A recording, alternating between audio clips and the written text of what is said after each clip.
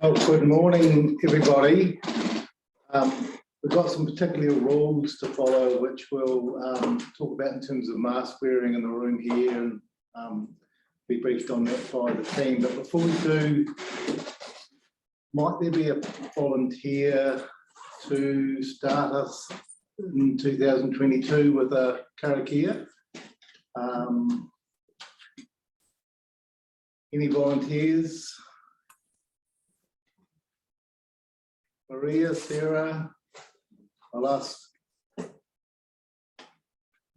No, I'll ask Antoine, could you just welcome us just with a karakia? I'm happy to do that. Can you hear me clearly? Yes, you're loud and clear, Antoine. Oh, that's great. Hey, good to see everybody. Yeah, thank you for the privilege of starting us off with a prayer for 2022, and just like to acknowledge everyone who's at the venue, but also in their homes or offices respectively, and hope you're all safe and well. So I'll just offer a prayer to start our hearings for the next couple of days. Korori hareruia kunga mano matua tama wairua tapamena pono me te mangai. Tātū ki te kauriki wairua te arapa jawa ka pururi tua. More te tīmatanga mo o tinga mātua tuatu nei ko te mangai no hei tautoko mai ai ni ākini ai. E te mangai na pono ta tokotoro tapu kia tātū mai anō koutou ka wainga nui ka tēnei whakamoimutia mātou. Hei tā taringa kupu katoa whakapua kena na mātou e roto koutou korooriatanga ko te mangai no hei tautoko mai ai ni ākini ai. E te mangai na pono ta tokotoro tapu kia tātū manaki tia mai mātou I roto tara no, a pai heri tia ki tarangi maringa wā katoa ai ani ākene. Āmene. Hui anō he mihi kawana kia koutou kua taitinana mai ki tēnei o tātou wahanga o ngā rā e rua. E mihi kawana ki ngā kararangatanga kei waingonui o koutou. Kia haumaru ia koutou. Kia pai tō noho I roto I tēnei o tātou wahanga. Nō reira, tēnā koutou, tēnā koutou, tēnā tātou. Thanks, Stephen. Thank you very much, Antoine.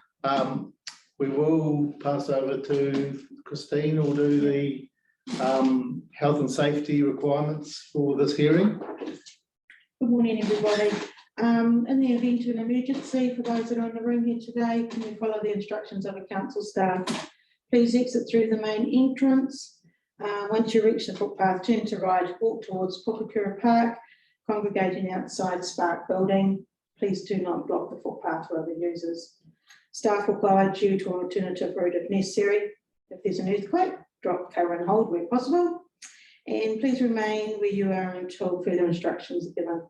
Toilets are around here to the left, cafeteria upstairs, and due to the COVID level we've got, vaccine pass is required in the cafeteria. And also as a requirement, because of the traffic light we've got at the moment for the COVID, is that masks are to be worn at all times unless you're presenting. Thank you.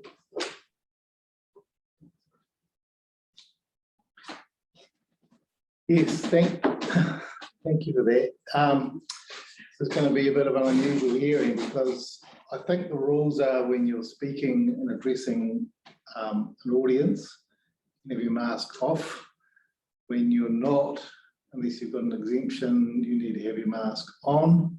So I'll do my best, but I'm a bit forgetful on these things. I often will not leave my mask behind when I'm heading at the door, but please remind me if I'm not, I won't be offended. It's important that we do follow those protocols. Yes, welcome to 2022. This is hearing 13 out of 24. Right? So we're almost exactly halfway. Certainly just like to welcome everyone back, and it'll take us a while to perhaps get into the swing of things, but I felt that last year's hearings went exceptionally well.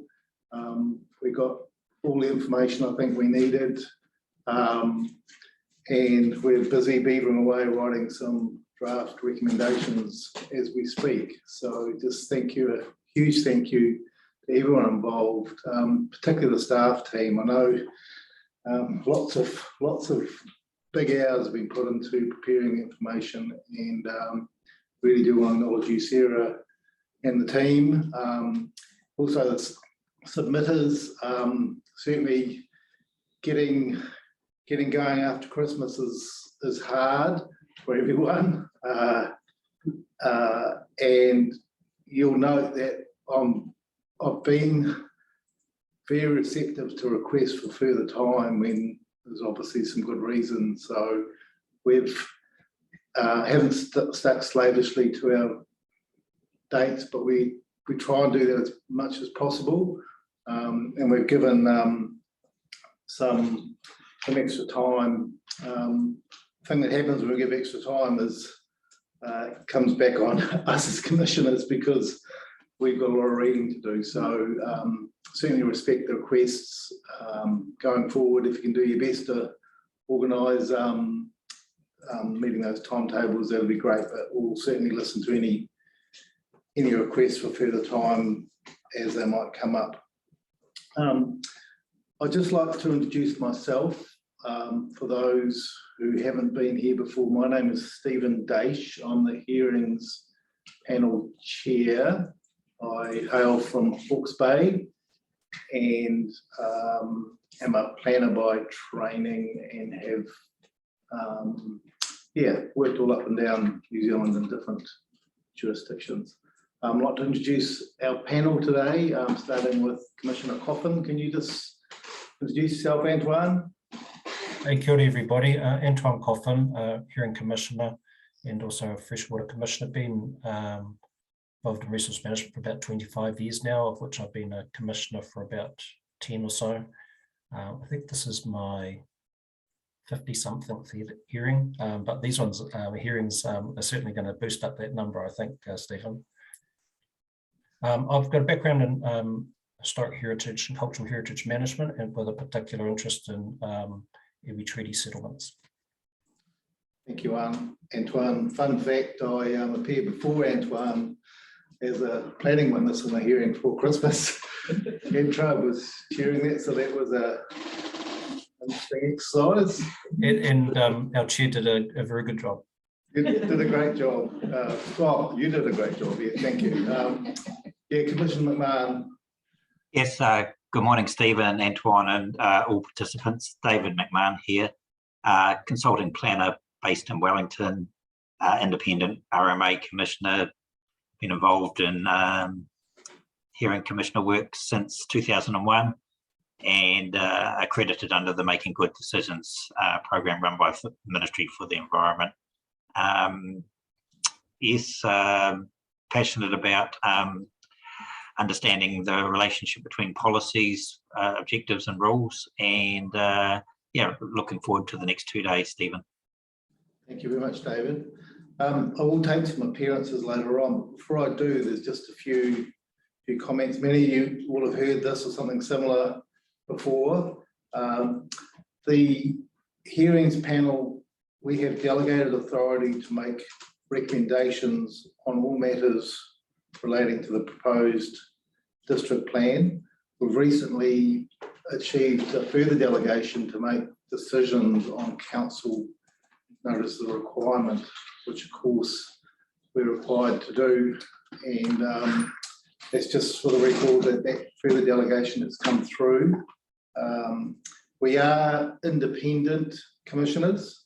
None of us reside in Taranaki, although many of us on the hearings panel have quite a lot of deep association with Taranaki. Commissioner Littlejohn was born and grew up here. My mother's family was born and, well, grew up here. And certainly Antoine and David have worked quite extensively around the district. We're here to listen. This is a hearing. So, but we do have some rules around respect, and really we're very conscious of just needing to hear the information and the facts and people's opinions. We're not interested at all in hearing about any grievance on individuals or anything like that. So while we recognise that those are part of things, we'll be quite strict about keeping it to the facts and to the relevant information for us making good decisions. The hearings are recorded on this Zoom call, so we have an audio and a visual recording. Those are very important to us, those recordings, and you'll see as we go through the hearings, each of the Zoom recordings are actually posted on live. This is a public hearing, and that's a pretty cool way of managing these hearings these days. And it does give us a good reference point for going back and looking at some of the evidence that comes to us verbally. It's also just a record for the future as well. So that's a very good tool, I think. In terms of the Zoom protocol, we've got what I call a hybrid hearing this time, which isn't ideal, I have to say. Commissioner Littlejohn and I ran some hearings last year with all of us on Zoom, and I think the staff might have been in the room actually, but when you're actually chairing, it's quite difficult to keep on top of things when you're looking into a room. So for this hearing, we've decided that I will travel and be here in person. I can, particularly the relationship in the hearings with staff in terms of just getting just some cues when I can sense they might have something to add and those sort of things. It's very difficult to actually observe that when you're chairing from a Zoom room. But having said that, in terms of the one-on-one with witnesses, it is a pretty effective way of hearing people. I don't think anyone's necessarily prejudiced by not being in the room when you're presenting your evidence. We have a rule that pretty much Commissioner, you'll see Commissioner Coffin and Commissioner McMahon lit up most of the time. You know, I actually want to see cues from them as well. So they'll be online. If you're giving evidence, certainly turn on your camera and turn on your audio, obviously. And if there's a group, say council and perhaps a planner and an expert witness for party, just all turn on your cameras so I can see the submitter group. And then we can, again, pretty flexible if someone would like to interpolate. That's not giving evidence for a party, but would like to add some comments or something, just pipe up. And I won't use the hand signals, but just turn your video on, sorry, turn your speaker on and just interject if you need to. If you're struggling with video conferencing in terms of your lines or your data or however it works, I'm not very good on IT, but if you're struggling to and you're falling out or coming back in, just let the hearings commissioners know by email or phone call that you are struggling, and we'll make some special arrangements for you to perhaps come later on or do something else, because we do want to hear you and we don't want to be not involving people that want to be involved because of the technology. All right, we are keeping a schedule of matters as we go along in these hearings. The staff and submitters have been involved, and others will, as almost as a rule or as a matter of course, we do ask for additional information, either from submitters or sometimes back on a 42A reporting matter. So I do ask the hearings administrators just to keep a schedule of those matters, just so we can double check them so we don't lose sight of those. In terms of conflicts of interests, I mentioned that we've all got some association with Taranaki, either through living here or family associations or having worked on various matters. There is online in one of the minutes, it might be minute 3, a declaration of our potential conflicts of interest and how I've decided to manage those. And that has led to some commissioners not sitting on some hearings and other cases where I don't think there's a particular conflict. So before each hearing, we do ask for any submitter or any party to raise any further issues they think that we may have as decision makers in hearing these particular matters. And I'll just pause for a moment to see if there's any issues that arise. Right, I'll take that as we're all good to go. Any questions on those hearing procedures or our process before I ask for appearances? Does anyone have any questions? Nothing's too small to ask. If you've got any questions of clarification.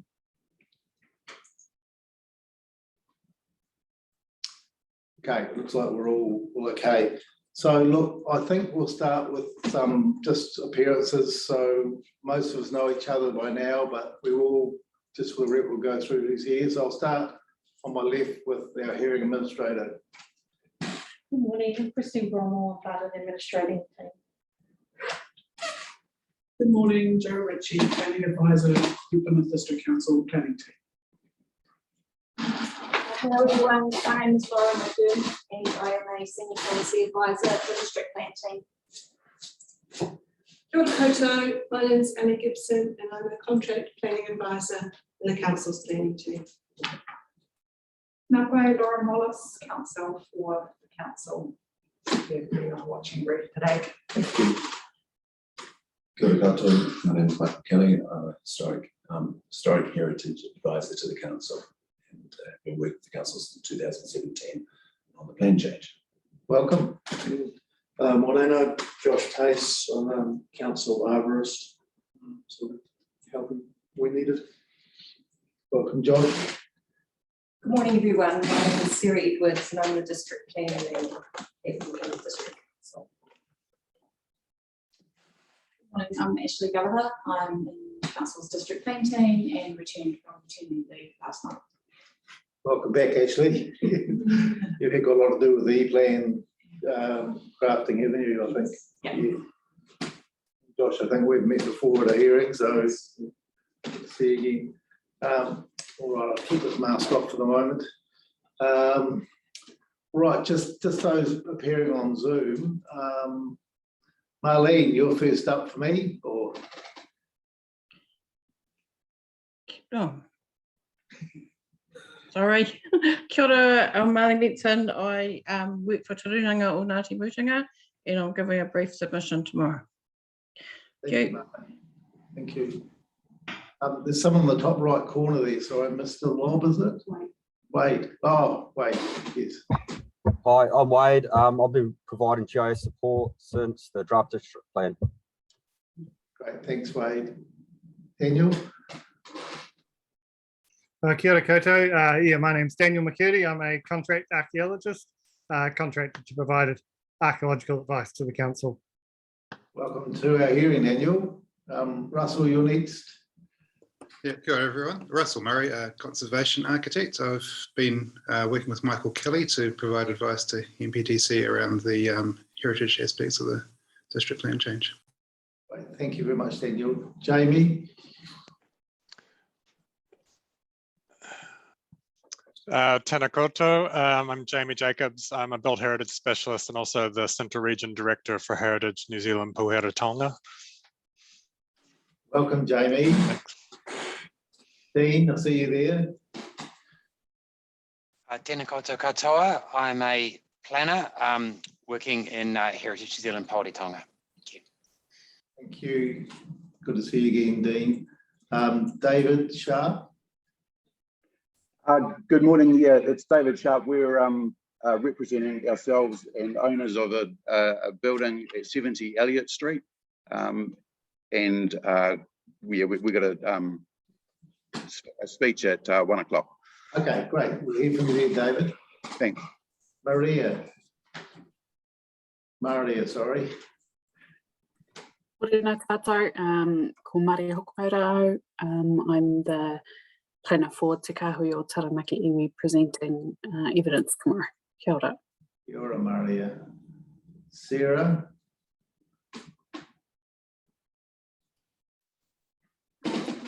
I'm Sarah Mako, Te Kotaitanga o Te Atiawa. I'm presenting tomorrow afternoon. Kia ora. Kia ora, Sarah. Is that Scott and Corinne, is it? Corinne? Welcome, Scott and Corinne. Hi there. Can you hear me? Yes, you're good. Oh, good. Hello. Kia ora. Scott and I are representing the Christian Science Church in New Plymouth. Welcome. Thank you. And lucky last on my screen is you, Casey. Oh, kia ora koutou. Casey Bellamy. I'm an environmental planning advisor at Te Kotaitanga o Te Atiawa Trust, just listening to the hearings today. Thank you. Quick smile as usual. Thank you for that. Look,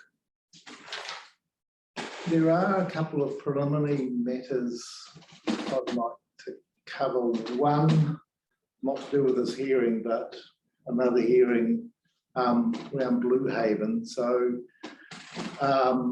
just for our own being up to date, we were expecting some further advice on the process. We got an interim update, I think I did last week. Can I have any sort of update on what's happening there? So I can update you on that. The last communication that's gone between us was an email from me to Ms. Barry Pinchino. The parties are trying to seek agreement on traffic caucusing. Yes. The current status is that the council wishes for that to be included in the timetable and directions if it's needed. But the last email I had from Ms. Barry Pinchino was that she didn't think that that was necessary. So we're just trying to iron that out. But it may be that the council simply advises you that it would like a direction on that. Yes. And she can advise you of Blue Haven's position on it. Yes. And Waka Kotahi, are they involved in that? Ideally, yes. Yes. Do they have a view? No, well, we haven't approached them for a view yet. Okay. But I'm happy to do that. Yes, I think that would be sensible. Yeah. I'm just conscious of the timing, even though we put that hearing back to the very last time we can. Time's coming around. Time's coming around, and I know from experience organising those pre-hearing processes, like herding cats, and people are busy, and has there been a independent commission appointed to facilitate the pre-hearing sessions? I can speak to that. Yes. I have approached a South Island-based commissioner, yes, and I have a proposal in front of me, so that just needs to be actioned. So, excellent. Would you like to have comment on? No, you're happy for me to go ahead and appoint that? Yes, I'm just sort of interested in progress, sort of a week yes, late in terms of what I'd asked. So yes, and apologies for that. We have been endeavouring to finalise that. The majority of the directions have been agreed on, and those are consistent with the update that I got last Wednesday. It's just this traffic. It's just the traffic issue. I would have to say, I can give directions now that I would like to see some traffic caucusing.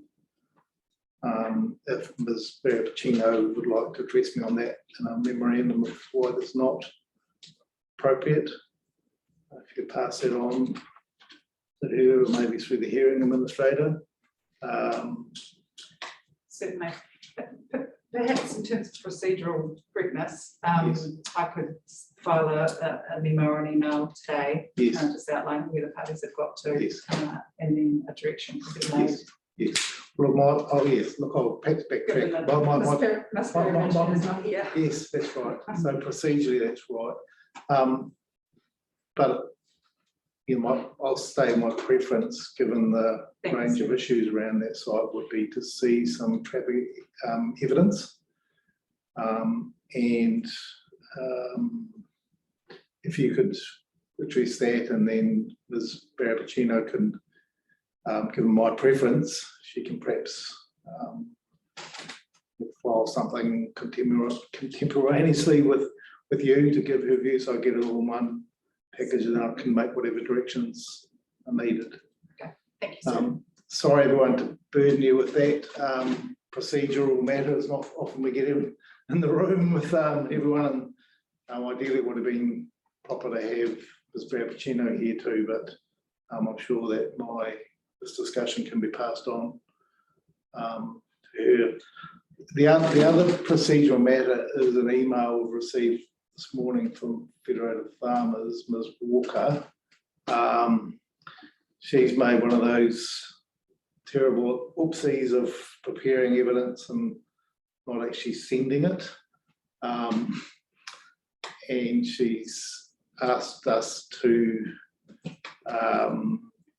take on board or to receive this late evidence. I've only read it on my phone, but it does seem to be quite supportive of where the Section 42A reporters got to with their submissions. I think Ms. Walker's asked us to give her leave not to appear at the hearing, but to receive that statement. I've asked the other commissioners who have access to computers this morning just to have a look at that. Now, correct me if I'm wrong, but our view is that the matters raised are quite very minor and largely supportive of the staff report. On that basis, we normally don't require appearances, and they can just be filed for the record. But Commissioner Coffin, Commissioner McMahon, do you have any other updates on that? From my perspective, Stephen, I'm fine with that. Having read the statement this morning, I think Ms. Walker was hoping that she would be able to cover most of her issues in relation to the SASM hearing next week. And I'm comfortable with that. Yes. Yeah, David, just to add to that, that's my, sorry, David and Stephen, that's my understanding of having read her statement this morning. It was mostly supportive of the Section 42A where it landed, and just reiterated the concerns of Federated Farmers, which were in their submission. Okay. Thank you. Well, Christine, could you go back to Hillary and just say that we recognise her plight and we're happy to receive that statement. I think it would be important that the staff do get a copy of it. I have. You've done that already. Yeah. And if there's any questions we have or anything to update, we will certainly hear from Ms. Walker about that next week in hearing 14. I think that's everything as a preliminary matter, and who's starting? Ellie, thank you.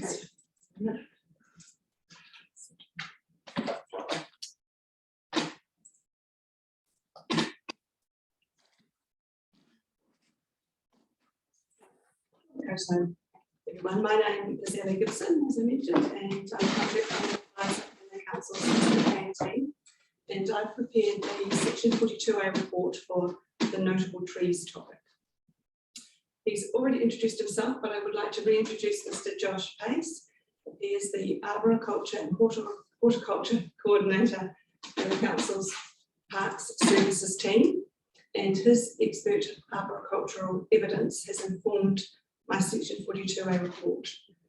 Mr. Pace is not expected to speak today, and we understand that his evidence is taken as read. However, he's available to answer questions following my presentation, if that's helpful to the panel. Okay, so the photo here on this lead slide is... Ellie, sorry to interrupt. I've got Appendix 5, which is a schedule, just a list of schedules. Is that the evidence, or is there some written evidence as well? Oh, the evidence is embedded within my report. On your report, okay, Yes, sorry. I make statements such as on the basis of the advice of... Okay, Mr.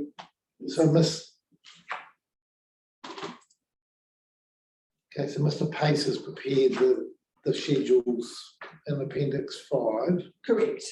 And doesn't have a separate statement, but his evidence, and he's here available to ask questions. Which are, apologies for that confusion. Thank you. Right, so yes, this notable tree group is at Fitzroy School. It's a stand of 34 Pahutakawa that are landmark trees within the Fitzroy neighbourhood.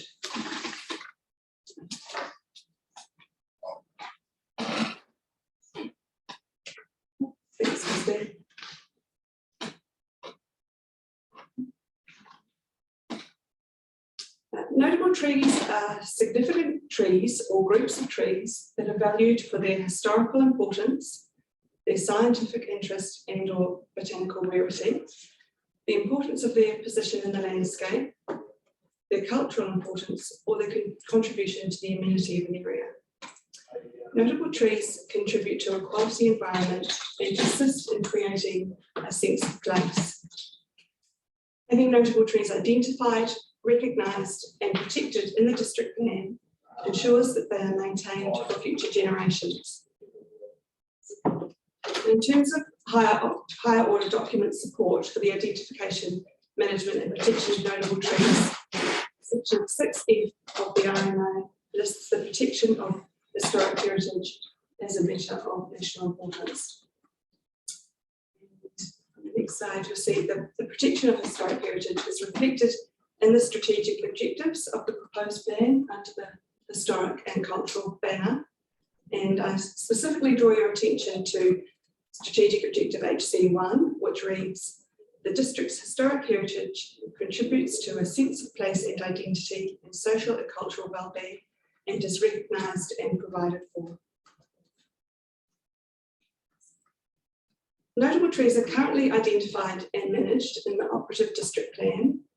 However, the notable trees provisions are somewhat hidden within issue 11, degradation of heritage resources. There is no standalone chapter for notable trees, and there are no specific objectives for notable trees. Each of the 480 notable tree records are ranked in the operative plan as either category 1, being outstanding, or category 2, significant. And the two categories of notable tree have slightly different rules to one another.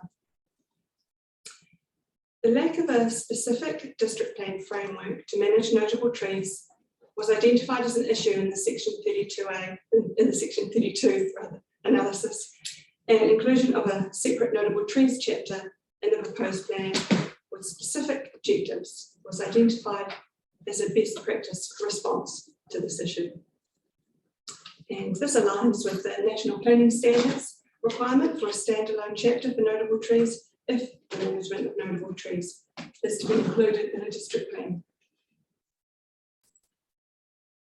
Ellie, just a question on process. There was a there was a change to the Act in 2012 that required councils to do variations, or what? I remember in the Kapiti district sense, I think there was quite a lot of work needed to be done by a lot of councils at that time. Yes, many councils protected notable trees through blanket protection rules. For example, all trees above 6 metres in height in a specific area, which is what this district, the operative plan had with regard to the central area trees.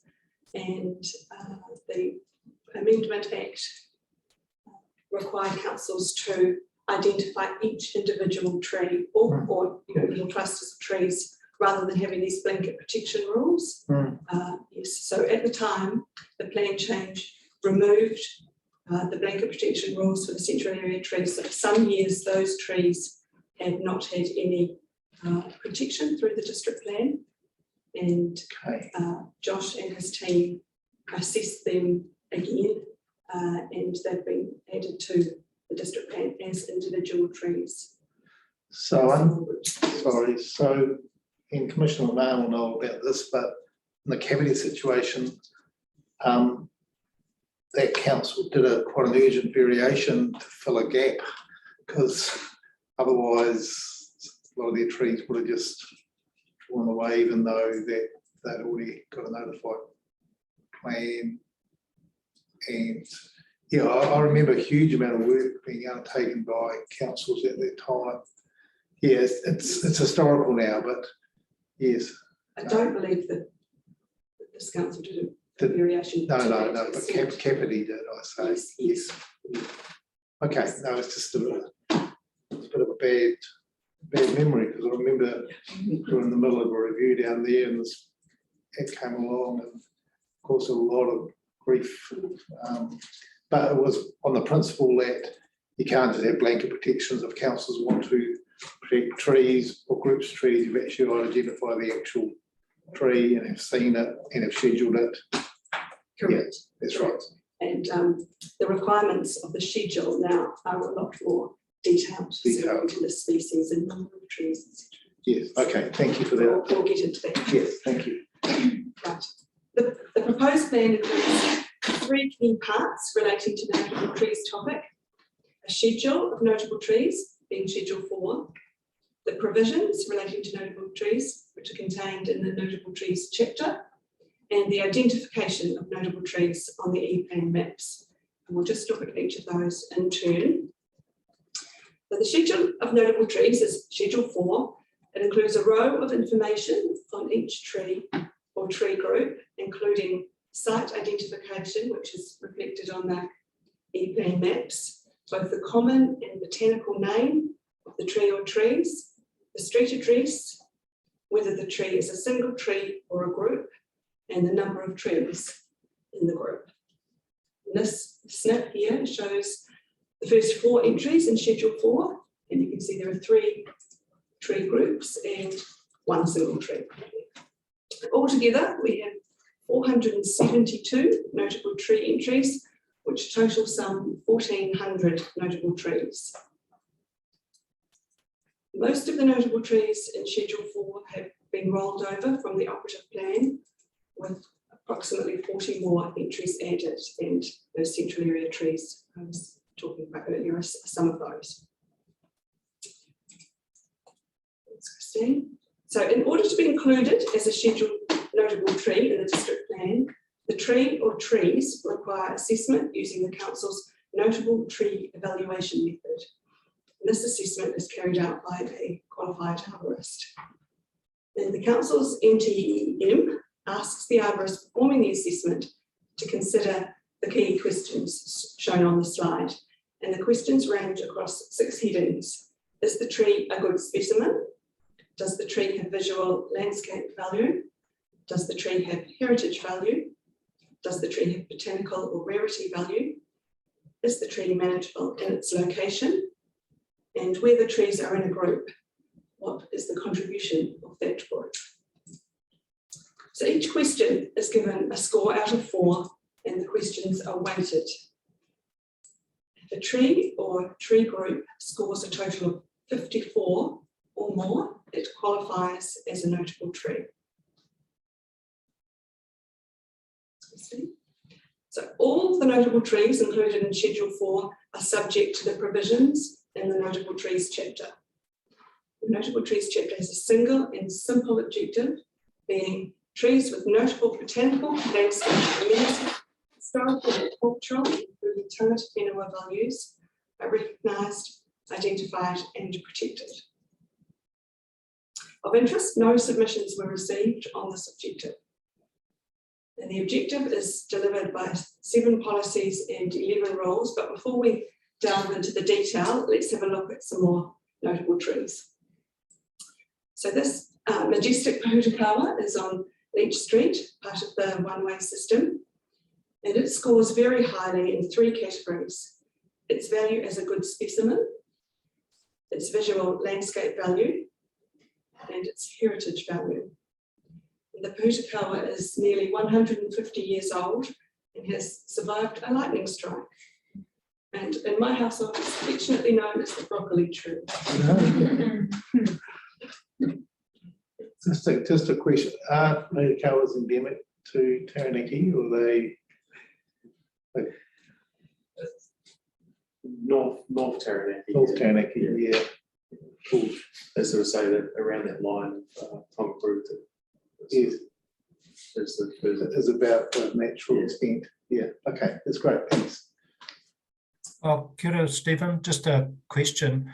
Did you want us to ask some questions that are pertinent to the presentation as we go, or just for us online, or do you want us to wait till we have a pause? We can ask a number of questions. No, just speak up, Antoine. So if you've got a question, go. Yeah, I've probably just got 2 to start with. The first one is just in regards to those national planning standards as they relate to notable trees. It says that quite specifically you must include a description of the trees, including the species of the trees, and for the most part, where the species is well known, that's been included in the schedule. But there are a few instances where there's the mixed stand, and I just wondered how the national planning standard plays out, because obviously there's some formatting issues where you've got a format which might not allow you to list all of the species, but just in terms of that planning standard, it's quite specific. It says you must identify, describe them, and including the species name. And I just wondered whether you had any comments in regards to that. It's not something that I had contemplated, but yes, the planning standards are very clear in what they require. We do have that information, even though it might say mixed stand, each of the NTE assessments is fulsome in the list of the trees and the species. So I think we need to have another good look at the wording of the national planning standards, and we may need to amend the schedule. That was probably going to be my part B of the question, was the evaluations that have been done clearly show the species of trees and do have a description, but the national planning standards do say that that's in the schedule, has to have that description. So if you could come back to us with some further comments on that, that would be helpful. Thank you. The second question was just related to the tree evaluation method, which is clearly shown in the appendix, and that was really helpful, the process the evaluator has gone through. I just wondered if there was any peer review or moderating done of the list. So either a peer review of each of the evaluations or a moderating, just to see, do the assessments of, say, Agathis australis compare well with some of the cedrus species, just to see if they were done in a consistent manner. Yeah, so when we do an assessment, there'll either be an external arborist who will have a look at what we've done, or we have another arborist who used to do the role I'm doing, who works within parks, and he'll peer review what I've assessed, and vice versa. Great, thank you. Those are my questions, Stephen. Thank you, Antoine. I think just a little record on that matter, if that could be specifically Mr. Pace's answer, just clarified in the right reply, because I think that peer review process is important. So if we just capture that as a statement of process, that would be very helpful. That's sort of homework number 2, I think. Yeah. Carry on. Thank you. Thank you. So this pair of remu that you can see on the slide flank a driveway along 2 Copper Street, and they score highly in visual and landscape values, particularly given that they're on a stretch of that arterial road that is largely devoid of tall trees. Next up, we have a group of Hutakawa that frame the entrance to Wakefield Street, which is adjacent to the Boys High School along Coronation Avenue. And these score well in the visual and landscape value and group values categories. And here we have a huriri on Mayfair Place in residential West Town. It's a dominant feature of the streetscape, sitting as it does on the crest of the cul-de-sac and appearing much taller than its 10-metre height. Okay, now we're going to get into the detail. So here is a snapshot of the proposed rules for notable trees. And these rules relate to all notable trees equally. So unlike the operative plan, notable trees are not categorised in the proposed plan. A tree is either notable or it's not. So the second column here shows the entry-level status for an activity, and the third column shows the default status if an activity cannot meet permitted activity test. And a reminder of the traffic light system, green being permitted activities, orange being discretionary, and the red pinky colour non-compliant. So we can clearly see from the traffic light shading that the chapter is fairly enabling of activities on or near notable trees, with predominant use of the permitted and restricted discretionary activity status. And if I step through line by line, you will see that the emphasis is not on limiting all activity, but on carefully managing activities on and near notable trees, and on retaining healthy notable trees. So gardening, mowing, and soft landscaping within the root protection area of a notable tree is a permitted activity. Trimming and maintenance is permitted, subject to activity standards, which are for specific circumstances listed in the rule, and that work must be carried out or supervised by a qualified arborist. Earthworks and root pruning in the root protection area are similarly permitted with activity standards that require the engagement of a qualified arborist and also restricts the use of machinery. Trimming, maintenance, earthworks and root pruning all default to restricted discretionary activities if they cannot meet the permitted activity test. Okay, the next rule relates to the removal of notable trees, and I'd like to park that for now and talk about it on the next slide. So we have a group here: building activities, outdoor storage, underground network utilities and infrastructure within the root protection area are all restricted discretionary. It's a subdivision of land that contains a notable tree.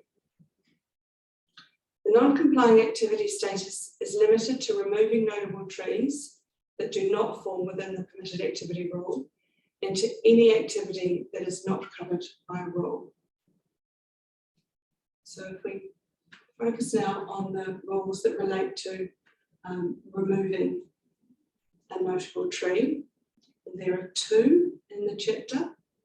The permitted activity rule provides for the removal of a notable tree that is unsafe or unsound. This requires a tree risk assessment and the engagement of a qualified arborist. You'll see those activity standards there. The non-complying activity rule for the removal of a notable tree that is neither unsafe nor unsound is the key rule of the chapter. It means that unless a notable tree is unsafe or unsound, it cannot be removed without a resource consent, and that it will have to pass the high bar of a non-compliant activity assessment. This rule does most of the heavy lifting for the section 6 RMA requirement. And the objective for the chapter.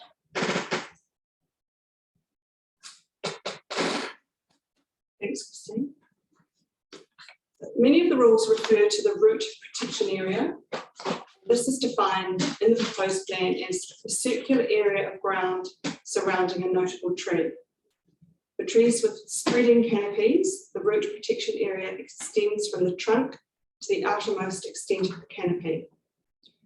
For trees with columnar crowns, the root protection area extends from the trunk to a radius half the height of the tree. And 6 submissions were received on this definition, all in support and all seeking that it be retained as notified. Stephen, just had a question there. Yes. Just in regards to root protection area, it's been a little bit. It's been a while since I've done a lot of work in root balls and things like that. But are there particular specimens that are on the schedule that have tap roots or have a root system that doesn't fit comfortably within this area? But in saying that this root protection area application still is appropriate.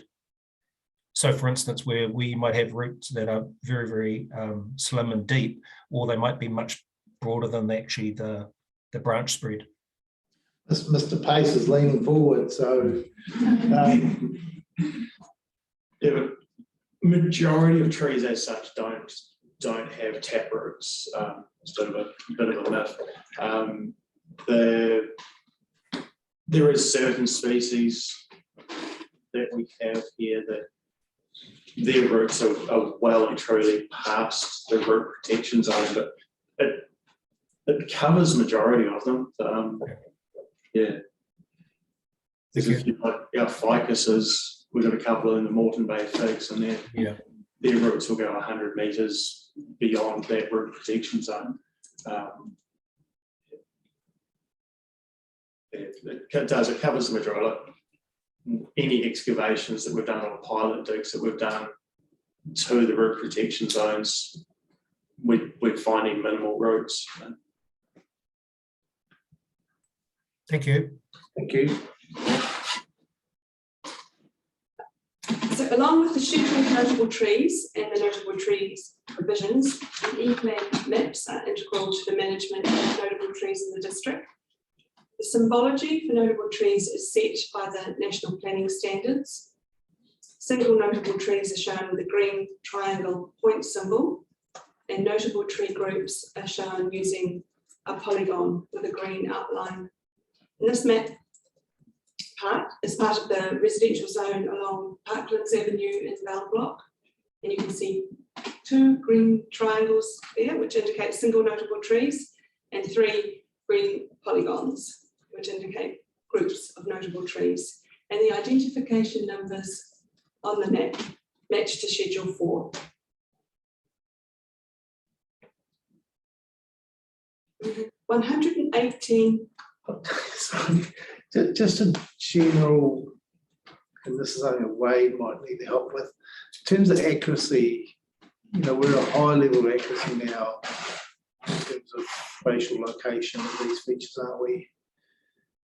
Yes, correct. And Wade is doing some work on softening these lines. Yes. And we did have a submission from Waka Kotahi and Kiwi Rail. Yes. Suggesting that we hadn't been as accurate as we could have been on some of the trees adjacent to their corridors. Yes, so that is work that. Yes. So I noted the submission from Waka Kotahi, and they gave an example, which was one area they were concerned with. But if you look at 261, for example, down the bottom right, that's my understanding is that this is very, very accurate in terms of its position on the land. Yes, I'm familiar with other plans where we're using much less detailed mapping techniques. That used to be quite a problem for planners and interpretation, but we're with new technology, we're very accurate, as I understand it. Yes. correct, and I understand there was some site visit work done, especially where you have a tree that appears very close to a boundary Yes. on a topo map. And that's the reason why you go and look at the site rather than trying to rely on aerial photo. Yeah, so to work out what you've got. I went around every single site. Yes. Through the district. Yes. Yeah, that's great. Thank you. 118 original submission points and 47 further submission points were received on the notable trees topic. And the submissions were grouped into the following key issues in my analysis. Definitions relating to notable trees, trimming and maintenance of notable trees, activities in the root protection area of notable trees, the removal of notable trees, residential amenity, support and opposition for notable trees identified in Schedule 4, nominations for new notable trees, and the mapping of notable trees. And specifically, I recommended the following amendments in response to submissions. Amendment to the first policy to acknowledge that only tangata whenua can identify their relationship, associations and values with notable trees. A replacement of the definition of approved arboricultural contractor with qualified arborist. Amend the tree trimming and maintenance rule to permit activities required for compliance with the Telecommunications Act. Amend the tree trimming and maintenance rule so that effects of excessive shading and other nuisances can be considered as a matter of discretion. Add a Te Kauka tree at Upper Kaipikari Road, Uranui to Schedule 4 and remove notable tree group 477, which is on Oranga Street in West Side, Schedule 4.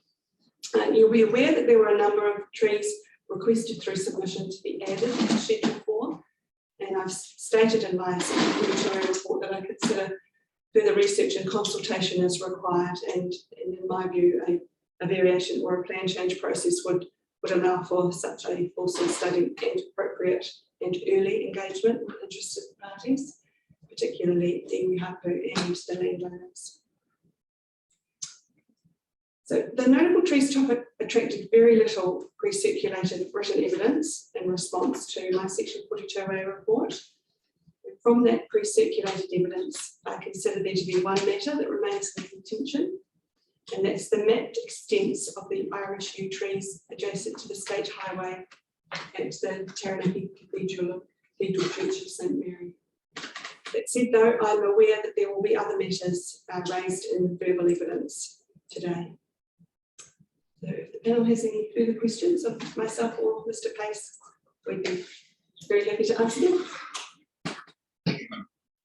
Commissioner Coffin, do you have any other questions before we get into, I think I've certainly got a few notes I'd like to quickly get an update from Ellie on, but we're starting with you. So I think in terms of presentation or evidence, is there any clarifications? Yep, I've got just a few questions. The first one just regards the, in the Section 42A report, and you've done that in your presentation, just linked notable trees to Section 6F, Historic Heritage of the RMA. And I just wanted to clarify a few things, because the tree objective in terms of trees with notable botanical, landscape, amenity, historical and cultural values differs slightly in nuances to what you describe in the Section 42A report. So every now and again you describe public enjoyment and change the order of the different things, which is neither here nor there. And I just wanted to clarify that in terms of botanic values, that's linking to the scientific values, which are identified in the definition for historic heritage. That's the first one.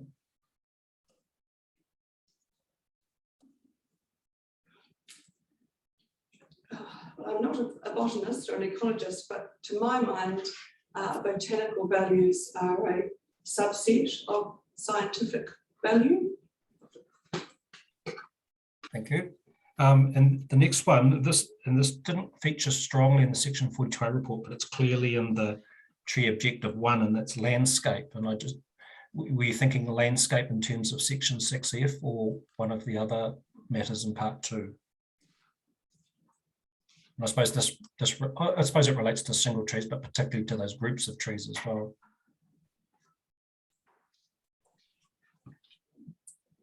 So, reference to landscape in the trees objective and how that relates to section 6F, or perhaps one of the other part 2 matters. Sorry about my inbox is all of a sudden filling up and you can hear little dings, sorry.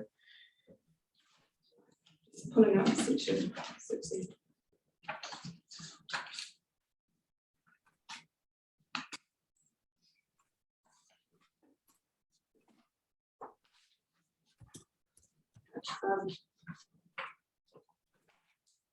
Mr. Coughlin, I'm going to give this some further consideration. I would like to have another look at the definition of historic heritage as well. And just confirm that that linkage there, landscape values. Just come back to us on the right reply on that. If you could add amenity to that list as well. Yeah, those are more clarifications rather than whether they were or not. But certainly there's some that sit comfortably within historic heritage, the definition, but also they might relate to other part 2 matters. So it'd just be good to clarify those. Thank you. Yes, I'll get back to you on that. Thank you. Bye. The national planning standards one you've already answered. This was more of a general question, and it was a really interesting discussion. What you'd included in your section 42A report, which I appreciated, was reasonable use in the current case law we have in front of us. And I suppose my question isn't necessarily so much about the definition of reasonable use per se, as it is to plan users. When a user goes to use the plan and they might come across the term reasonable use, and I think you picked it up in your section 42A report. There is I suppose a perception that we'll say ordinary citizens might have of what reasonable use is of their property, and what the case law, which they may or may not be they might not be aware of, and certainly they might not have access to lawyers to go and find out for them what's the current case law on reasonable use. And you could think of maybe some of the utilities may be in a strong position to understand that, but I'm just wondering where in a neighbourhood, in a suburban neighbourhood, a residential owner has a notable tree in their property, and they're thinking reasonable use. Oh yes, well that's fine, that fits me. I'll cut it down. That's reasonable use of my property because I don't want the shade, etc., etc., etc. So I just wondered whether you had any thoughts about the planned use of the term, if you were looking at that reasonable use, and how we might be able to overcome the perception of what an average citizen might think reasonable use is or isn't. Sure, I'm just doing a double check, but I think reasonable use is only mentioned once. Oh no, twice is it in the chapter? Yes, it's very, very, very little. Yes. Yes, so it's in the avoid policy, which is the policy that's used as an assessment tool when assessing a non-compliant activity. So really it's for use by council staff or by a representative, I suppose, preparing an application for a landowner with a notable tree. I'm comfortable. It doesn't sit in a permitted activity rule as a standard that people have to interpret without any recourse to the council. I know that it is a contentious phrase, and I think it is under appeal in the Dunedin district plan, if I'm right. Yeah, it does come up from time to time, and I'm sure it'll change over time. And I suppose that's one of the challenges when you use these terms in a planning context. It sits there for 10 or so years, and its definition may change over time. But certainly we want to be as clear and as plain as possible with the use of language. But that was the 10 of my questions, was not necessarily about the definition of it, but how people might perceive what it means at any particular time and who might use it. So that clarifies for me. Thank you very much. My last one, perhaps I'll just do a last double check of my notes here, but was around the qualified arborist, and sorry, I'll start again. I thought it was a really thoughtful assessment of the issues that have been raised by the submitters, and a solution being put forward, which I think very much sits consistent with a number of the submitters around qualified arborist and the definition you've given to me, given to us, sorry, as commissioners. I just wondered whether you or one of the experts just might explain to me what might be the normal process a person goes about contracting a qualified arborist, getting their advice and or support for an application, or working out whether they might not need an application, how that pans out in the New Plymouth context. Because certainly if you go to Auckland, there's a very large number of qualified arborists, and there's lists of qualified arborists, and you can take your pick and you can get quotes for them to work out who's going to give you the best service and the most competitive price. But I'm not sure what that looks like in a New Plymouth context. So it'd just be good to understand that, you know, is there 2 qualified arborists in New Plymouth, or is there 8, 10, or is there access to arborists in the wider Taranaki region? It would just be good to understand that a little bit.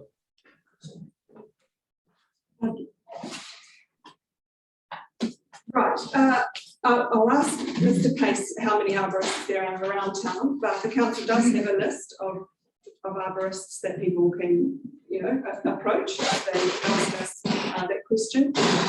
And what's the second question? Oh yes, and they need to be IANZ approved, is that correct? Mr. Pace might be able to pick up from here. So we've got 6 council approved arborists on that are through council. It's a hard one. Pretty much anyone who cuts trees can call themselves a qualified arborist, which I have come across a few of those, yes. Yeah, so which is why we try to use the council approved ones. So we've got a set criteria of what qualifications they hold. And then we've got, for the removal of a tree, it has to have done ISA, which is an International Society of Arboriculture, a tree risk assessment program that you've got to do the qualifications in to be able to write that report for the removal of a tree, of a notable tree. How many of our arborists in town would have that qualification? At the moment, I think there's 3 companies that have that qualification. Does that answer your question? Yeah, it does. Thank you. Yeah, I just thought after the discussion, it'd be good to just double check how many arborists, and then if you came back and said, oh, there's 2, that's not a very competitive situation, and one's gone on leave or is about to retire, and there's 1. So yeah, just good to understand the context. 7. Yeah, seven companies that are approved through us.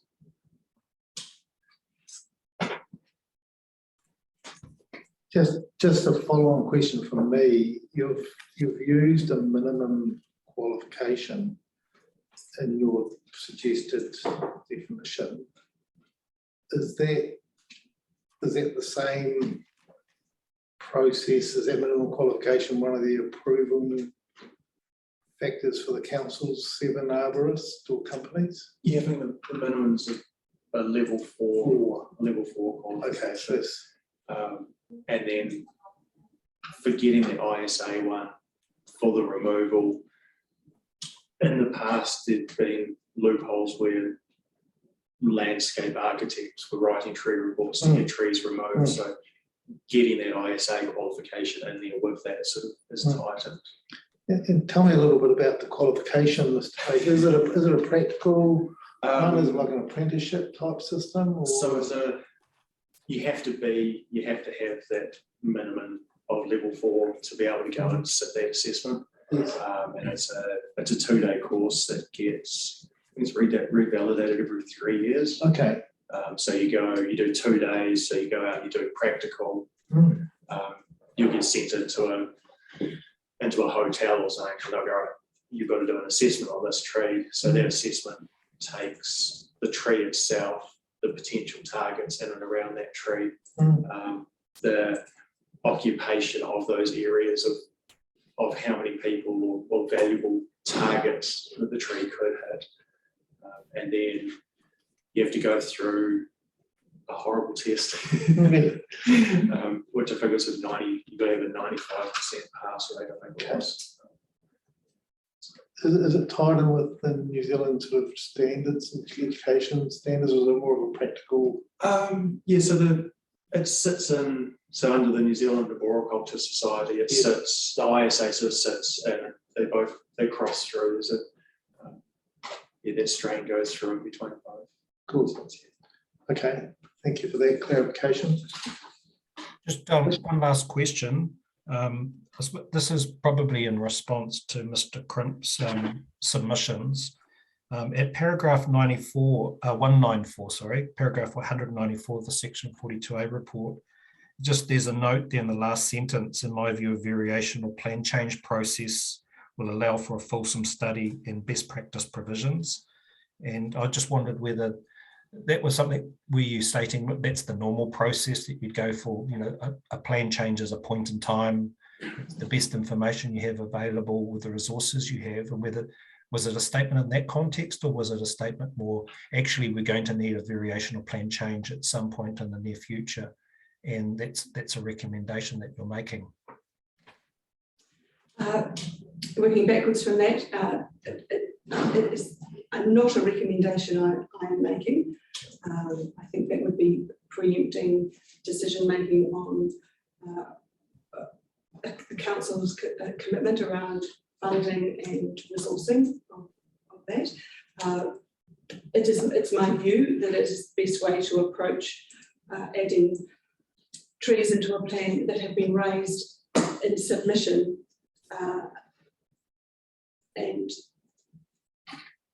sort of disenfranchising the landowners from the early part of the process.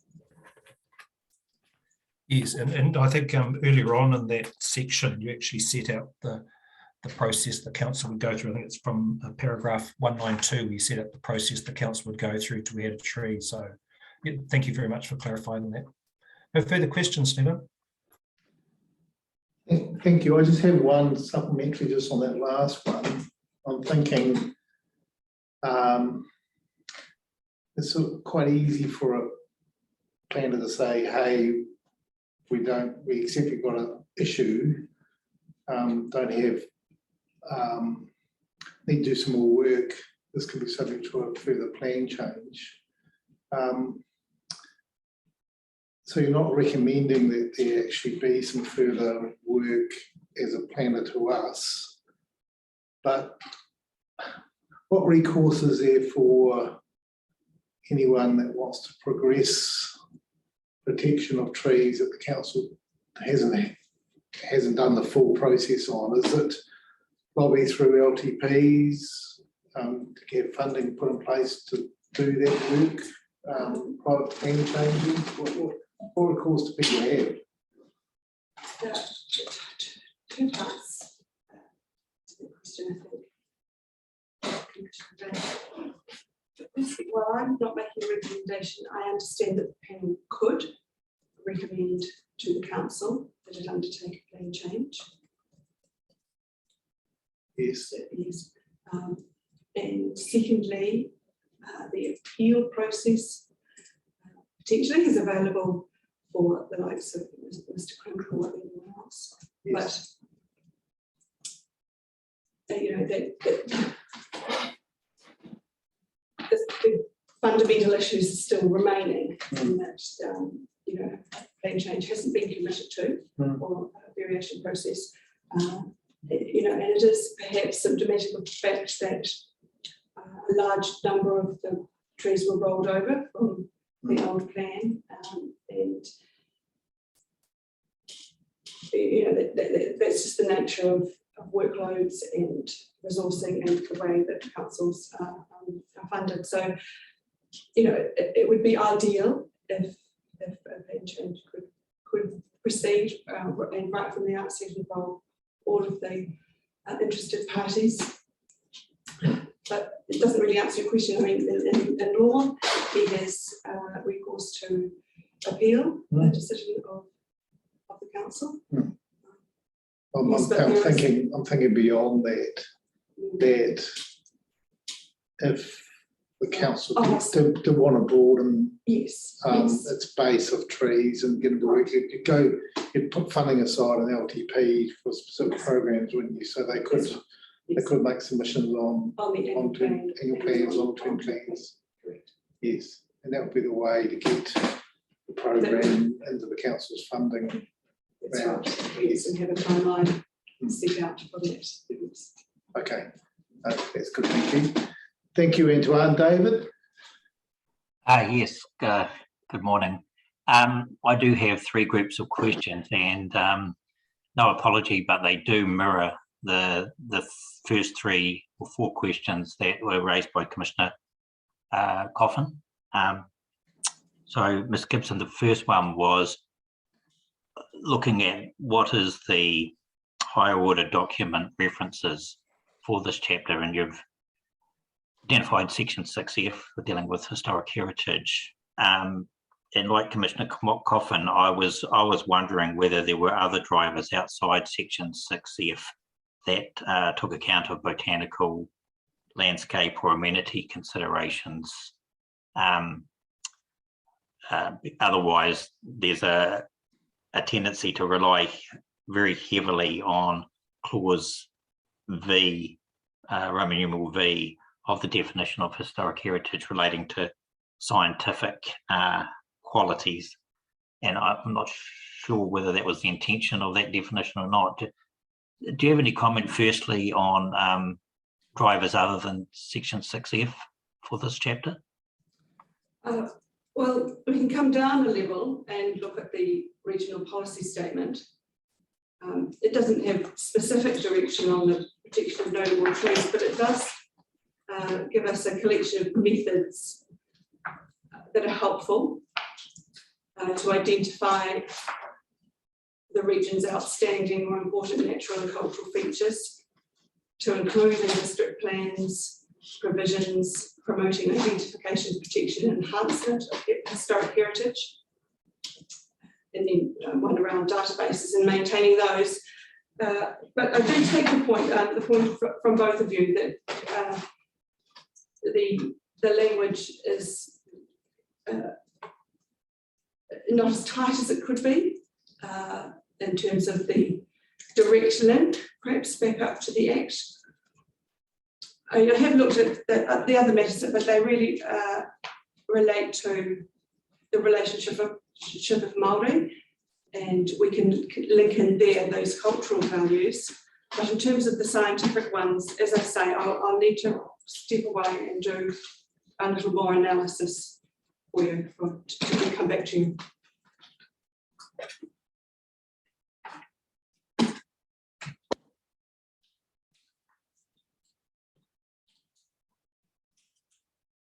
I hear you.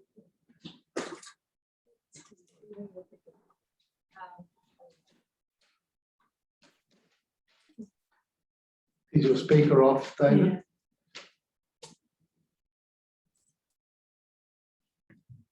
Sorry about that. I think my speaker was off. I was just saying thank you for that. I wondered whether you might also have a look at section 7 of the Act in relation to drivers such as amenity, and perhaps report back to us on the relevance of that section to this chapter. David, I thought for the moment you were lost for words. Never. You've touched on the RPS, and that was going to be a question of mine too. And like as you say, I note there was nothing direct in the RPS other than those list of methodologies. So thank you for repeating that. Just the last element of this first question is you touched on one of the strategic directions. I think it was H3.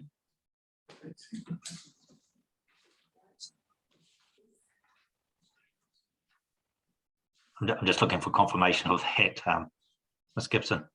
Oh, HC1. HC1, thank you. And again, that seems to focus on heritage matters, doesn't it?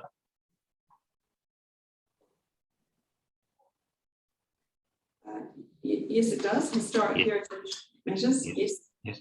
I'm just wondering aloud here whether we've talked about a top-down approach of strategic direction objectives helping to inform objectives that sit in other chapters or overlays, and then the policies starting to implement those. That's been a top-down approach.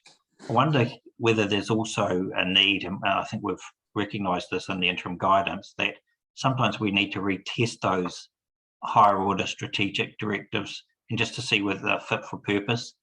And so this is an example of, I guess, going back to those strategic directives and seeing whether they provide the right, I guess, direction, or right wording, right scope for the lower order objectives and policies and provisions to give effect to. And I'm not saying I'm going to ask you to do it on the spot, but I'm very conscious in looking at another chapter, and it was the open space and recreation zones, and drafting our recommendations on that and trying to tie them back to the higher order objectives. It was very difficult to find a direct link between any of the stated strategic objectives and the provisions in the open space and recreation zone. And I guess what I'm saying is that might be the case here also. And if it is, and there's scope, is there a need to modify HC1 or any other strategic objective to provide that higher order direction that might be necessary? So firstly, is that clear in terms of what I'm suggesting? Yes, it is very clear. Thank you. And is that something should you mind to in your right of reply?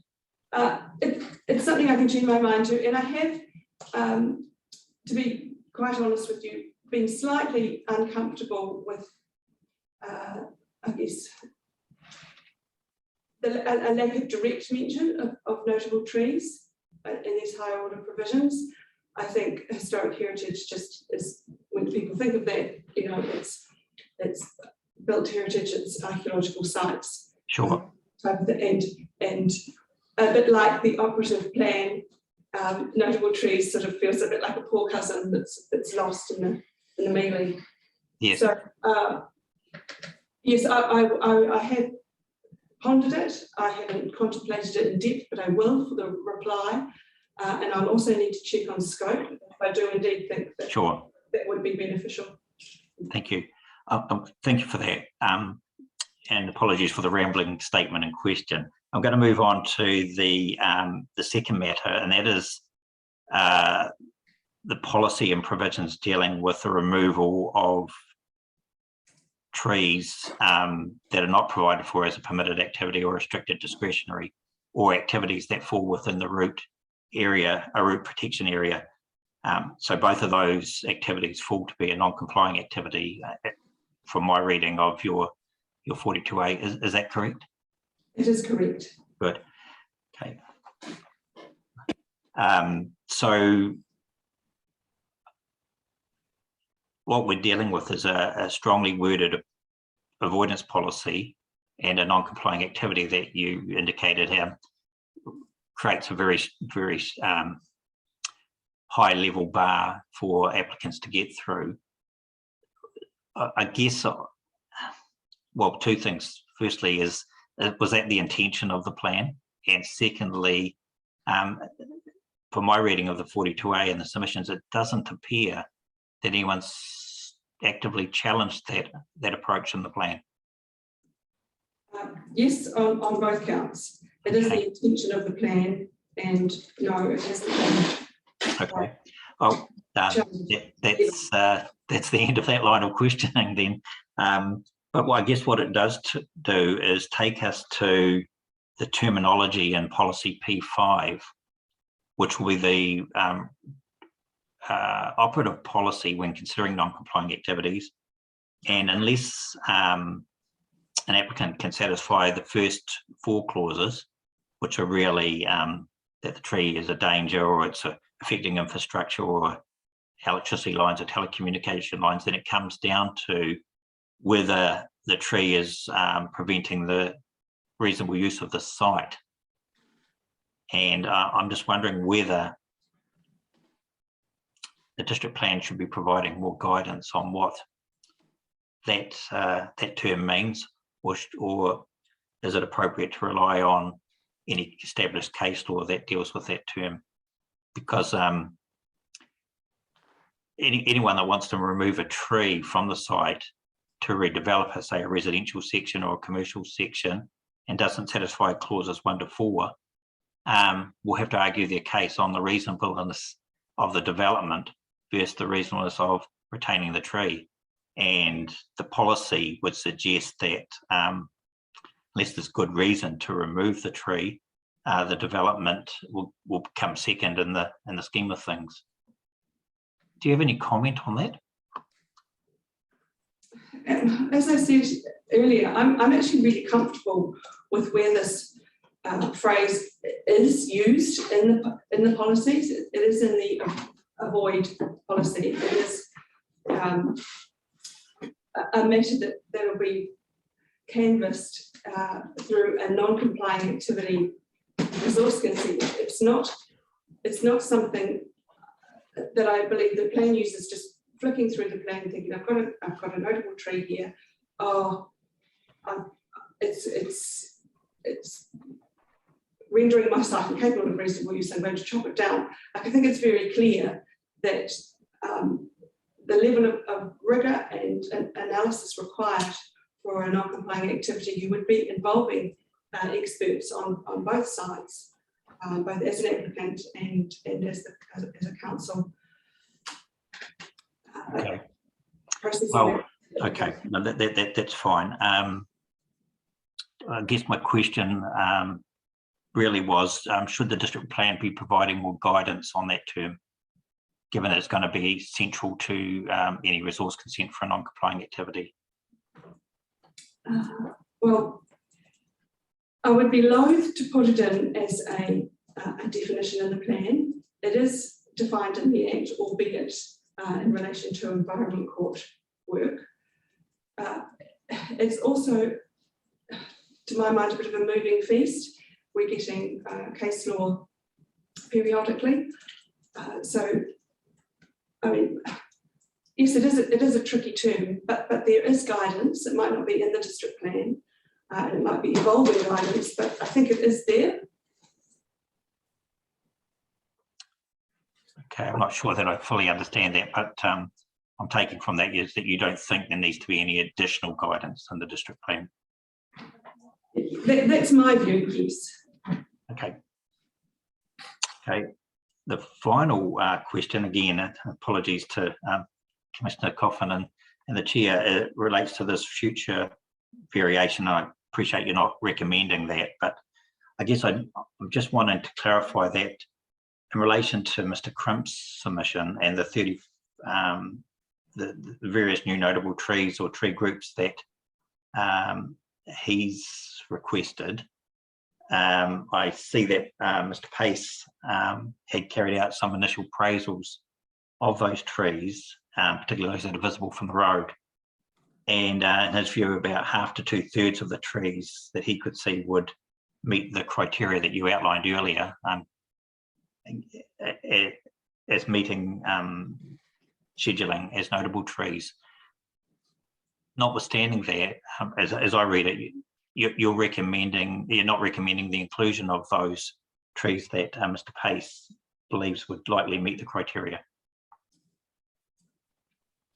That's right. No, I'm not, and that's really for reasons of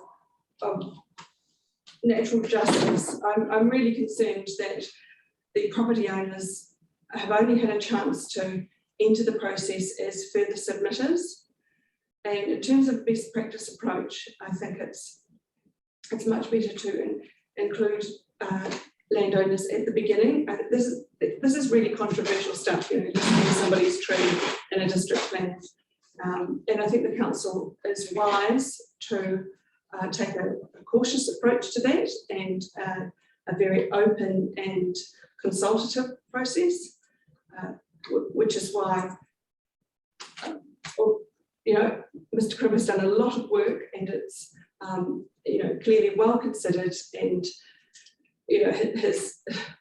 it would be great to involve him actually quite heavily in a plan change process. But it's just the way that the landowners are excluded up to this point that really does concern me. Okay. Just on that, and I don't want to make a big issue of it, but you have recommended the inclusion of one additional notable tree in your recommendations, haven't you? Correct. Yes. Yeah. And what differentiates that recommendation from the recommendation not to include the trees that Mr. Crimp has requested? That's because the landowner of the Te Kauka tree that I'm recommending be added supported the original submission from iwi to list that tree. So we have the applicant, the submitter and the further submitter agreeing that tree should be listed. In no instance did any of the further submitters on Mr. Crimp's submissions agree that tree should be listed. Okay, no, I understand that, and thank you for making that clear. So the remedy for Mr. Crimp in the event that the panel adopts your recommendation would be to appeal the council's decision to the Environment Court. Is that the situation? Yes, he does have that ability, although I think the more pragmatic approach would be to step out of this process and to present a case to the council in their funding decisions through the annual plan. Okay, and just finally, and this is not a question, the reason I asked you about the basis for your recommendation on Mr. Crimp's submission, and I fully understand what you're saying, is I'm looking for some consistency in that approach across other historic heritage chapters relating to not only heritage buildings and items, but also archaeological sites. So yeah, that'll be something I'll be looking carefully at in terms of consistency of recommendation and approach. Thank you for your evidence and answers. That's all from me, Stephen.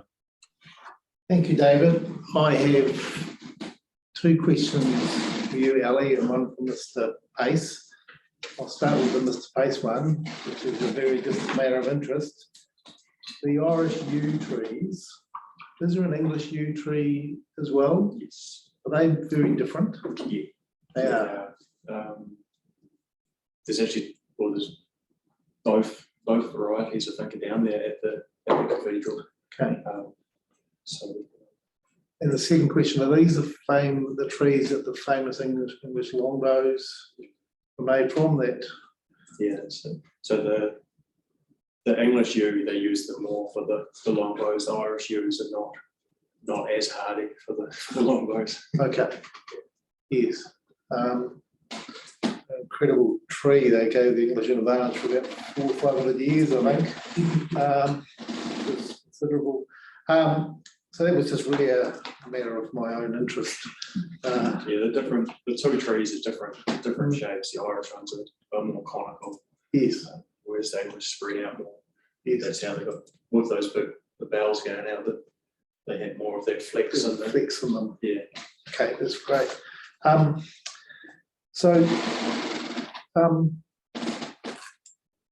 Ellie, did you follow Mr. Doodie's resource consent application at all, where we had a non-complying activity, notable tree? Mr. Pace was involved, but no, okay. It was just an example of what Commissioner McMahon was talking about actually in practice. So it worked its way through. So if you weren't involved, I won't ask anything, or didn't follow it, I won't ask any further. I do have another question, which if you like to look at your 221, paragraph 221 on page 56.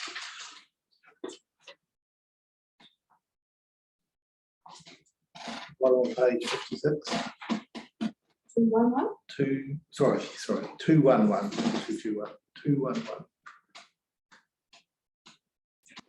Now, minute 14, all the staff are well aware that we're looking for some commentary on these matters of control and discretion in terms of good practice.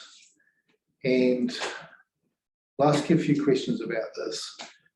We had, I think in minute 14, we had noted that there was some wording that was less than ideal or less than clear.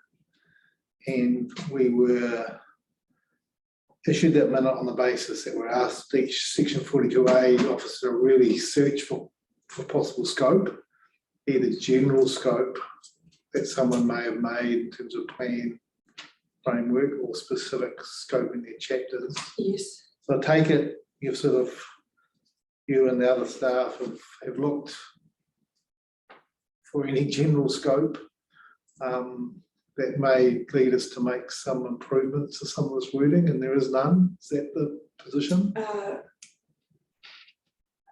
I've considered this in the context of the submissions on this chapter. Yes. So have a broader.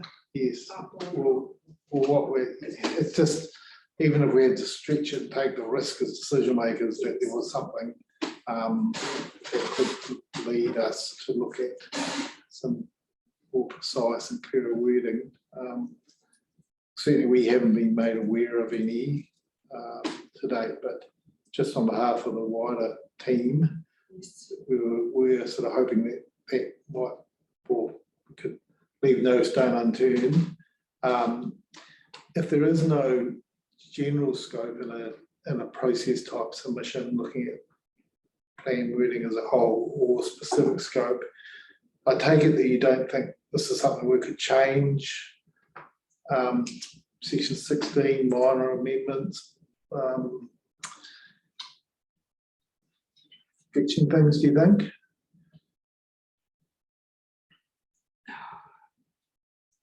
I would be very reluctant to rework that without any scope for the submission, but as I say, I haven't looked at the submissions on general process, so let me go away and have a look at that. Yes. And what is it particular about that matter that you think could be improved?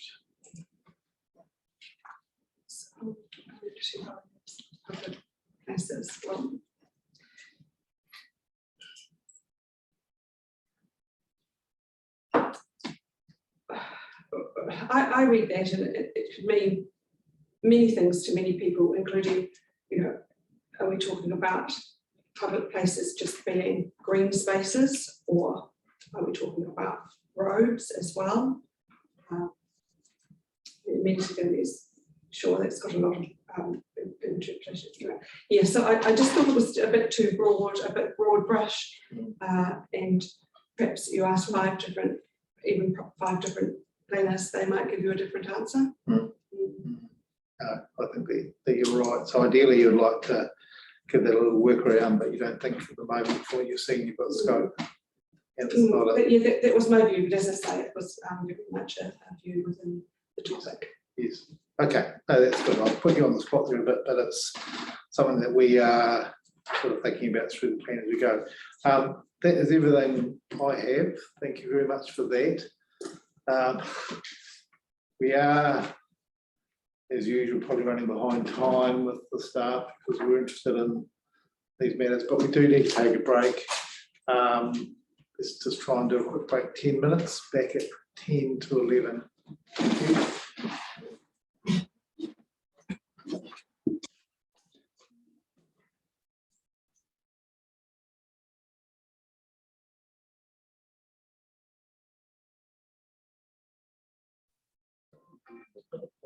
I think.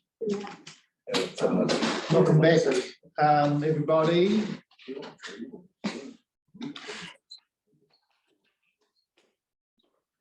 Over to you, Lauren. I think you're ready to go. Sorry, I've had some issues, so I can't do the glasses and. Yes, masks at I'm the same same. time. Oh, So I apologise if you see me throw my glasses out in frustration. yes. That's the challenge. Okay, so good morning, everybody. My name is Lauren O'Byrne. I'm in section 42A, also for the topic of historic heritage. I've been working on this topic for several years as we've developed the plan. So I want to introduce my people who've been helping me with this topic again. So I have Michael Kelly here, who is a historian in Wellington, and there's also Russell Murray on Zoom. He's a conservation architect also in Wellington, and they both have extensive experience in assisting with district planning historic heritage matters. So they have helped council review our approach to managing historic heritage in the Auckland District Plan, and they have produced a couple of reports. So the first one is Appendix 1 to my Section 32 report called Heritage Buildings and Items Review, and the second one is Appendix 9 to the Section 42A report called Historic Heritage District Plan Review. Questions that you may have on the work that they've done. I also want to introduce Joe Ritchie. Traditionally at council, Wahitapu and archaeological sites, as they were then known, they've been dealt with as one topic because approximately 80% of sites are both Wahitapu and archaeological sites. And this was my portfolio area for many years. It was about 8 or 9 years, and I was involved at the start of the Wahitapu review that began in about 2006. So Joe is going to talk about this review next week at the SESM hearing. So just for people who are not familiar with that term, it's a little bit of a shortened term that we tend to use. So SESM, if you hear me drop that, it means site and area of significance to Māori. So when we were drafting the draft district plan, the intention was for Wahitapu and archaeological sites to be one topic, but the National Planning Standards released in April 2019, they required us to think about our plan structure. So as I'm going to explain later on in my slides, historic heritage and SESM, archaeological sites now falls under historic heritage, and SESM has its separate chapter, but in-house here at council we still treat them together. You know, it's the same topic area, archaeological sites and SESMs together. So Jo still has that topic area and she works on those rules and those provisions, and she deals with inquiries from the public. So she is the one that has the detailed knowledge on those provisions. So it is possible that I will direct some questions to her. And then I also wanted to, you know, that Dan McCurdy has also been helping us as well. He's a locally based archaeologist from Geometria, who has been assisting us with the Wahitapu review since 2006. And he can help us with any questions about that review and also about the New Zealand Historic, the Pohiri Tonga Act as well, because there are some crossovers with that Act and with the Resource Management Act. And then we also have Lauren Wallace, who's just popped out. She's a locally based Resource Management Act lawyer who has assisted us for several years with drafting of the plan, and these rules that apply to archaeological sites and Wahitapu sites, they're very, very complex, and they've been through quite a robust legal review. So she's here to help us if we have any issues with those. So in terms of what I'm going to talk about today, I'm going to start off with the operative district plan. Just want to flip to the next slide, please, Christine. Ms. O'Byrne, Stephen, just through you, could I just ask, before you go on to the operative plan, could I just seek a matter of clarification? Cool. So I just wanted to clarify the role of Mr. Kelly and Mr. Murray, and when their role first was undertaken in relation to the PDP. Sure, so we commissioned them in 2007 to 2017, apologies, to look at the management approach that we have in the operative district plan. Yes. So they were looking at the provisions that we have, the categories that we have, the assessment criteria that we used.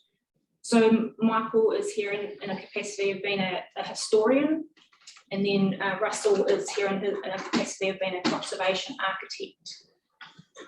Okay, so in addition to assessing any new requests for listings, both Mr. Kelly and Mr. Murray have had direct input into the formulation of provisions in the notified plan.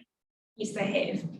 Thank you. I just wasn't too clear about that in light of some of your paragraphs, but that makes sense to me. Thank you for that clarification.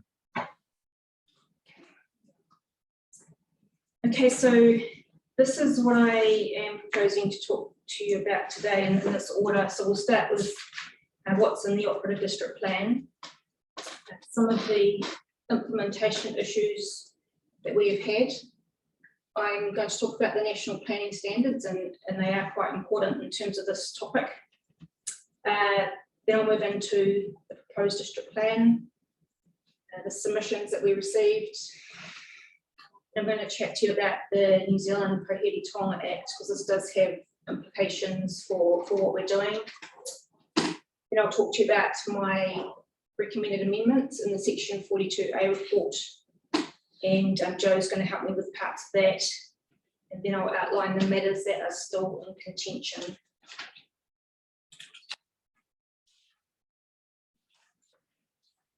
Okay, so in the operative district plan, we have all of the heritage related stuff in one issue, which is known as issue 11, called degradation of heritage resources. So the topics that are listed here, not all of them have gone across into the historic heritage chapter. Only the ones in bold have. So first off, we have notable trees, and Ali has just talked to you about that. That now has its own standalone chapter. Heritage buildings and items, we just generally have them at a single point, and some of them are related, and I will talk more about that in future slides. We also have heritage character areas, no mapping, and none of them are regulated, and I'll talk more about them. We've got Huataki Stream, which just has a basic diagram and one rule relating to buildings that are built in the vicinity of it. This aspect has gone across into the city centre zone, which is part of the commercial mixed use zone topic. And I am also the author of that topic, and that report just went out about a week ago. Lauren, just the design guidelines for the city centre, that's you as well? There's actually 3 design guidelines. Yes. So there's one for the city and town centre zone. Yes. So that relates to my work. Yes. Then there's another one that relates to subdivision. Yes. And then there's another one that relates to the residential Yes. zones. I'm just trying to line us up. David and I are sitting together on the city centre zone, and so obviously the historic heritage matters in the city centre are important. We've got an area.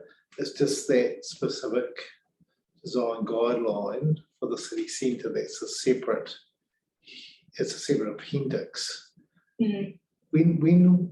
What topic is that going to be considered under? I believe it's been joined in with The residential residential zone, so the Yes. entire residential zone chapter. Yes. So that the 3 that sit under that. Yes. And then the design guides, I believe it's all one hearing. Yes, but will you be looking at the city centre one, or another planner be doing? I believe I will be, and but there might be other planners doing the other Yes. topics.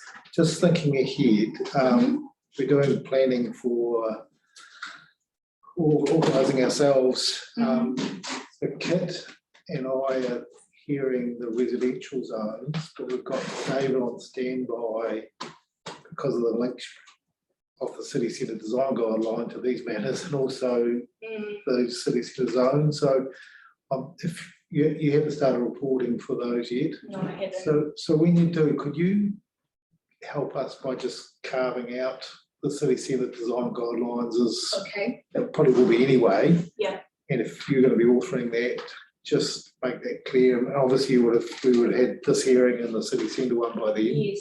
So it's just for our convenience, really. Probably Do you envisage a separate report for each design guideline? no. Are they all, I take it they're all linked, are they? They're all in a very similar format, but they do relate to different zones or different topics. Yes. I guess we could do that or make it very distinct within the report. Yes, On but design guidelines. I think make it very distinct, and certainly when you're looking at David, you'll be listening in. What do you think? To the degree that they can be separated, that'd be good. But if it's going to be problematic, I'll just come in at the appropriate time. Yeah, it's just that, and again, this comes Christine to organising the hearing slots. If we could try and organise people that have a submissions relating to the city centre design guide as a bit of a group. That hearing goes over 3 or 4 days, so just so we can actually work with Lauren and organise perhaps a reasonably sort of coherent discussion on that matter that would help us, that David could come in for that. That would be preferable. Yes. 1 or 2 slots rather than having to come in and out. Sorry to divert you, we're trying to think ahead. No, that's good, and that helped us to get the reporting easier for you. Okay, thank you, Lauren. Okay. So lastly, in that issue 11 is archaeological sites. And at the moment, there's a point mapping. And that there is an overlap with Wahitonga sites of significance to Māori, which sit in issue 11. 19, gives me, sorry, I'm having issues with my numbers today. Okay, we move on to the next slide. I will first talk about heritage buildings and items. So they have objective 11 is driving this to recognise the district's heritage resources, provide for their protection and promote their enhancement. And then they have a policy 11.2. The heritage values of buildings and items and their settings should be protected with practical harm. We've got a series of rules. Some are very, very specific to certain heritage buildings and items, and some of them are wider. So the first couple there are quite specific.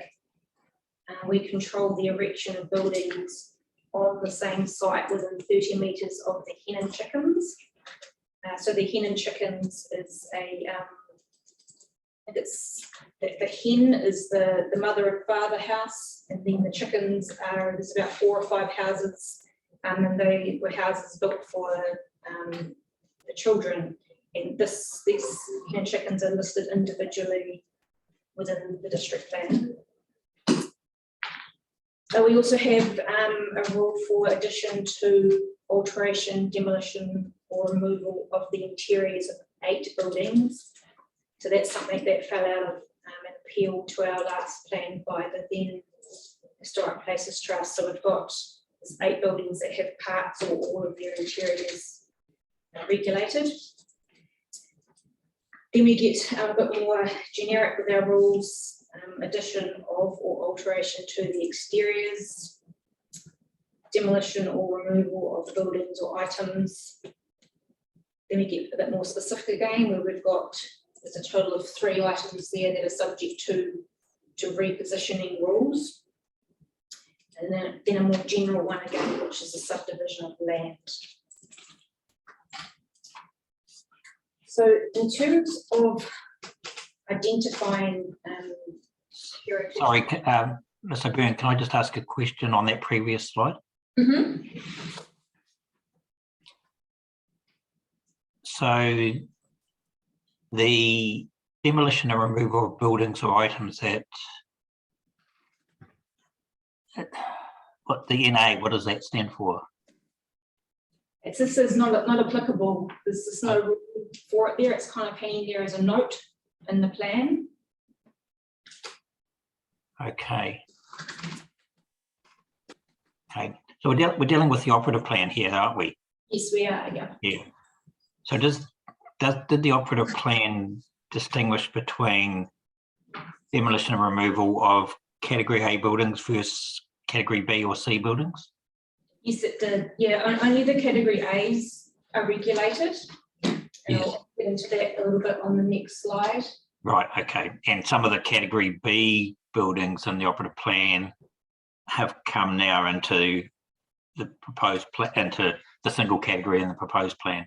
Yes, they have. That's correct. Yes, okay. So sorry, I should have waited. Thank you. Okay, so back in the mid-90s, we had some heritage consultants working for council who helped us to identify 3 categories, A, B and C.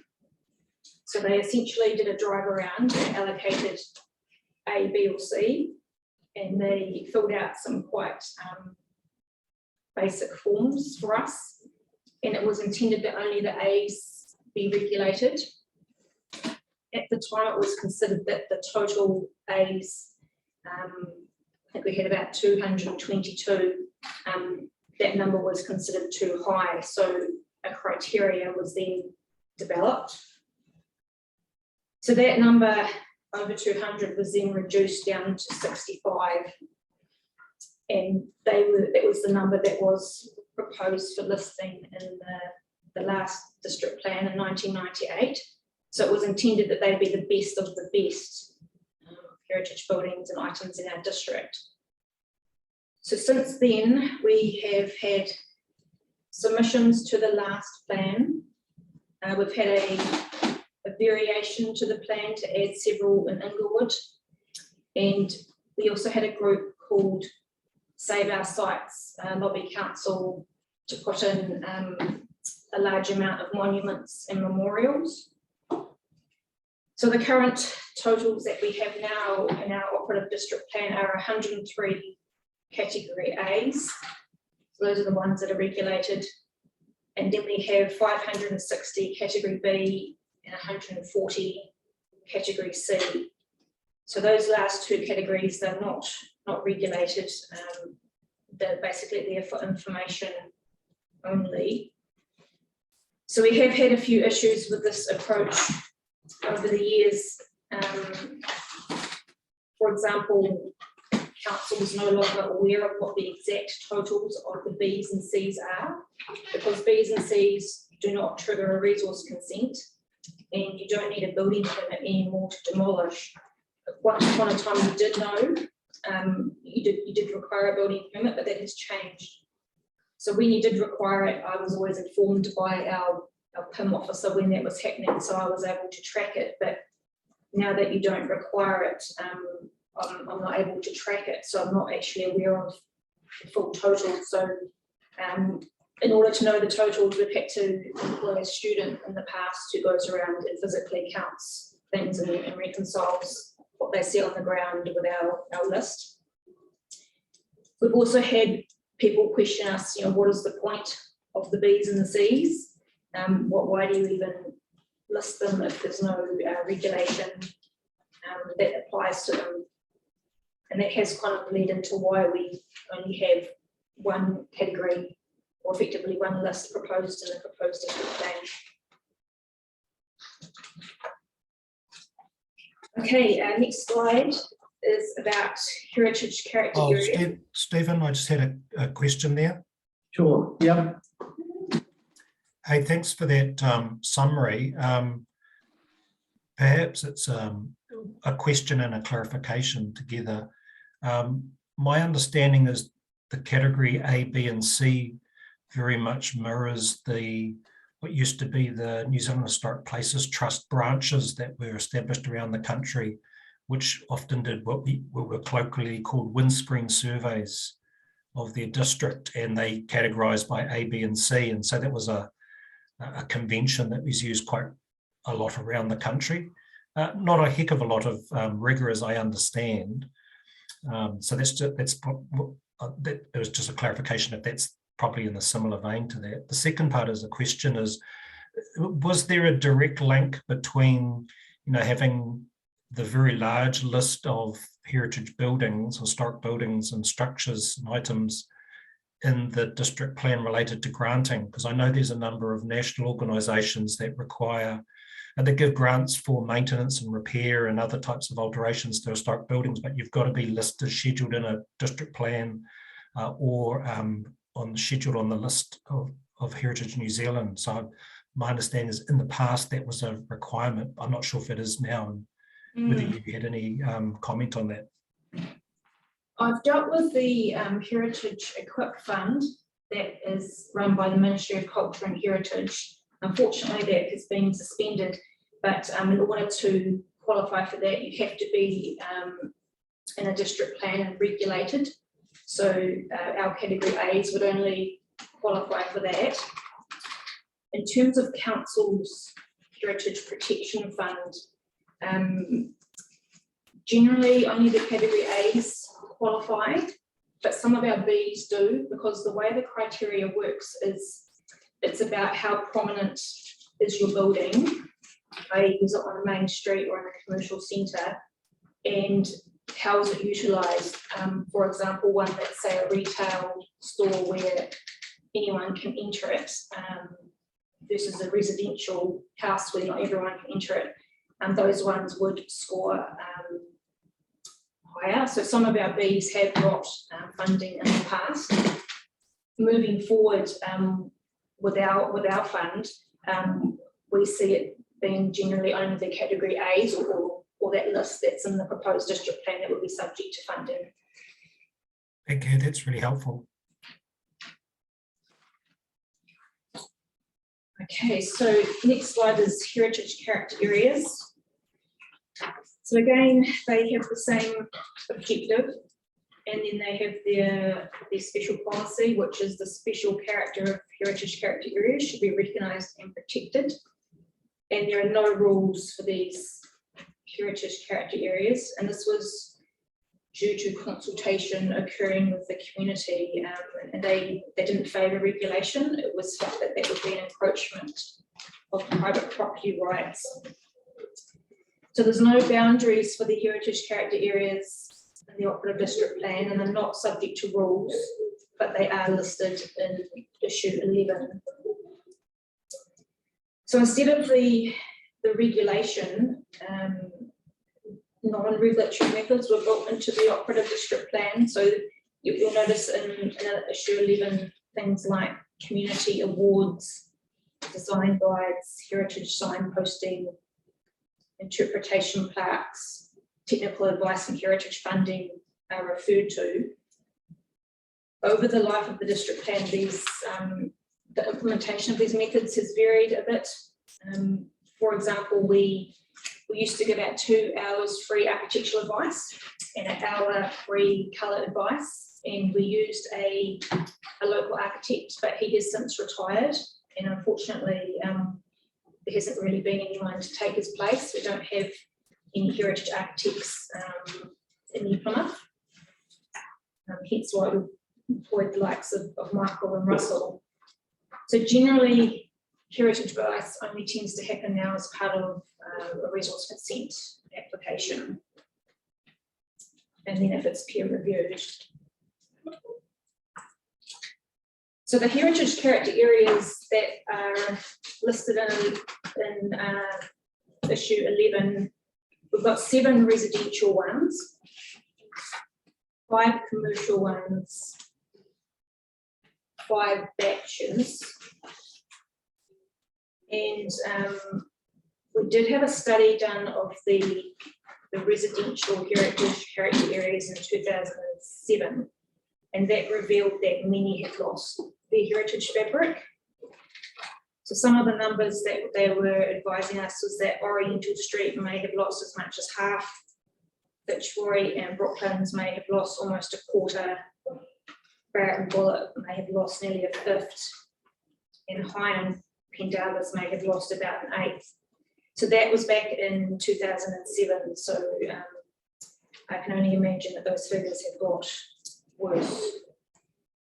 So when we got Michael and Russell on board, they agreed that a lot of the heritage fabric has been lost.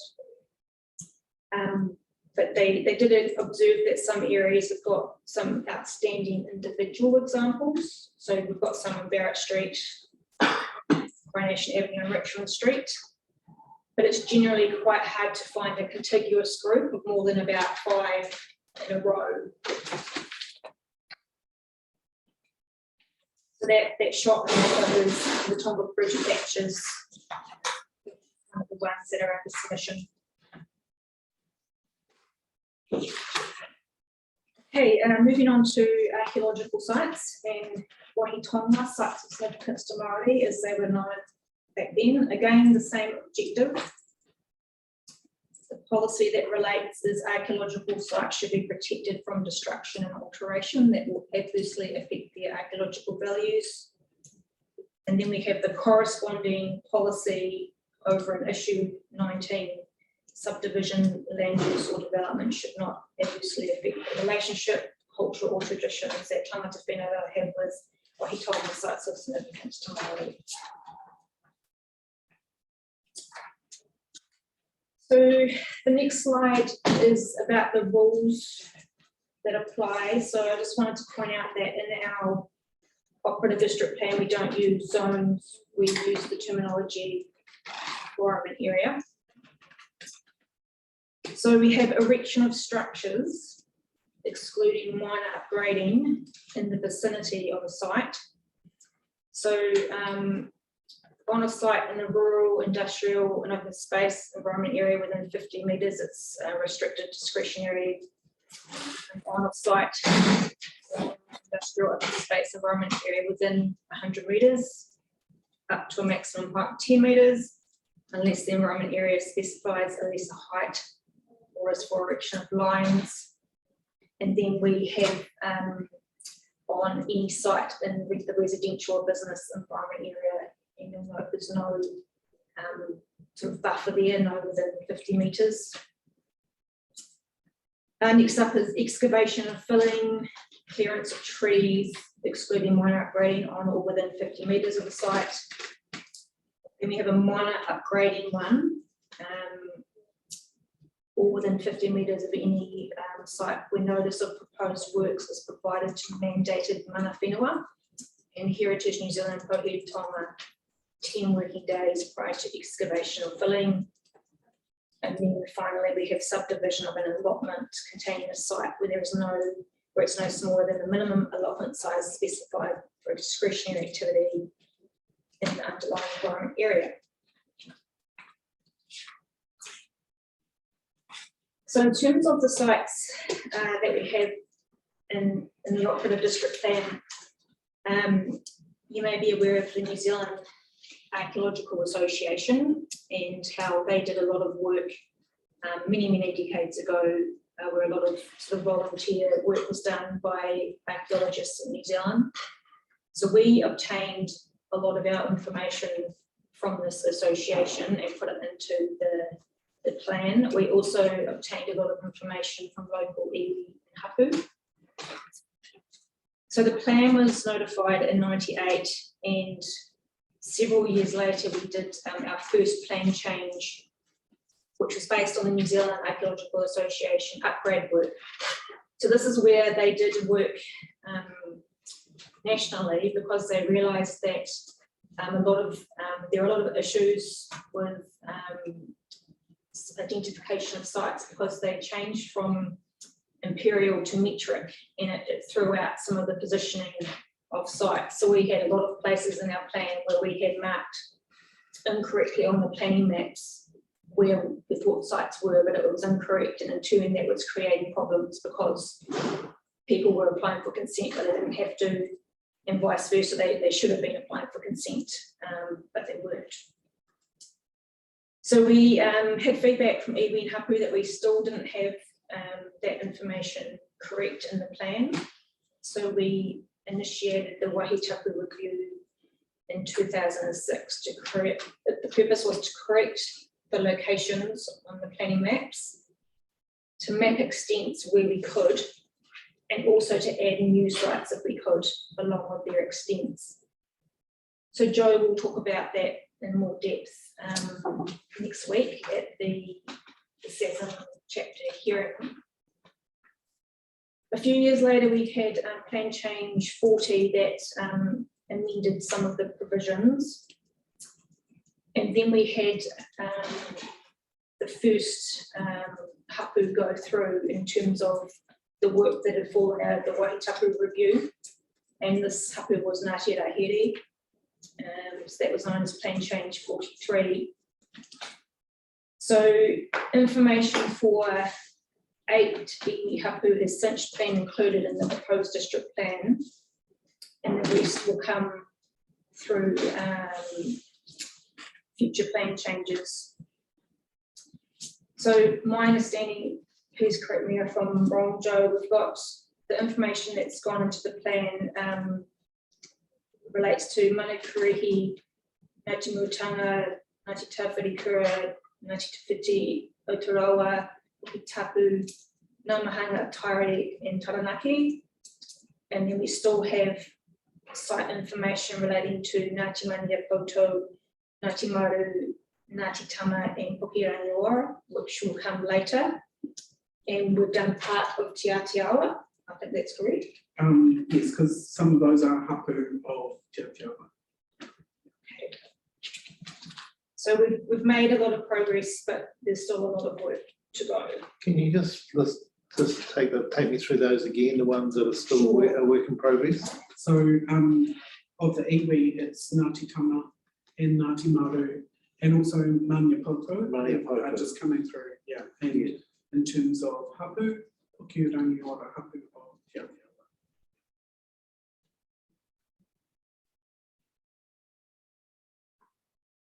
Thank you.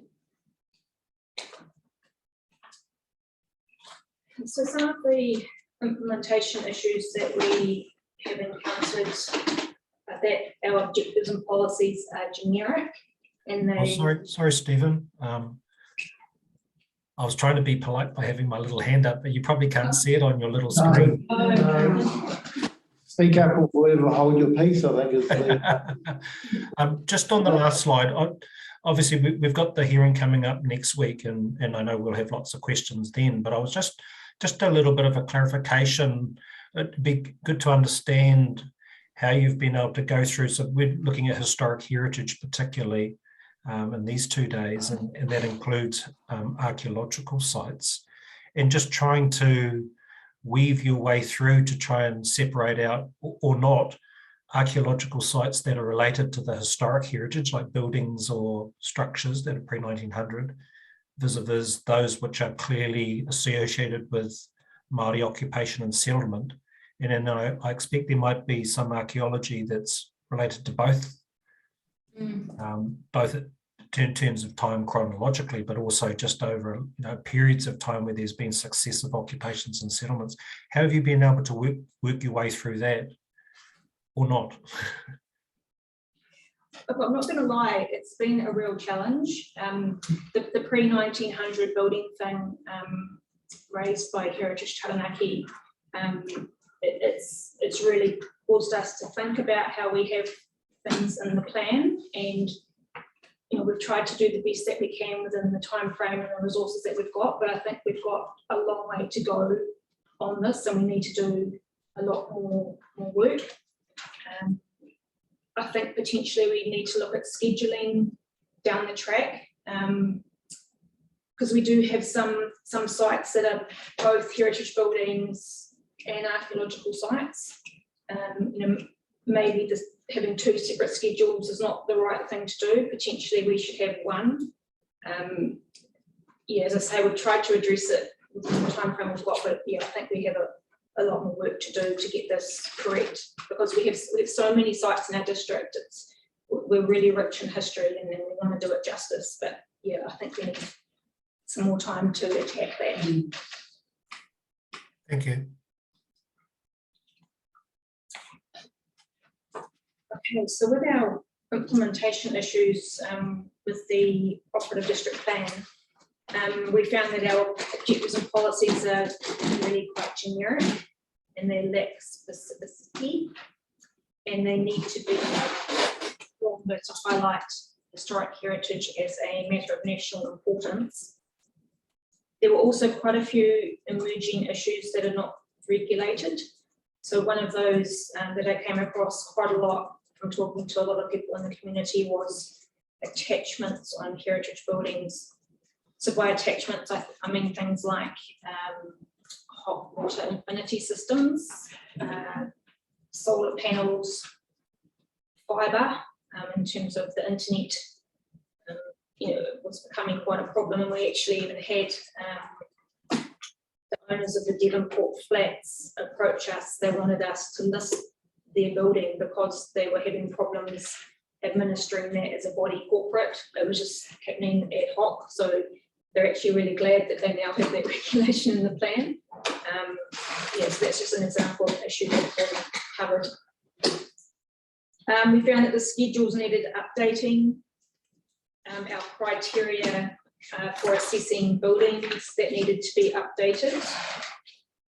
And also we needed some more emphasis on the Huatoki Basin. For a long time, that's sort of been something that's, we've got the Huatoki stream running through it, and it's a lot of that's been covered up with concrete, and that's not necessarily the right thing to do, and we'd like to open that up more. And you'll see that there's heavy focus on that in the design guide and in the commercial and mixed use zones report. So next I'm going to talk about how we develop the historic heritage part of the plan. So while we were looking at the review, we had 3 buildings demolished in the central city. So one was Kirby's, which is where the Ministry for Social Development currently is located. It's called Dawson House. You come in from the west, it's a black building on the corner there. We had the Hayton buildings. So this is the second one on the slide. So this is where the Metrotel is now opposite Centre City. And we also had the Masters building, which is the one on the left in the slide. And there was a lot of media coverage about this at the time. There were Facebook pages created, there were petitions, there were new groups formed. People were really quite up in arms about this. So we commissioned Michael Kelly and Russell Murray to help us out, and we did focus on the central city because that was where development was occurring. We have had this issue with these buildings coming down. We looked at the criteria, and this was something that Russell and Michael did for us. So we have 9 questions in the current assessment form, but this has been changed to 6. And we used to have a numerical system where you would have these assessment criteria, and you give them totals, and then you would add them up. And Michael and Russell advised that that was something that was popular back in the 90s, but isn't really the done thing nowadays, because it means that a building could score really, really well at one criteria and miss out.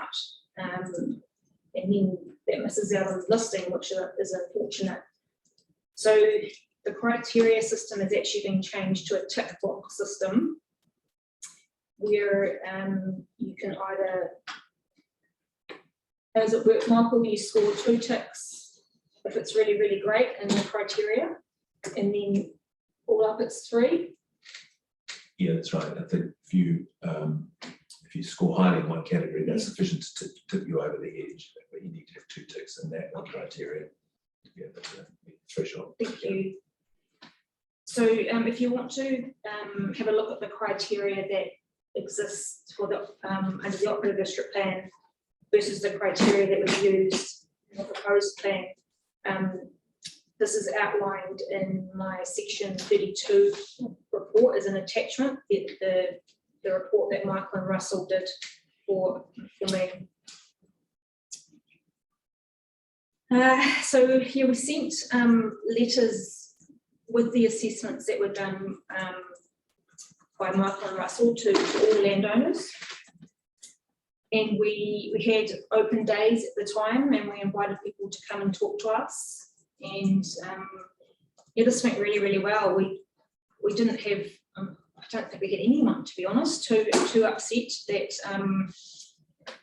what we were proposing. There may have been one or two, but generally it went really, really well. So following that draft digital district plan, we looked at the rules, we tweaked them a bit. We also had some comments come back where people wanted us to look at more buildings. So there were a handful of them, so we were able to do that at the time. So all up, we proposed an extra 40 buildings and items over and above what is in the operative district plans. That's what's gone into the proposed district plan. So we were at 103 category A's, we're now at 143. We don't generally refer to them as category A's though in the proposed district plan. There's no need to call them a category as such, they're just a heritage list that's regulated. Yeah, so as I mentioned, Michael and Russell's report that's attached to my section 32 report, and you can see all of the assessments that were done. And then we just kept on going with the archaeological sites and the SESMs as part of the Wahitapu review, given that that work had been ongoing for such a long time. So we were heading down this track of heritage buildings in one chapter, archaeological sites and SESMs in another, and then the national planning standards came along, and that required us to have a rethink of our plan structure. So this next slide shows you how we've had to have some rethink of things. So the template set by the National Planning Standards requires that provisions for archaeological sites are separated out from provisions for SESMs. This wasn't too popular with our iwi and hapu groups because the definition of historic heritage under the RMA includes Wahitapu, and there has been confusion amongst users of the plan as to why SESMs are not sitting under historic heritage. So council did submit to MFE, and we highlighted this as an issue, and we said that we're not a fan of splitting up the topics. And we talked about how these issues work in our district and how the majority of sites are both archaeological and SESM, but unfortunately we were unsuccessful. So this slide shows you that we have the overall heading is historic and cultural values. Then one of the subsets is historic heritage. So within that we have heritage buildings and items, heritage character areas and archaeological sites, and then we have sites and areas of significance to Māori within its own chapter. Well, could you just briefly enlighten us what MFE's reasons for rejecting your approach were? I don't believe they gave us one, did they? No.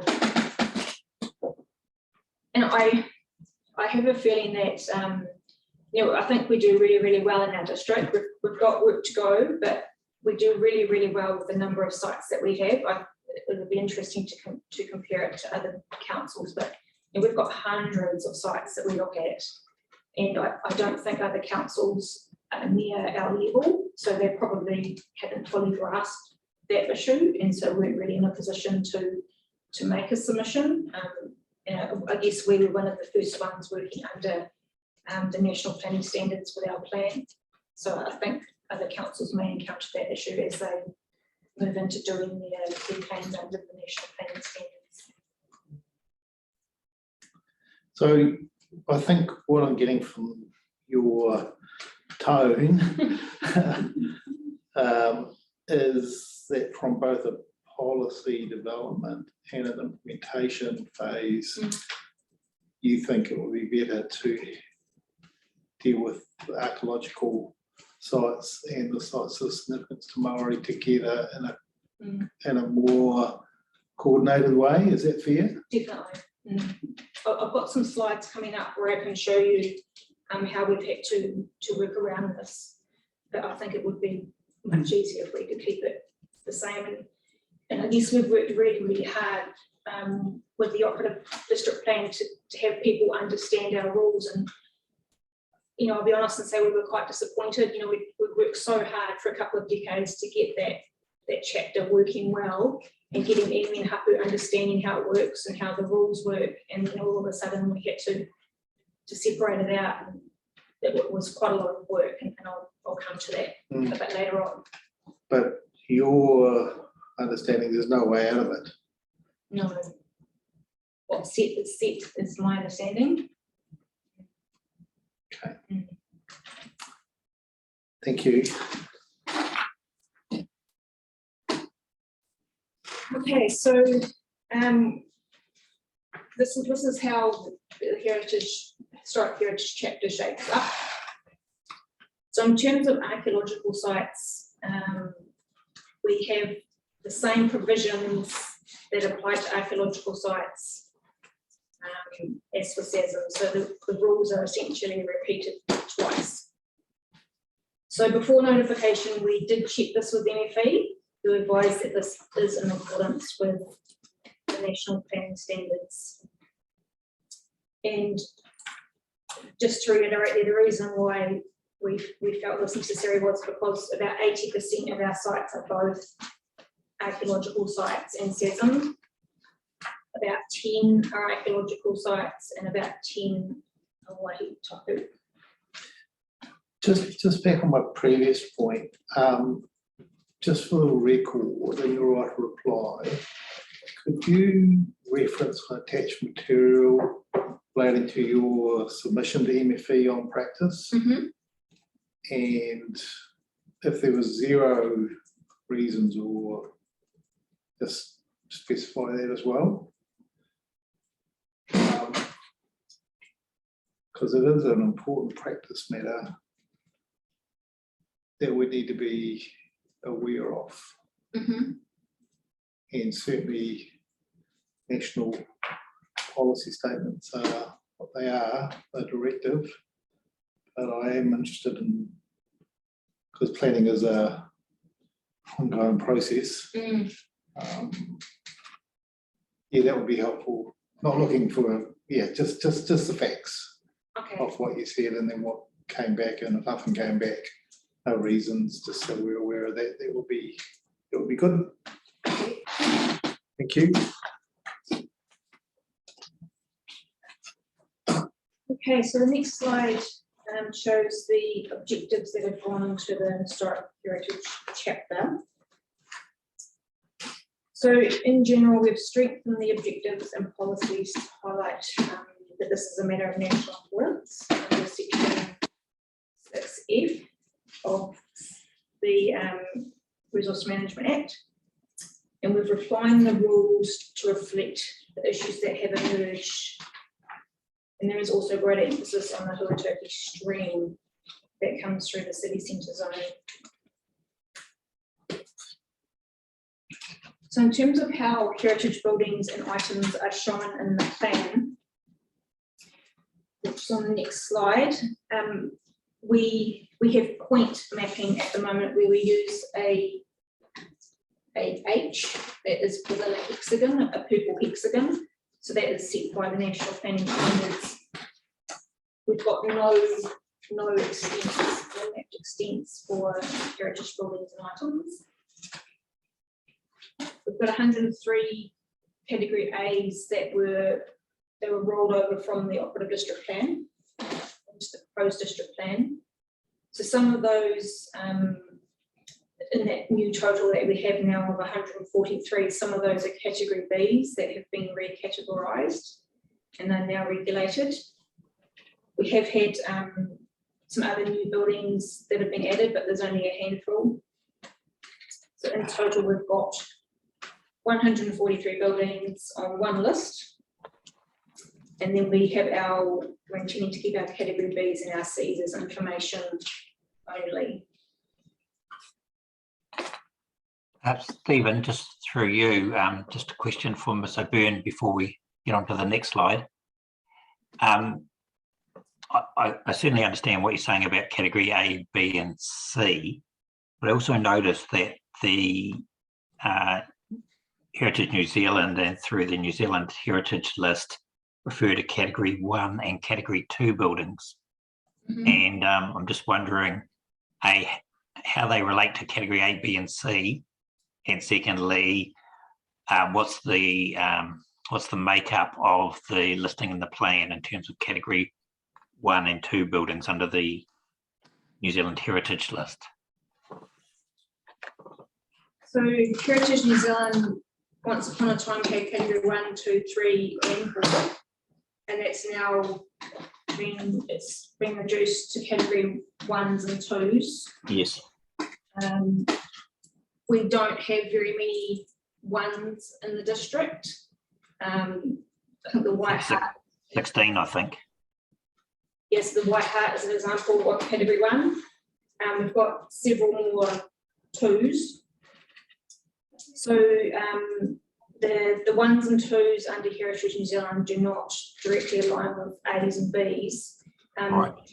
Generally, most of the 1s and 2s are category A's, but there are some that are not A's. Yes. Are there any category 1 and 2s that aren't part of the 143 that are in Schedule 1? Yes, there are some. Yes, and it's come through in Heritage New Zealand's submission. Okay. Right. So you can identify those later on if need be. Yes, yes. Good. Thank you. That's all at this stage.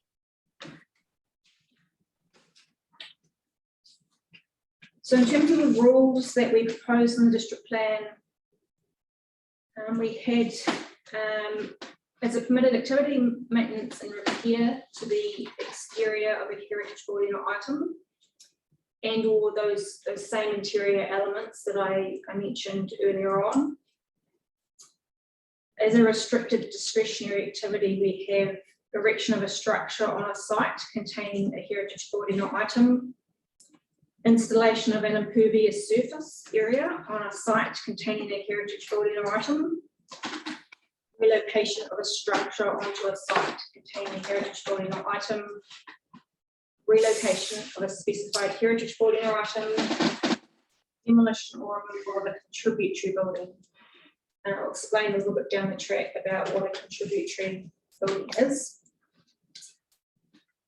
At a discretionary level, we had alterations and additions to the exterior of a heritage building or item and subdivision of land containing a heritage building or item. And at the non-compliant level, we had demolition or removal or relocation of a heritage building or item and or interior elements. And the next slide is just a shot of what our schedule looks like, and it's similar to the schedule that Ellie showed before for notable trees. So we have a site ID, a name, address, and then we also include in there whether it's got a listing with Heritage New Zealand or not, and if it does, what category number it is, and also what reference number it is.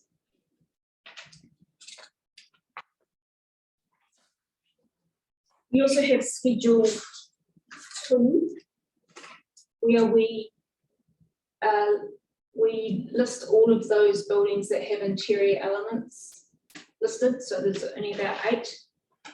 And this is actually my first project that I worked on when I started at council many moons ago. And I got to go into these heritage buildings, and because the Historic Places Trust appealed our plan and they wanted some interiors regulated. So I had to work out which ones we should regulate, and we ended up mapping some of these so that planners were clear what part of the buildings we regulated. So this one is the White Hart, and I got to go into this building when it was in quite a sorry state, and yeah, it's amazing to see that that building is now It's been restored and they've looked after the bits there that we've regulated in terms of the interior really, really well.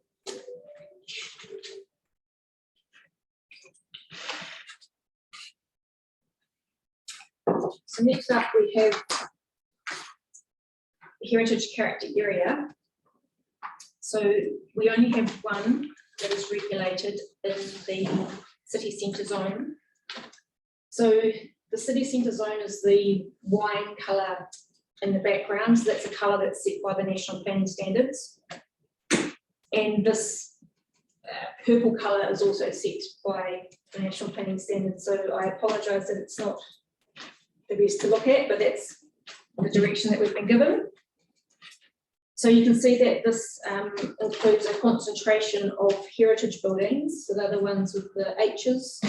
And we have a concentration of contributory buildings. So a contributory building is not at the same level as a heritage building. A heritage building sits much higher. A contributory building, it's identified for its streetscape value, not necessarily its heritage value, but it does contribute to the heritage character area as a whole. So in the proposed district plan, we have, I want to point out that these rules are primarily sitting in the city centre zone chapter because the heritage character area is within the city centre zone. So the rules that we have there are erection of a structure, alterations to the exterior of a structure, and additions to a structure. And the matter of discretion for the above includes the impact on that heritage character area.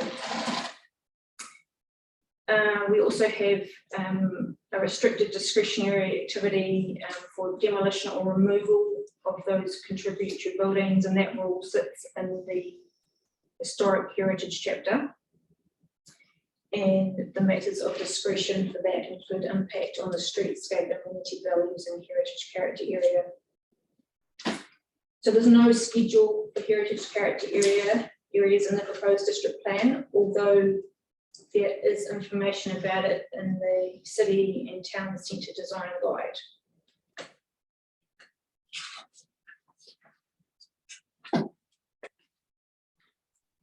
Stephen, I just had a question. Sure. It's there's two bits to it, and you've sort of partly answered it. This is just in regards to the spatial extent of the heritage character area, and I'm just wanting to know, firstly, is the extent of the heritage character area described anywhere else? I see it's there on the map. Is it described anywhere else, like in words, where exactly it is? It is described in the city and town centre design guide. Okay. We have had a submission on that, and further on I'll refer to that. And I've actually recommended that we include a schedule of heritage character areas, and that there be a statement about each heritage character area. Thank you. And just in terms of that extent that we're looking at there now, when users go to use it online and they think, oh, that purple line looks like it's on my side of the street and on my property, can they go right down to a scale that actually gives them a lot of certainty? Or is it? Yes, they can. We've had some configuration done behind the scenes by Wade Lobb, who was introduced at the start of the session. So he's helped me with this because we did have a few little problems.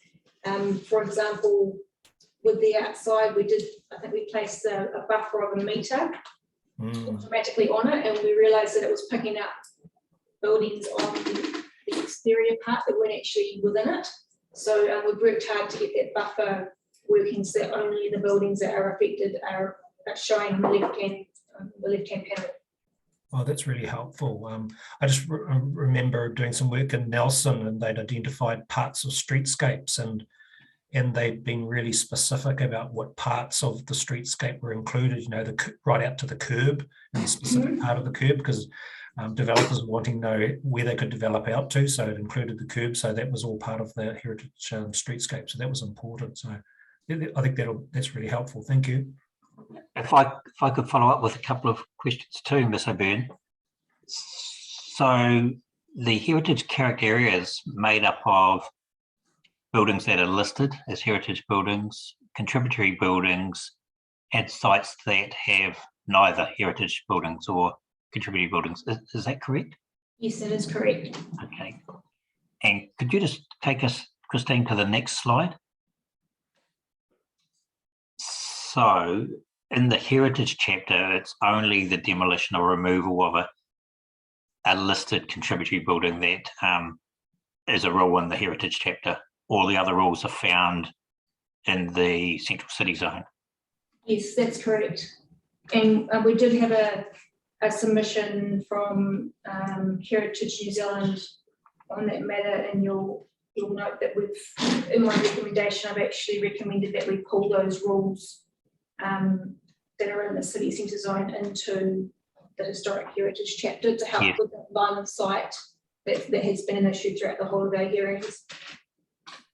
And those 4 rules listed at the top of that slide, 13, 14, 15, sorry, 3 rules, are solely related to the erection of structures, alterations or additions that are within a heritage character area. They don't relate to structures or alterations to the central city zone generally. So those rules have been retained in the city centre zone, so they've effectively been copied over into okay. Yeah, and they sit under their own heading for heritage character areas. Yes. That's another recommendation I made, that instead of interweaving the rules that relate about heritage character areas in with buildings and items, that they actually be split out and separate headings to make it clearer to readers of the plan.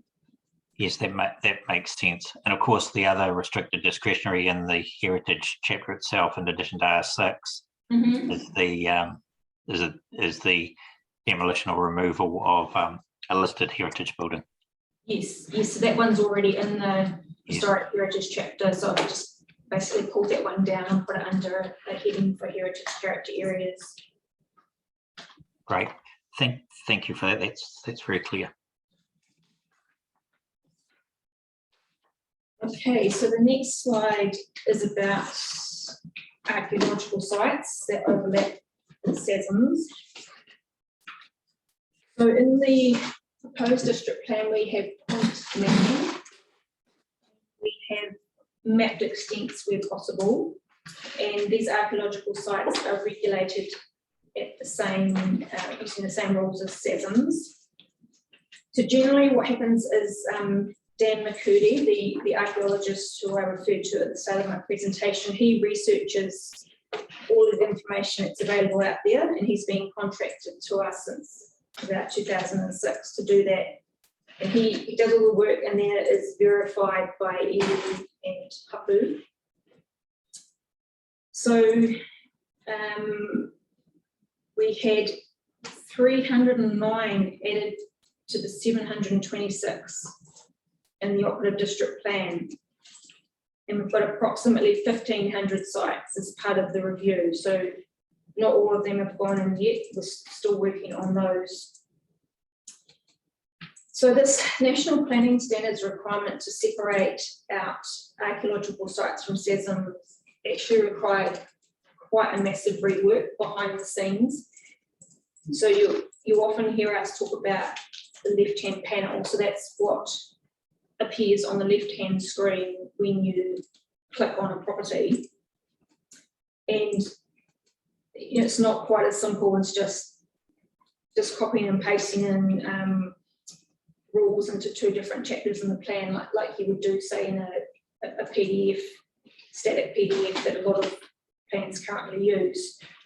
Because it's an e-plan and you're trying to get that information to appear on the left-hand panel, there's a lot of work that needed to be done to get that to happen. So we have a database running behind the scenes which has records for each of these sites. And then Joe had to go through and tick each site to say whether it was an archaeological site or a SESM or both. And that in turn helps with the configuration behind the scenes to get it to show on the left-hand panel. And also we had problems with our symbols that are used on the planning maps. So the National Planning Standards gave us the hexagon with the purple to use. I don't recall them giving us the A, so we came up with the A. The National Planning Standards gave us the purple dots to show the extent, but the National Planning Standards did not give us a symbol for a SESM. So we created that ourselves, which is it's a little pulu.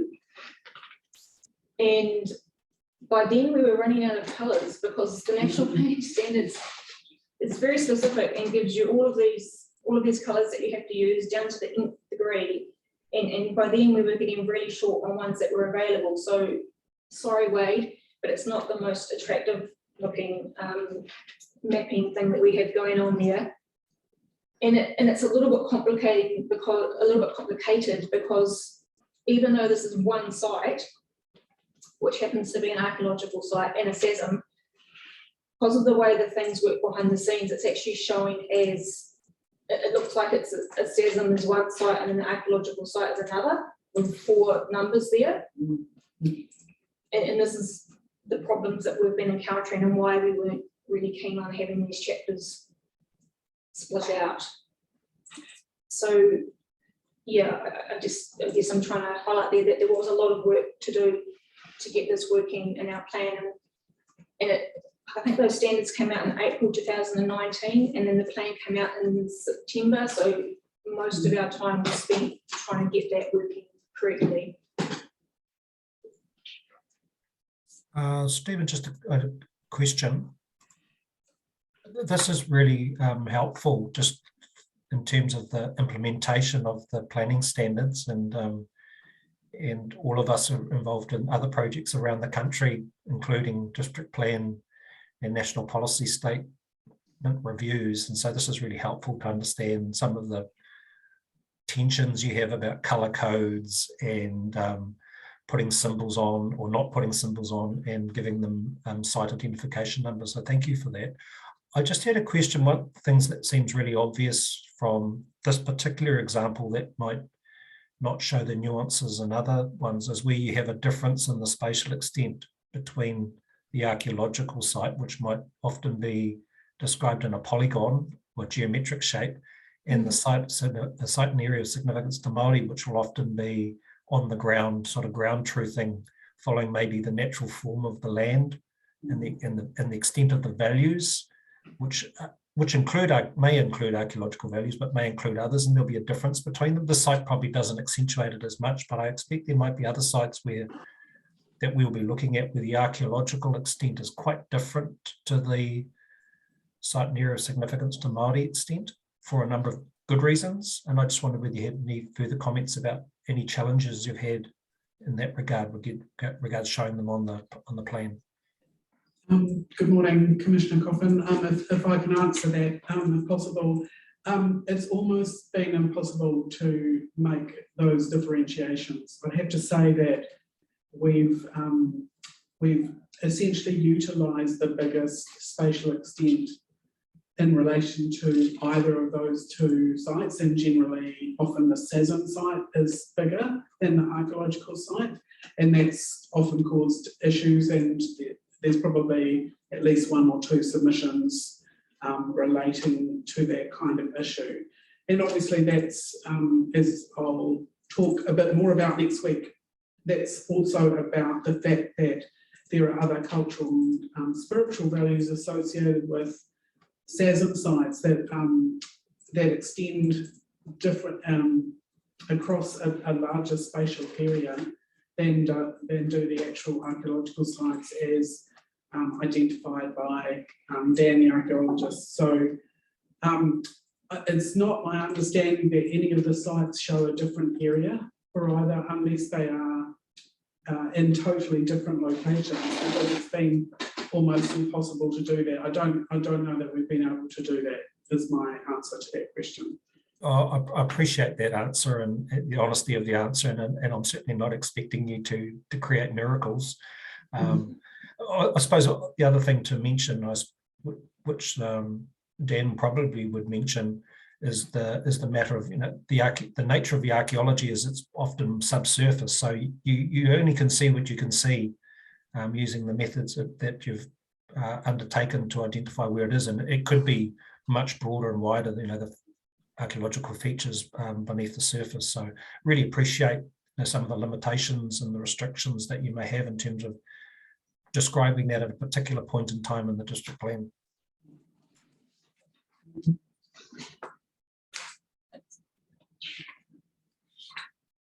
Okay, so in terms of the provisions that we have for archaeological sites, as a permitted activity, we have land disturbance on a site, demolition or removal of a structure on a site, alterations to a structure on a site, maintenance and repair or upgrading of a network utility structure, including associated earthworks on or within 50 metres of a site, and erection of a structure, additions to a structure, and relocation of a structure onto or within 50 metres of a site.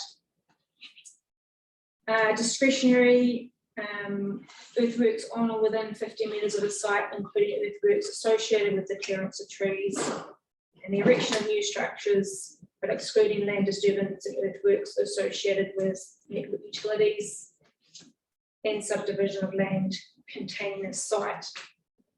And you'll notice in the proposed district plan that within those rules we do rely on the NPS, the National Planning Standards definitions of land disturbance and earthworks, and there's been some submissions come through on the use of those, but they are available within those rules as if you hover over them and click on them, that will give you the definition.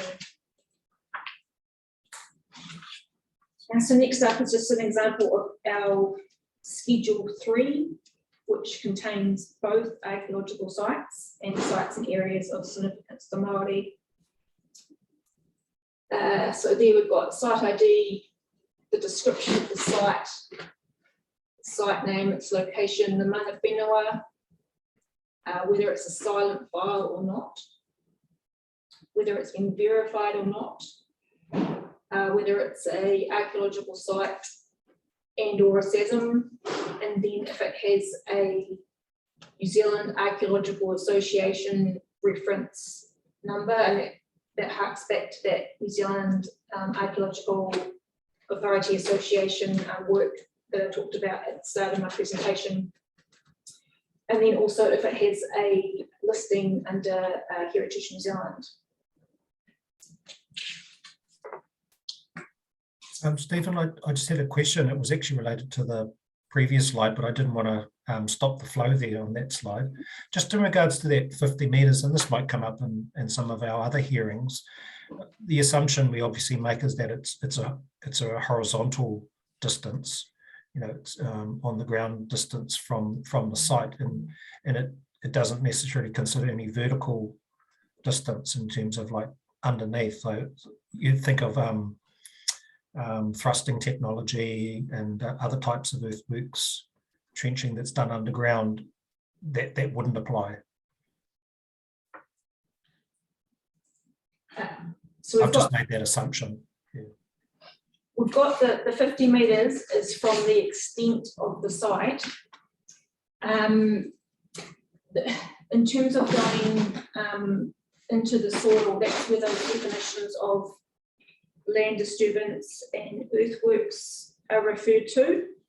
So, for example, land disturbance means alteration or disturbance of land or any matter constituting the land, including soil, clay, sand, rock, that does not permanently alter the profile, contour, or height of the land. Then we have earthworks, which means the alteration or disturbance of land, including by moving, removing, placing, blading, cutting, contouring, filling, or excavation of earth, or any matter constituting the land, including soil, clay, sand, rock, but excludes gardening, cultivation and disturbance of land for the installation of fence posts. In terms of meters down and size of meters and things like that, the rules don't cover that aspect. Yeah, that's what I've assumed. Yeah, thank you. Okay, in terms of the submissions received. Sorry to interrupt. I Don't had my hand up too. apologise, David. Just you know, interrupt. We can't see you, so just feel free. Obviously. Okay. You may well have answered my question, actually, Lauren. I was actually going to ask what the difference between earthworks and land disturbance was, and you've described those definitions now. Are there any? I didn't quite hear you. Are there any metrics in either definition? No, there aren't. Oh, so it's all descriptive. So okay. Yes, it is. Yep. And the exclusion to cultivation, was that in the earthworks definition, was it? That's got its own definition again, which I don't have. Cultivation has its own definition. Yes, it does. But didn't you say earthworks, you talked about blading and contouring, and then there was some exclusion which used the word cultivation?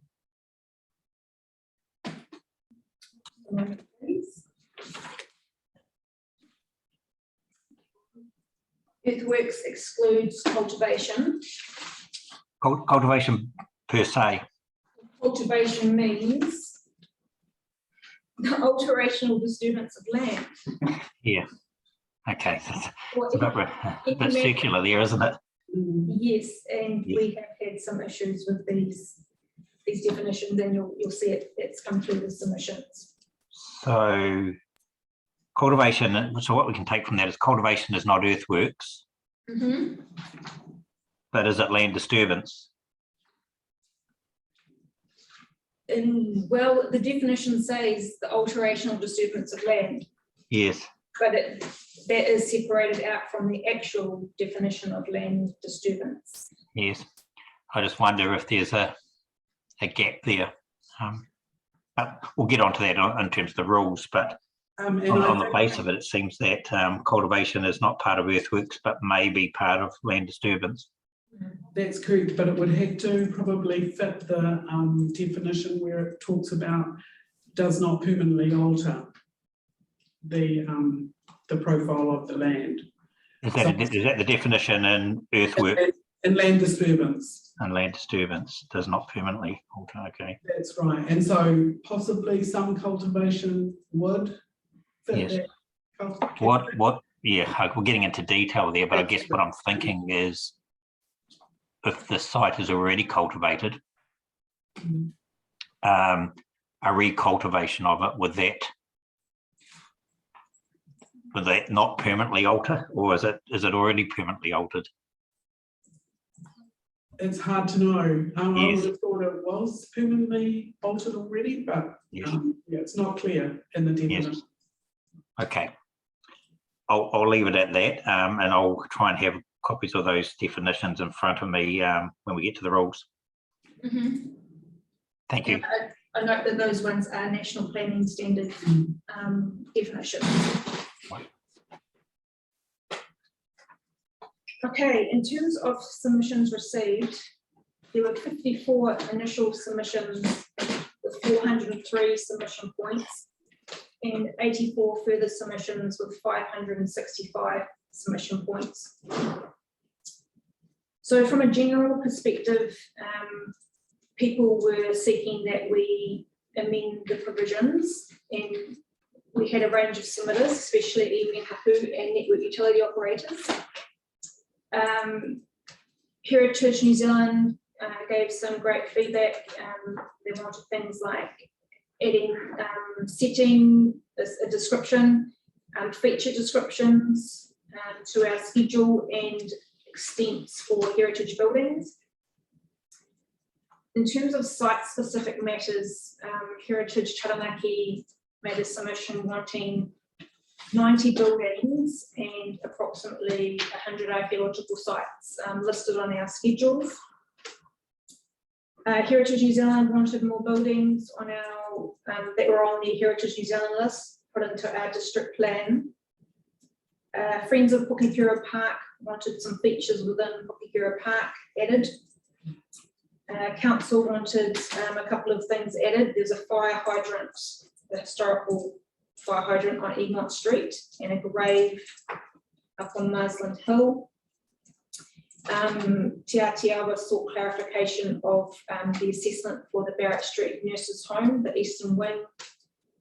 And we had some landowners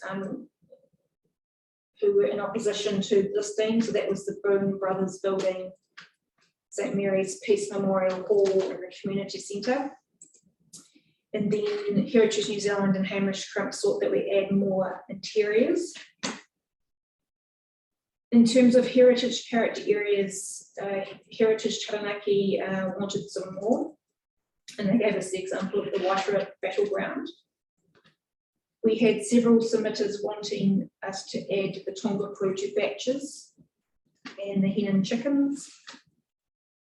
Heritage Taranaki sought that we revisit the 17 that are listed in the Operative District Plan. Hamish Crimp sought that we add Brooklands and other groups of buildings, and that we also look at extending that heritage character area that I showed you in the central city. And then also Heritage New Zealand sought that we add Pukekura Park as a heritage character area. So the further submission period was quite challenging for us as council. Although we're not required to do it under the Resource Management Act, we decided to write to the landowners affected by these submissions, advising that they were affected, and we invited them to make a further submission. And the majority of these landowners were very, very angry that they had not been spoken to by Heritage Taranaki. They were concerned that photos had been taken of their property without their permission. Frustrating them was that they couldn't find information on our website easily, and I think that's just a symptom of, we had all of the submissions online that we'd received, so Heritage Taranaki's one was tucked in there and amongst all of the other hundreds that we'd received. And they were also really frustrated that they only had 10 working days to make a further submission. So the entire team was dealing with mainly this issue during the further submission period.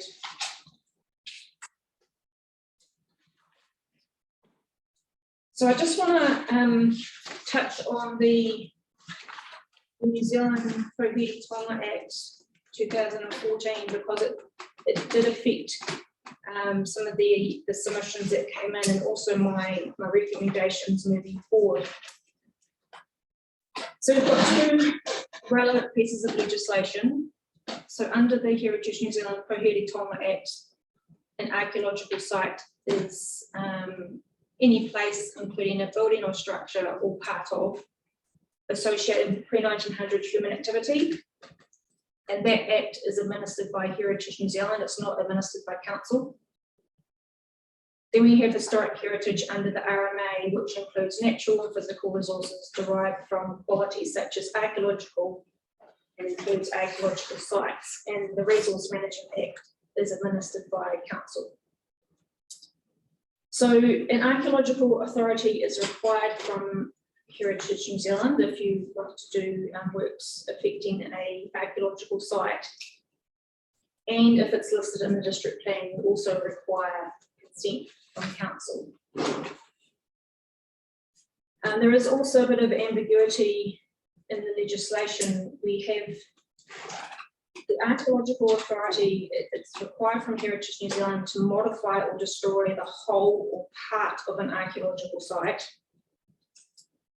But one is not required for a pre-1900 building unless it will result in demolition of the whole building. So in the proposed district plan, we have included 31 pre-1900 buildings, and they are subject to resource consent for all activities relating to archaeological sites, not just the demolition of the whole building. So that's meant that council is regulating at a higher level than the national body. So my section 42A recommendation is that the pre-1900 buildings only be subject to earthworks on the site of a pre-1900 building, including earthworks associated with the total or partial demolition or removal or relocation of that building. And I should note that there's no rule for total demolition or destruction of a pre-1900 building in my section 42A recommendation. And this is an omission on my part, and I apologise for that. And this has been raised by submitters, and I've mentioned this in my addendum. So I just wanted to point out those matters, because it does get quite complex, particularly in regard to this pre-1900 building issue and the level that we're regulating at versus the level that Heritage New Zealand regulates at. Yeah. All right, that's a really important clarification. It's obviously pretty clear when we read the 42-hour report and some of the evidence which is highlighted that, so there's clear scope of things. Is your addendum and is your addendum only related to that matter? That's the No, I've got one other matter. Okay, so regarding the list of residential zones, some of the raw headings. okay. Do the other panel members have the addendum? They do. Yes. All right. Thank you, Lauren.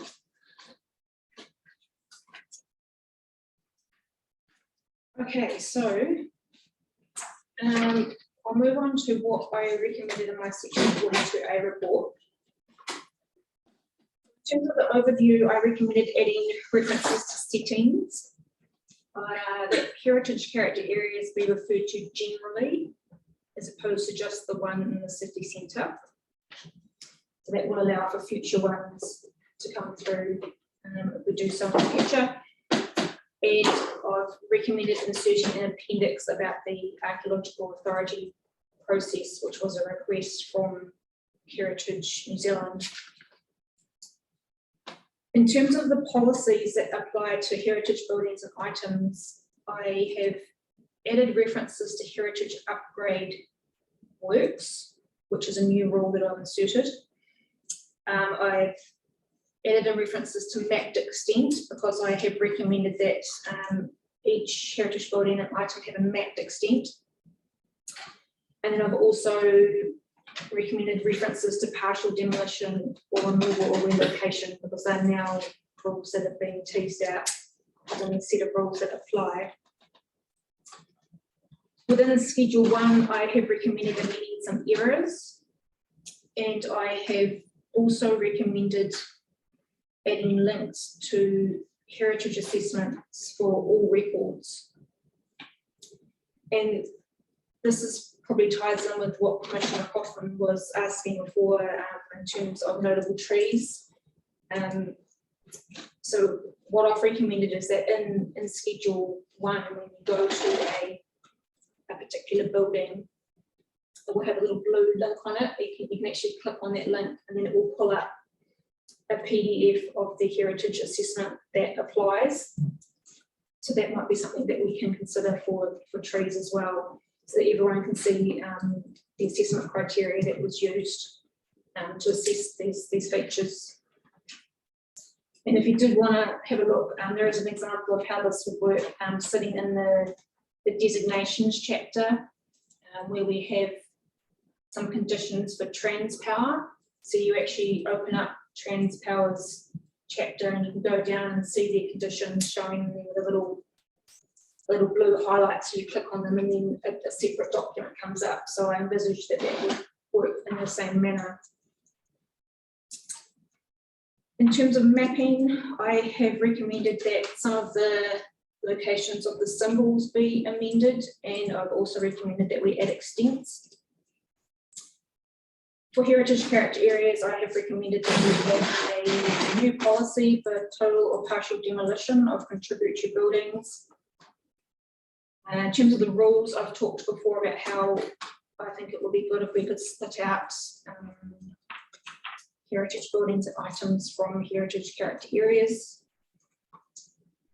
I have recommended putting in a new schedule for heritage character areas. So there's information in there about each of the contributory buildings, and there's photos and information about what parts of the building is contributing to the streetscape value. And then in terms of archaeological sites on the next slide, in the policies, I've recommended replacing adjacent to with in proximity and adding a policy for avoiding demolition or destruction. In terms of the rules, I've recommended adding a non-compliant rule for demolition or destruction, excluding pre-1900 buildings from all current rules, but applying one to earthworks, and then obviously there'll be the non-compliant one that I missed off. And these rules are quite complex, so I'm going to get Joe to talk through these on the next few slides. In respect to Schedule 3, this matter is going to be dealt with in the CESM Section 42A report, since it links so closely to the work that Joe does. For definitions, I have recommended amending the maintenance and repair definition to exclude seismic strengthening, adding definitions for contributory building, heritage upgrade works, including seismic strengthening and partial demolition, and adding definitions for identified archaeological site, mapped archaeological sites, scheduled archaeological sites, scheduled pre-1900 building, and silent archaeological site. So I'll get Joe to just, over the next few slides, just to explain in a bit more detail these rules that we've recommended. So the new rules for archaeological sites, which are also replicated with some differences in the CESM chapter, are essentially similar to the notified set because they provide for the same matters. So you've got land disturbance, alterations and removal, network utilities rules, erection, alteration and removal of structures, earthworks and subdivision. They've been developed according to the PVP framework, so we've tried to follow the kind of framework that I use in other rules across the plan for consistency's sake. And they provide, importantly, they provide different approaches for urban and rural zones. The new definitions that we've included, so they cover scheduled sites, whether they're archaeological or sites in areas of significance to Māori, mapped sites, sites without extent, identified sites, sites without extents, silent file sites, silent sites, which only applicable to land parcels. And then there are obviously scheduled pre-1900 buildings. So the new definitions are there because there was the consent, resource consent planners indicated that we had no statutory rate for the notes at the beginning of the notified rules for both archaeological and CESM sites, which talked about these different types of site. So that's what we've tried to do, is to provide some statutory rate to those.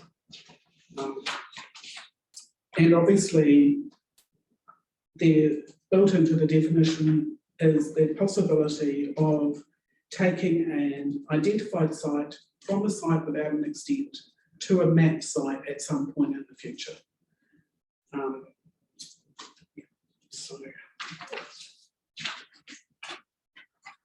So the next slide, recommended rules. The permitted rules are related, as I said, still to land disturbance, and there's a whole range of permitted things in the land disturbance rule.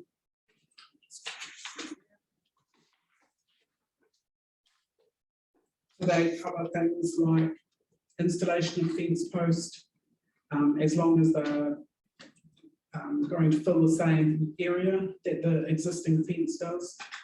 Gardening, riparian planting, grazing of livestock, or the maintenance and repair of existing tracks, as long as there's no new movement of earth, etc., according to that description. Then there are alterations to or demolition or removal of the structure, where the structure is not or does not form part of the scheduled site itself. So this is for the possibility that there are some later additions to a site or archaeological site which have no archaeological value in and of themselves, and they can be removed off the site. Then there are a set of rules for maintenance and repair of a network utility structure, and also upgrading has become a new rule of a network utility structure. Then we have a set of rules that we had before, which were erection of additions to and relocation of a structure within 50 to 100 metres of scheduled sites. So that's all of the sites in the rural zones, where the structure does not exceed 10 metres in height or the maximum height permitted in the underlying zone, whichever is the lesser. And there have been some evidence provided that we have got some of that wrong, or that it doesn't quite work as we thought it, as we intended it to. Hey Joe, just on that last one, could you give an example of something that might fit that, or a couple of examples? Which one, Commissioner? Sorry, the erection of or relocation of a structure. Yeah, where the structure does not exceed 10 metres in height or the maximum height permitted. So somebody has put in evidence, I think it might be Helen Johnson, to say, or in fact Heritage New Zealand, to say that in the rural zones, the maximum height permitted is actually 10 metres. And so it doesn't kind of line up with the 10 metre height that we've got here in this rule. Because obviously it's higher, not lesser. So that's one of them, but also another set of evidence has said that this doesn't really apply to identified sites which have a 200 metre extent wherever they are at the moment. So it doesn't quite provide for that kind of site. Yeah, so, and we haven't had time to really consider that fully. So I'm just putting it out there as a possibility that we've got those. I suppose I was just looking for some examples of what might be those types of erection of or additions to, or really those particular things. What might be examples of something that was permitted, just to get a feel of scale. In terms of the height limit? Yeah, what types of activities you're envisaging would fit that permitted definition? Yeah, it's essentially building activities, really. Yeah, erection of structures, addition and relocations of structures onto, or within a certain area from the scheduled site. Yeah, so that's really what that's covering off, and probably a lot of applications, resource consent applications, would be going straight to those rules. Okay. And on the next slide is dealing with discretionary rules, recommended rules for upgrading of a network utility structure, where the network utility structure is within the extent of a scheduled archaeological site in whatever zone, and does not result in a change to the size or location of the foundational footprint occupied by the existing structure. And then there are matters of discretion there for that restricted discretion rule set. So there's two rules there, HHR 16 and HHR 17. Then there are some discretionary rules, activity rules as well. So that is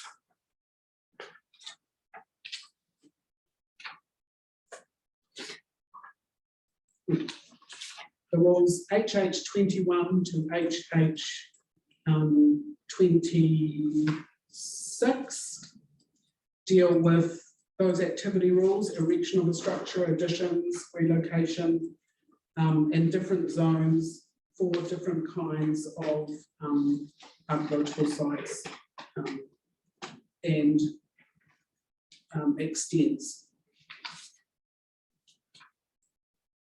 So once again, we've had evidence on some of these rules, these proposed rules that said we haven't got it quite right. So theoretically, we've provided for the structures within the extent of or within 50 metres of the extent of a map site in the rural zones, and outside of the rural zones, that's actually just on the site. There is no 50 metre area, or shouldn't be. Then we have earthworks rules. The earthworks rules for the rural zones and for urban zones are slightly different, obviously.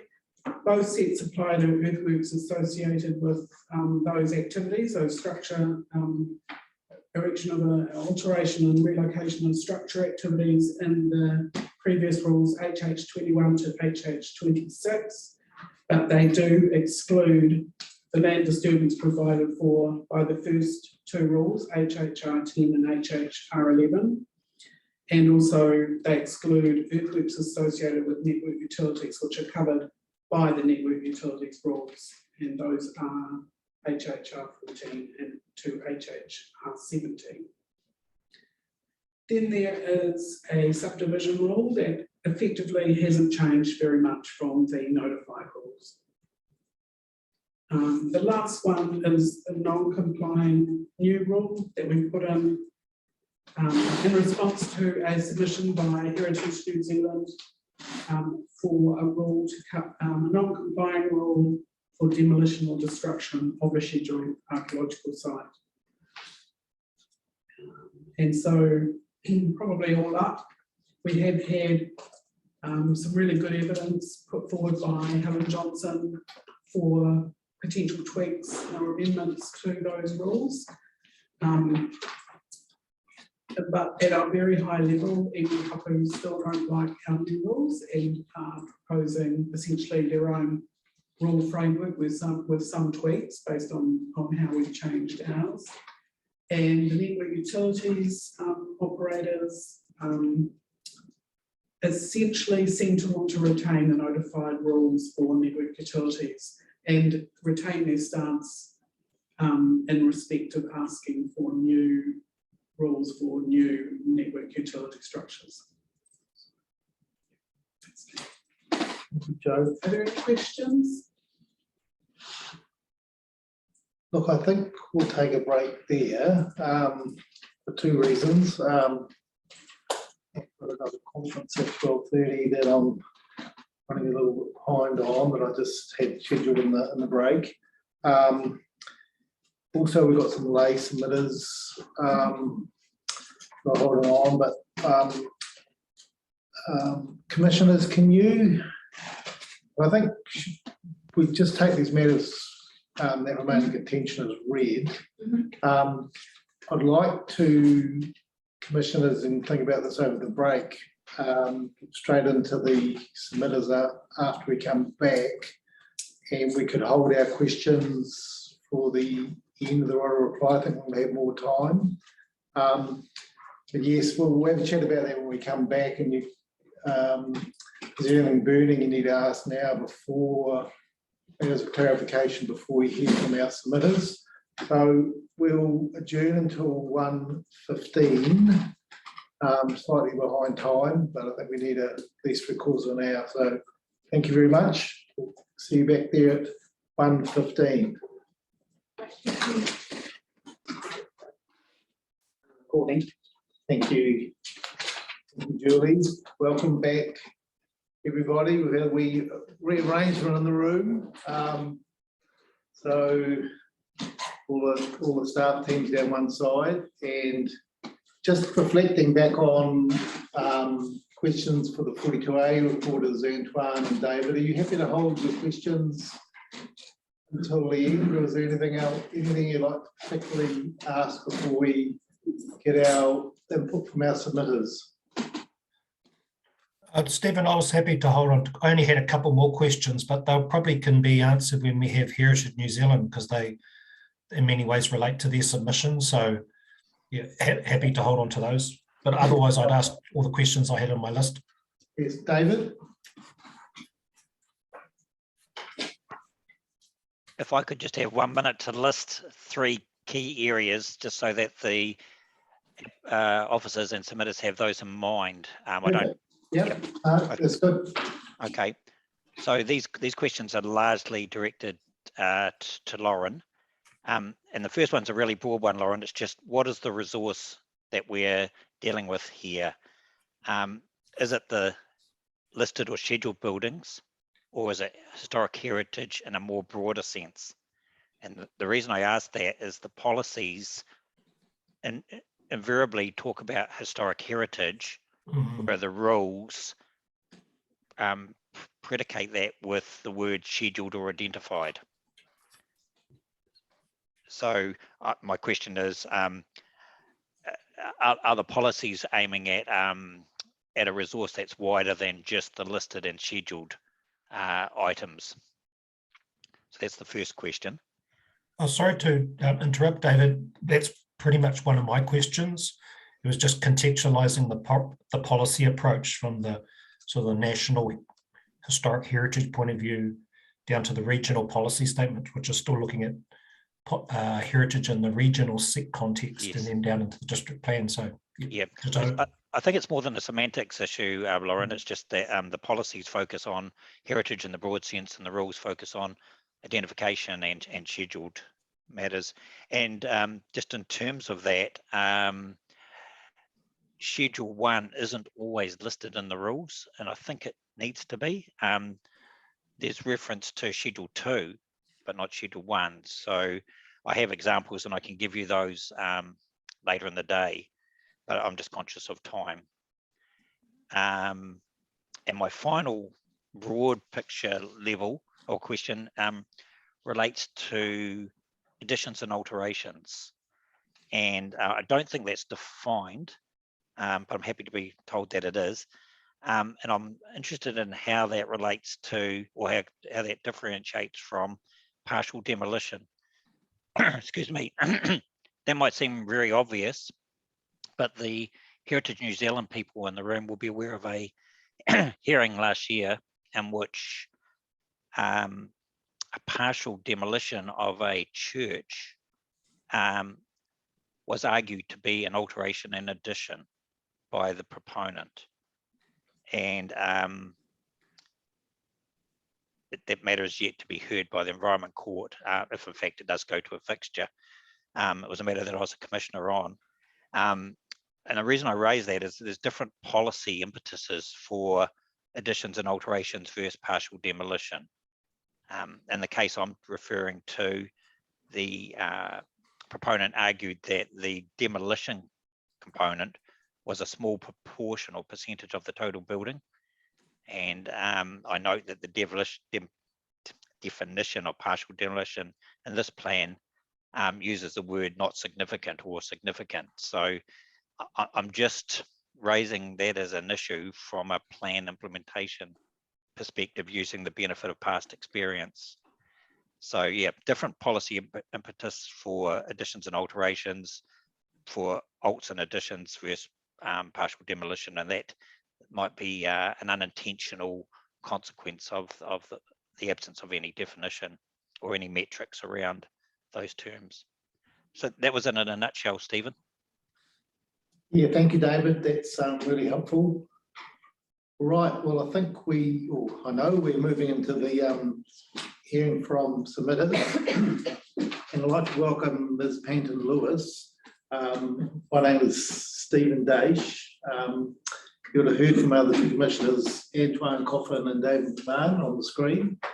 We're a bit unusual having some of us here and some of us on the Zoom, but it's working okay. And the speaker system we have is really clear. So just speak normally and we're here to hear you. And I know you've pre-circulated some submissions. So just go ahead and let us know what you'd like us to consider. Thank you. Thank you very much. Good afternoon to you all. And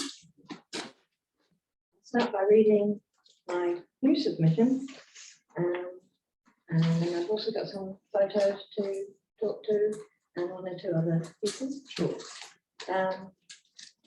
I did put a small submission in October 19, but I was very inexperienced. I didn't really know what the system was, but I went ahead anyway, and then I did actually use one or two of the planners at the time to help me, but it really got worded all wrong. I wanted to change it, but then I found I couldn't change it, so I'm now actually adding this, and I've referred to it in here. Sure. And what I did finally get told, which helped me a lot, was that the trees identified as notable, but they weren't in the current old plan. But however, they've been told notable in the proposed district plan. And because those rules took effect on the day that the proposed plan was notified to the public, which I didn't realise, then those rules became part of the new plan, but from 2019 and not. Yes. And I took ages to get my head around that. Yes, yes. It's, being a pure layman, and yes. But I've got to know quite a bit about notable trees. Yes, good. In the 3 years, yes. 2.5 years that's happened. Heather, I wonder whether we can, I know you've got an attachment, before you, could we actually get a photo on the screen of where the trees are? Because, and also just your house, and you can explain to us what the issues are. And we've got one of these. So you'll see it's, yes. So can you see the screen? Yeah. Can you see the screen there okay? Yeah, I have to put glasses on. Yes. On and off, on and off. Yes. Right. So just on the screen there, just quite explain to us where your property is. Yeah, my property is that one there, yes. Okay, I'm on a cross lease. Yes. There's 2 dwellings which are attached. Yes. And I'm on the rear. Yes. The front dwelling is actually rented out, but I know the owner. Yes. I chose the back block because I do love trees and I love the situation. My other neighbour on the other side, she has a lot of bush. So my outlook is on bush. Yes. But her trees don't overhang my property. Yes. So I don't have any problems with hers. The only real major problem I have is this big kawa. Yes. That crosses my boundary by at least a third of its limbs. Yes. It is huge. Yes. And that is on the property of a church, is that right? Yes. So the building there is a church. Yes. And the building at the side there is the church hall. Yes. So that's used an awful lot more than the church. Okay. It's used as for community groups. Yes. Of all sorts, and it's rented out. And the income they get from the church hall helps the upkeep of both of those buildings. And behind next to our 2 houses, that's a car park. Yes. for the church. Church, okay, and they For come the in church hall. through that gap there between the Yeah, trees? Yes, So there's actually two big Pahutakawa trees yes, that belong to the church. There's the one that overhangs mine, Yes. my property, but there's also another one there, yes. which is a better specimen, I, in my opinion. It's actually a beautiful tree, and I'm happy to leave that there. But the one that overhangs my property is getting very brittle. I end up with loads and loads of debris in my garden from winds and stuff. And I'm very safety aware that one day there'll be bigger Sure. branches falling down. I'm told from an inspection report in 2012 by the arborist at the time that it is supposed to be 15 meters high and 15 meters wide. I haven't measured it myself. Okay. But it is very, very big. It has about, I tried to count it, it has about 16 trunks of its own. Yes. Going up. Understand. So it is huge, and I've got some photos. Okay, well, I'll probably, even from the street, while I'm here the next couple of days, I'll just probably go into the car park and have a look for sure. myself, 'cause I think it's important that we understand Yeah, these things on the ground. yeah. Well, my phone number's at the end of my. Yeah, I'll probably just come into the car park there and just have a wee look. If you'd like me to come for a specific site visit to your property, that can be arranged as for well. sure, yeah. So, Yeah, please do. okay, that's great. So you might like, do you want to read from your script? Is that how you're more comfortable, or do you want to perhaps pick up the key points from each paragraph? Yeah, Talk to us, that would be. I will. All right. I mean, I know it's quite a long script, but I have to say that everything in there is needed to be in there, because the more I found out about what's happened in my journey, the more, I suppose, astounded I've become, both by what the council has not done when they should have done, both I believe morally and legally, and again, in more recent times, what the church hasn't done, and that is morally, maybe not legally. I have spent ages in the last 3 months just trying to locate people, find out who my neighbour is. I mean, Dave Langford, I've spoken up to his level, and he said, you've got to talk to your neighbour, which looks simple, but trying to find the legal neighbour of the church, of that property, is hugely impossible. So which neighbour are we talking about? We're talking about the chairperson of the Taranaki Anglican Trust Board. The church is your being the neighbour. Yeah, the St. Chad's Church are only like lessees. Yes. You know, they don't own the buildings or the land. So I spent 6 months talking to them. Yes. And wasted my time. Okay. Because they don't even realise what their structural, what the legal place is. There's no communication between the trust board and the churches. Okay.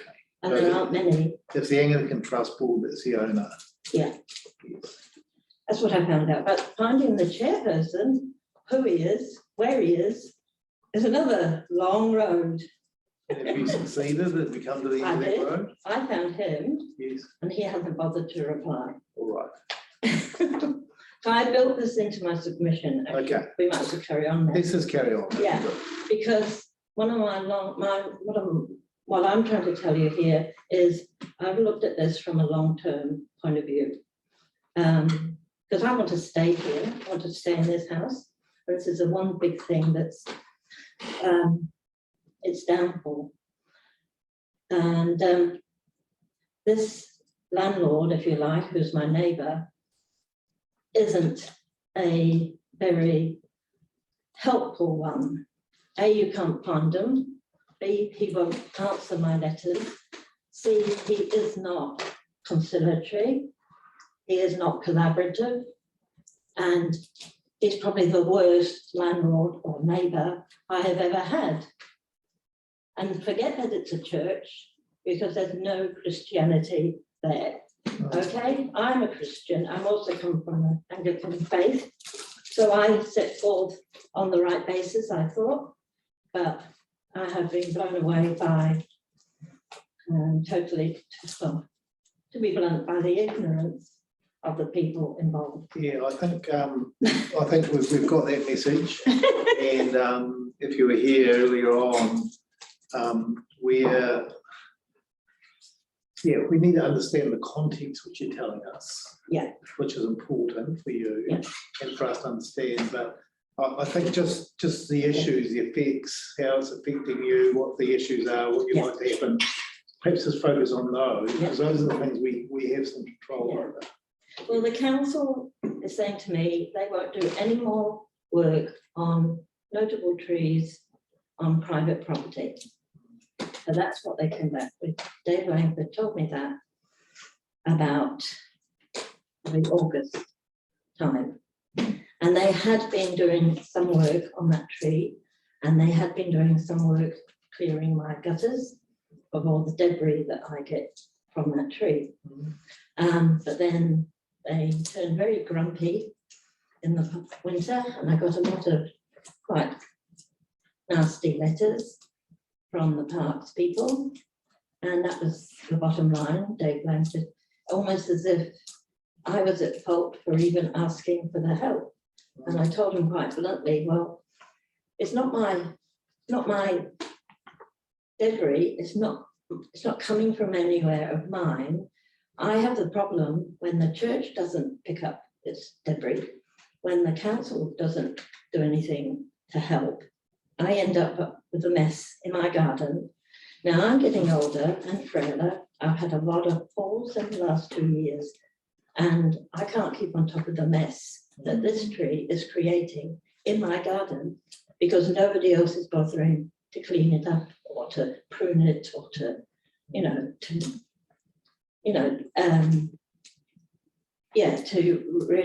restrict the mess that it's making.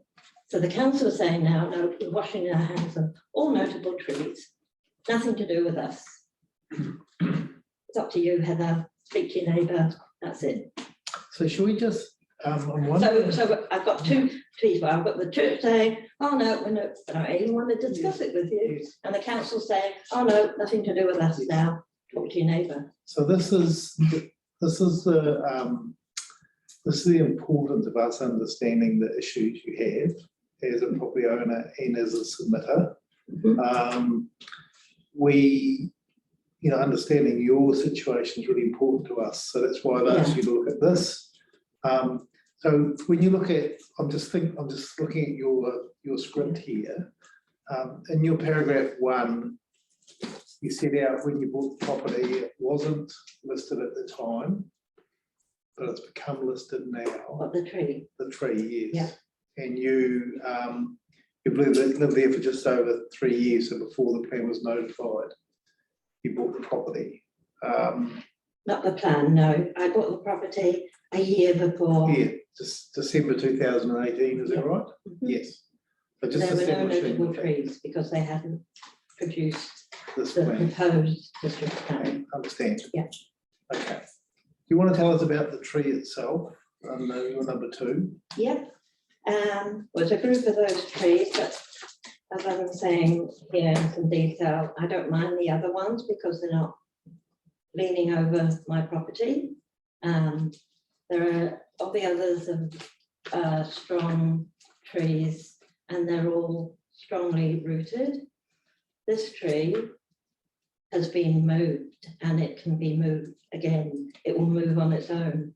The earthworks around it have been messed around when they were developing the site for the 2 houses that were built there. And when you come, I'll show you. is to prop this tree up, there are 6 wooden planks which are made to form a wall. Behind this wall is just earth. And 1 meter back is this dirty, great big tree. And when you have a look at it, you'll wonder how this tree is still standing. And all the church has done is they put bark around it. And I do have a photo actually, but I'll show you that later. I can actually see there's, you know, I walk on my deck, there's another meter and there's my fence. I've got a fence on top of the fence. And so I think that was supposed to, so I didn't notice the tree. And then 1.5 meters, and there's this humongous tree. Now people say, well, didn't you notice it? Well, I was new to Taranaki and new to New Plymouth. I negotiated the purchase with a Sri Lankan family. The wife didn't speak English and they don't take any part in the negotiations. The male, we only met at night time. It was during the winter. He was always at work. So yeah, I guess I didn't notice it, but, and this is where the crunch comes, I guess. It was omitted from my LIM report. There was no mention and no sight of it on any of my plans or descriptions in my LIM report. And so I am taking that very seriously, which I'll go on to. Okay. But I'm more worried now about the actual stability of it. Yes. Having now looked more closely at where it's situated. Yes. I've also seen a recent inclusion in the district plan rules about doing earthworks around notable trees. They talk about a radius of 5 meters. This is only 1.5 meters from my fence. I mean, if we're working now towards saying, well, this is what it should be. So this is what it should have been even 3 years ago when they put my house down there. When they built, you know, my house was being built and the plot was being put together by the developer. Yes. Or who gave the okay to put my fence up 1.5 meters? It's actually 1.35 meters from this humongous tree. So sounds to me either this is a timing issue. Before you bought your house, it wasn't listed as a notable tree, so it wouldn't have been on a limb necessarily. Is it a timing issue? And then when you're saying that there's some earthworks around this tree when your house was built, that's what I'm hearing. There shouldn't have been, no, because the actual plot was owned by the council previously. Yes. And there was a building on there. Right. So what I'm saying is it was already a safety risk. And that building was a community hall that was already used by different community groups. So there was the previous use. Yeah, it was actually main user, I think, was the karate club. Yeah. Which now uses the other hall. Okay. Well, I will come and have a look and we can arrange that. So yeah, in the description on my land plan, in my LIM report, it describes what's on the other borders, and then they've just left that border, that boundary rather, blank. okay, so you've got a concern about the LIM report.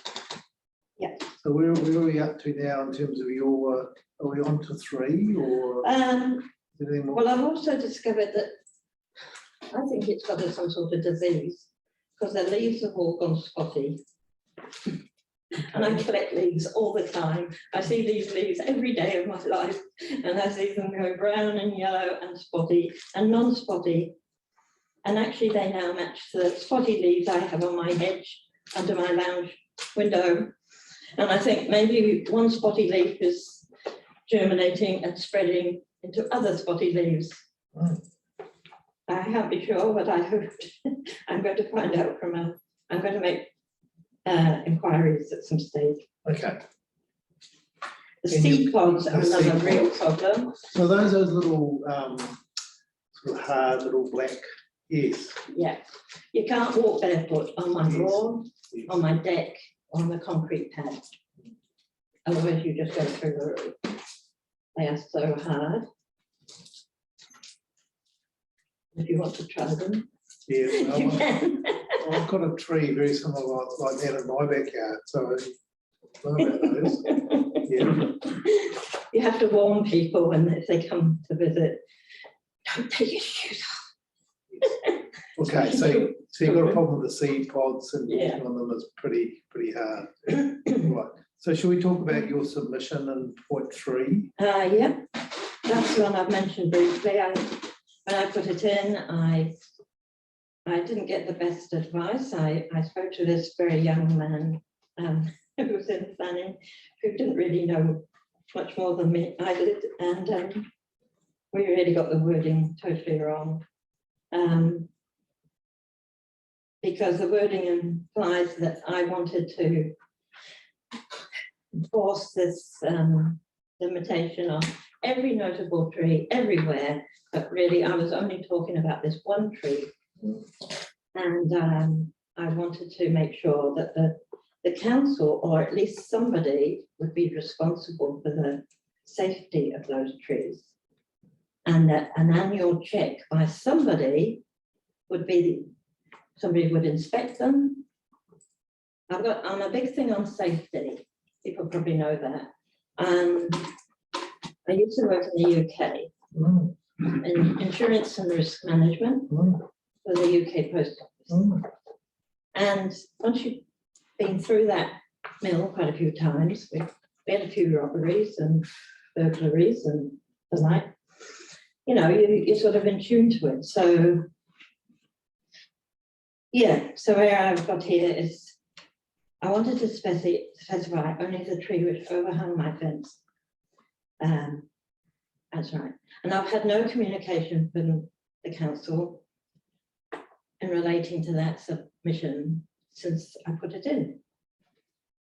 I did not expect the council to take on the work if they could devolve it to a property owner. So there was an assumption that the council would do it, but I never said that. But leading on, I mean, if they're going to just put the onus onto the property owner for all notable trees, it begs the question, who's going to undertake the pruning? Who will instruct them? Who's going to insist on safety and risk being contained? Someone has to be responsible for the safety, especially in a churchyard. Many community groups use the hall, sometimes several times a week, and all ages from 3 to 83. Because now we're saying, council saying to me, no, it's the churches. And I'm thinking, well, that's even worse scenario than having the council looking after them, because the church can't afford it. And we've got little children going twice a week. They've got music and movement and toiletry and stuff. We've got several, well, we have got a lot of elderly ladies going to their groups, you know. What does it take? You know, somebody to be hit on the head and then everybody saying, oh dear, whose problem is that? Yes. You know what I mean? It's yes. I found it difficult coming back to New Zealand to live, because we do have this, oh, she'll be all right, it'll be all right attitude. Yes. And we're slowly getting better, but I see dangers where others don't, I guess, especially where children. Because your risk background. Hmm? Because you're a risk background, Yeah. background in your training. Yeah. Yes. What I understand is that each of these trees is assessed by an expert arborist, and just to check if it's sound. And I'm pretty sure that. How often? Perhaps Mr. Pace, do you know this tree? Yeah. Yes. Mr. Pace, he's a council arborist. Now then, I've never met you. I think I've emailed you. Yeah, no, I've been under the tree with you. Yes. But how often do you think it? Well, you can only ask questions through me. Oh, So sorry, it's just. How often does it get checked? Well, I think, Mr. Pace, you can tell us what the general monitoring of these trees are that are on the schedule. Yeah, so under the rules through the district plans, we aim to do it every 2 years to do a visual inspection. Yes. On each notable tree. Yes. So these ones, they were originally, well, the previous parks arborist done the first assessment on them, which is where this has come up to now. So sure. Since then, since the proposal has gone through, we've assessed it, or even before we assessed the tree, and we have done some work in it. So we come back periodically and just assess it. Well, so every 2 years, the council arborist will come and check on its soundness. So I beg to differ because Julie and I had this conversation and she told me the last inspection report she could find for me was 2012. There might be some more information. The beauty of this process, Heather, is that we've got key people here to ask some questions maybe, or to go and check on some things. Well, so that's part of the communication breakdown that's happened this past year, is that I tried to speak to some of these people and find out what was happening, and there was nothing forthcoming. It was like a solid wall, just. Okay. Well, perhaps at the start, we could get some information about when the last maybe couple of surveys were done. Some information about that. It would be good. For most of the inspections, there's not a formal form unless somebody specifically requests for an independent report, because we don't write the reports on a notable tree. So to keep the clarity, we'll go to an external. So how I talked earlier about the council approved contractors, we'd get them to write a specific report if it was requested. Yes. With our inspection, we'll do a visual, sort of ground-based visual inspection. If there's some immediate danger or hazards, we'll address it from there. Previously was with our internal arborist team. We don't have an arborist team at the moment, so we contract that out through our council approved contractors for work. So if there's something major, then it'll all be documented. But if it's a claim, yes. So your working assumption then is that this has been visually checked recently. Yeah. So you've looked at it yourself. Yeah, I've been up there myself. Yes. We've had other arborist companies have looked at it. They haven't done a report, but they have looked at it in the last year. Yes. And we've done tree work on it in 2020. I've got photos over the last few years of when I've gone up and checked the tree and taken photos of it. Yes. So Can I say they have never asked for input all those times. Okay. They have never come onto my property to see it from that side of the tree from my property. They are not conscious of my fence. These 6 planks of wood that are holding up the root ball of this Pahutakawa tree. Yes. They don't know that because you can't see it from the other side. One thing I forgot to tell you, there is a difference in levels between the church site and my site. Is yours lower? Sorry? Is your site lower? Yeah, it is by these 6 planks. Okay. So I'm down here, the church is down there, and this root ball is in the middle. So it's in free fall. Oh, right. Well, look, I think I just think, sorry, can I just say one thing? I think these arborists, if they're going to do anything, why aren't they talking to the people that live on the boundary? You know, this tree is next to a dwelling. It's not just a building, it's a dwelling. I live there. I understand this. I'm on New Zealand super. Understand. I have got to keep myself safe. Yes. ACC have put me on a blacklist for all the falls I have had.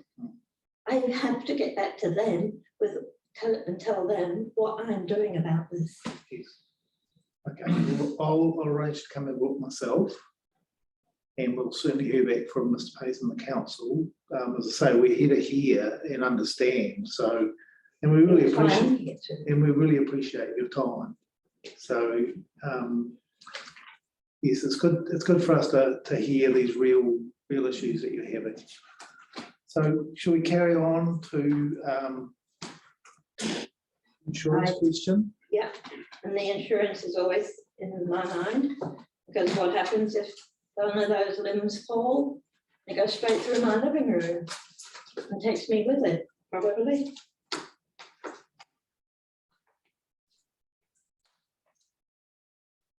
See, nobody thinks about that. I haven't dared even bring it up with my insurer, because I can just imagine what they're going to say, and they'll go and triple my insurance premium. I can't afford that. And the council isn't bothered, and the church certainly isn't bothered. And at the moment, you know, I'm regretting what I've bought. Understand.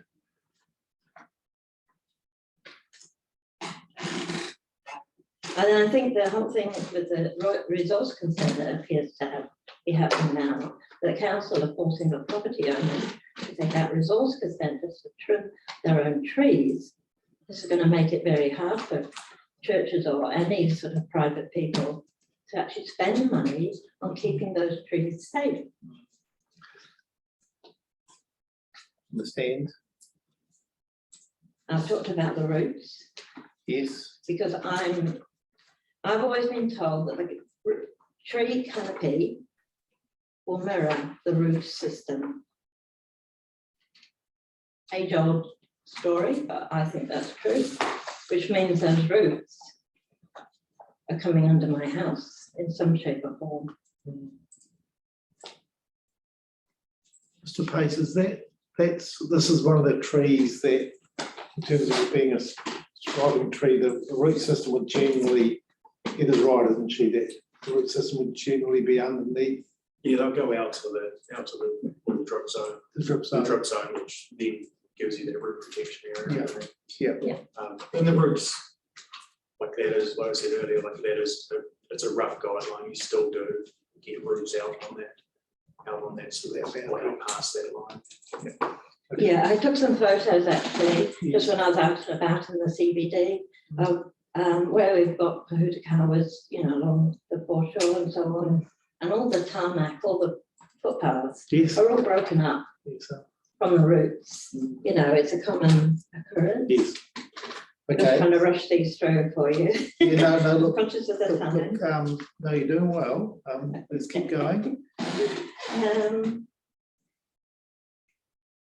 Yeah, that's right. And I got from this 2012 inspection report, which is why it is so important to record these things. And it was reported that it was 15 meters high, 15 meters wide. I'm not quite sure about that. 7 meters girth. Not quite sure about that either. Equaling a stature of 45 meters squared. I believe that to be huge in anyone's book. But there were no dwellings next to this tree at the time these measurements were taken.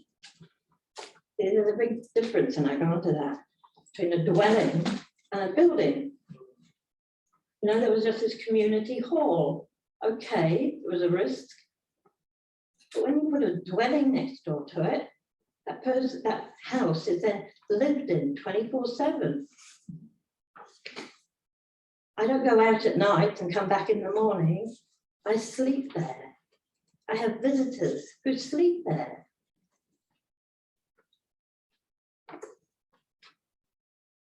I think I've covered 6 about the earthworks and the rules that are drawn up. Yes. The radius of 15 meters.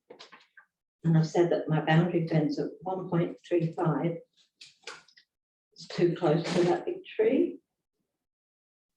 Which also means that the land plans that I got in my LIM report do not bear accuracy, because because I've actually gone round and actually physically measured. So it might say the deck is 1.44 clear, but it's actually 1.35 meters clear of the fence.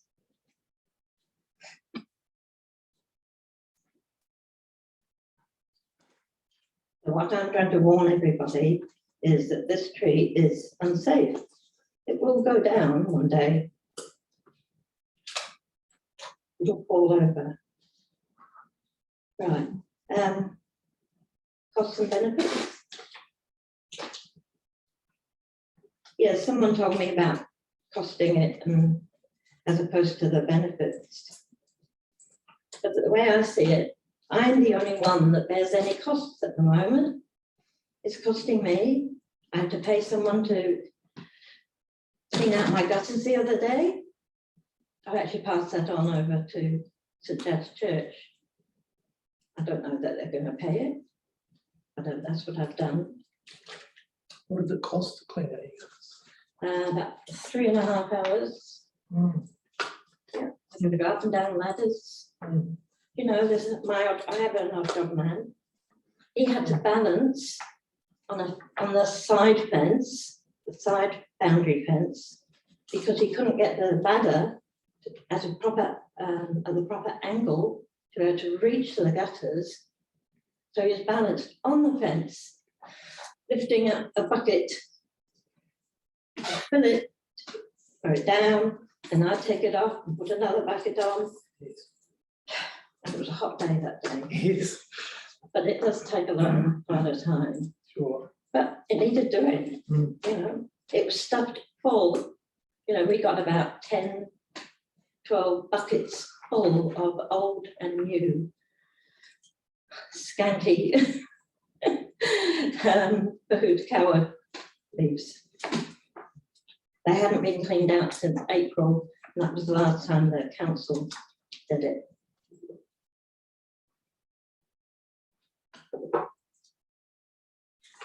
Okay, so that's. So what I'm saying here is, well, You feel you're the one bearing the cost. the brunt, yeah, the church doesn't, because they just put bark around it, and it's not on their path. It's just another tree. And I'm saying also that, I mean, I'm getting additional stress. You know, I get big stress with this tree. I can't forget about this tree, it's there.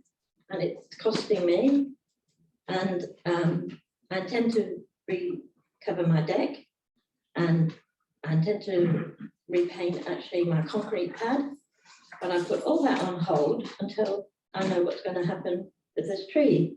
Otherwise I'll do that and then they'll all be messed up again and I'll have to redo it again, you know, and I've got to do that myself. Well, with this handyman, I can do it a bit cheaper, but I haven't got family in the North Island. I haven't got anybody I can call on. It's just the way it is. All my family, I left in the UK and I came back. Did you have anyone check the property when you bought it, Heather, in terms of these sorts of issues? It was 2 years old when I bought it. It was a new property. So you wouldn't have needed a building person because it was so new. Well, that is partly why what I thought. I did take it up with my lawyer, and she did persuade me otherwise. We were using 2 lawyers at the same practice, and I wasn't that easy. I have actually gone back to the practice. She isn't there any longer, and I have actually opened up the subject with them, and I've just left it at the moment because I wanted to see how this transpired. But I've got a master builder's guarantee, which I paid for. We transferred that. I've done all that before. I've owned many houses on my own and when I was married. I mean, in England and Australia and here. I thought I had a good LIM report that would tell me of any major issues. I thought she would tell me of any major issues. But I'm wondering now whether I don't think she was from here either, because she's actually left that practice. But when you bought it, the tree was obviously there. Has it changed? Has it changed? Since you were called? I personally believe it's drying out. It's getting older. It doesn't have as many leaves. There's more branches coming down. Anything that comes down, you can snap. I mean, I'm not strong, but you can snap it. It's all dry and brittle. This is what makes me more concerned that it won't last that long. That makes me compare it to the old Kahutakawa tree, and I watched the blossom come out on both. We have hardly had blossom on this particular one this year. I haven't even noticed it come out, and I didn't notice it fall. You know, and that when you see it every day, every hour of every day, you notice it. Okay, so are we on to trees? You're number 8. Where are we? Oh, just finishing off number 7. You know, yeah, why should I insure it when it's the damage it causes on my property, but it's not my tree. See, I have no recourse of this tree. I can't touch it. I can't make anybody do anything to it. I can't go back to the council now. I'm stuck with a tree that's not my tree, but it just makes, you know, so much mess. And it threatens what I see as my life, my easy life, my retirement life, every day that I'm awake. And I can't get away from it, because I know that if I try and sell, that is going to be the one thing that is going to crop up. And with all these changes happening in the district plan, that's what a lawyer is going to find. I can't be blind to that, because I would do that. Right, we understand that. Thank you.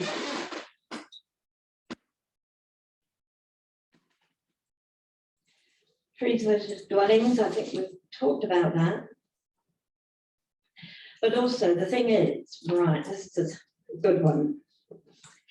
The council, when they sold that land to the developer for as much money as they got, they missed the opportunity to look after that tree. They could have done it in so many different ways, but they sold it to the developer in about late 2014. Now, this developer actually built these houses in Cambridge and transported them to this plot, which is no problem, and I think it's a great way to go. For things like Kiwi Build, I don't know why they don't do it.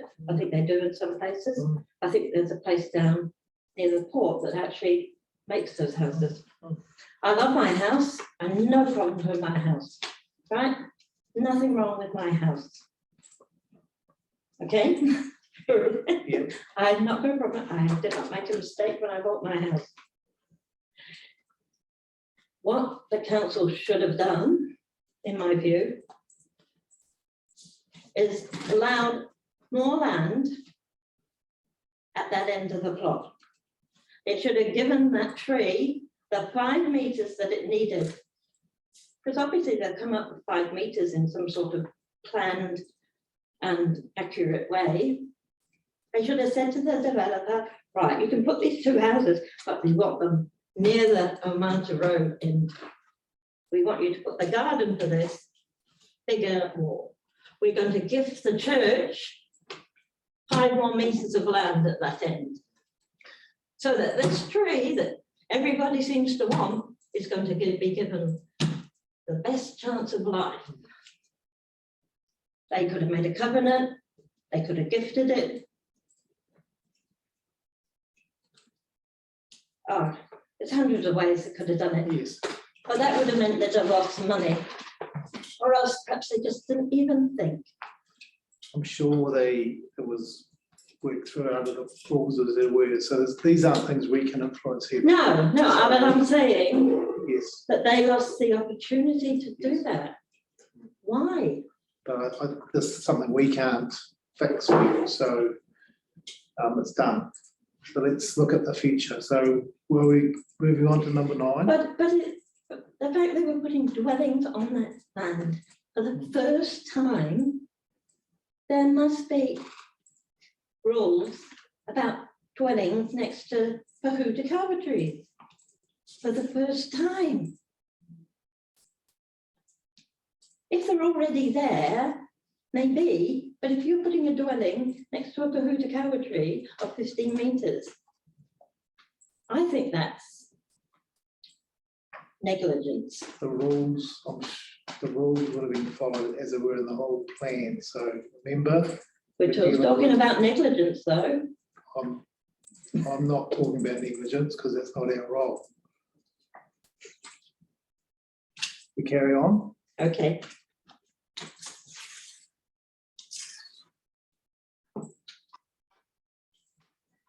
Well, I put here, it is therefore a problem of the council's own making.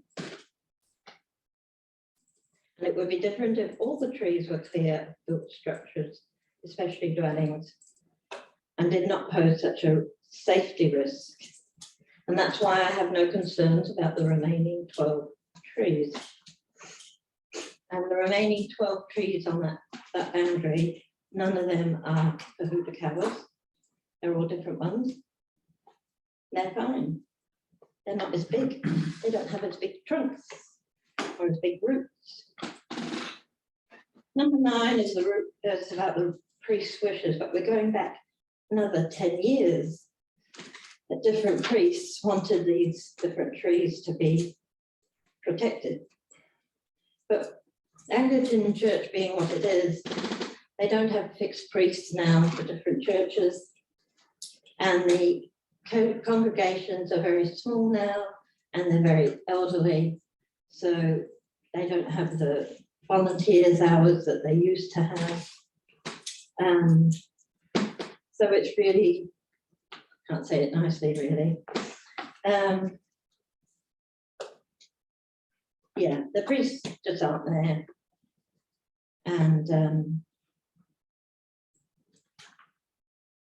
And again, I thought, well, the council's failure to take the opportunity to protect all the trees before selling the land for housing development has therefore contributed to the problem. Because I think sometimes it comes back to this selling the land for housing versus other ways of using the land. So you wouldn't have me saying, I don't like this tree, if that tree had the 5 meters or it had sufficient land that it needed. Because the Pohutukawa on the other side of the car park, that's got plenty of land. I think we're starting to get Okay. a fair bit of repetition. Right. And I am thinking Okay. about the time. So Right. shall we look Quickly. towards wrapping up? Yes. Okay, can I quickly say, I have been in touch with the council's sustainable design advisor. Yes. Who did a home assessment. And I did pick his brains about this. And this tree is doing what I thought it was doing and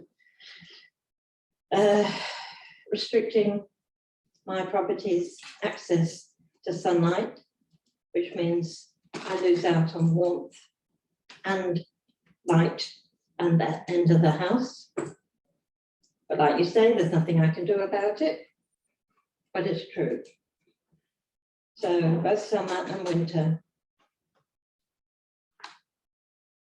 And on a limited income, that's hard.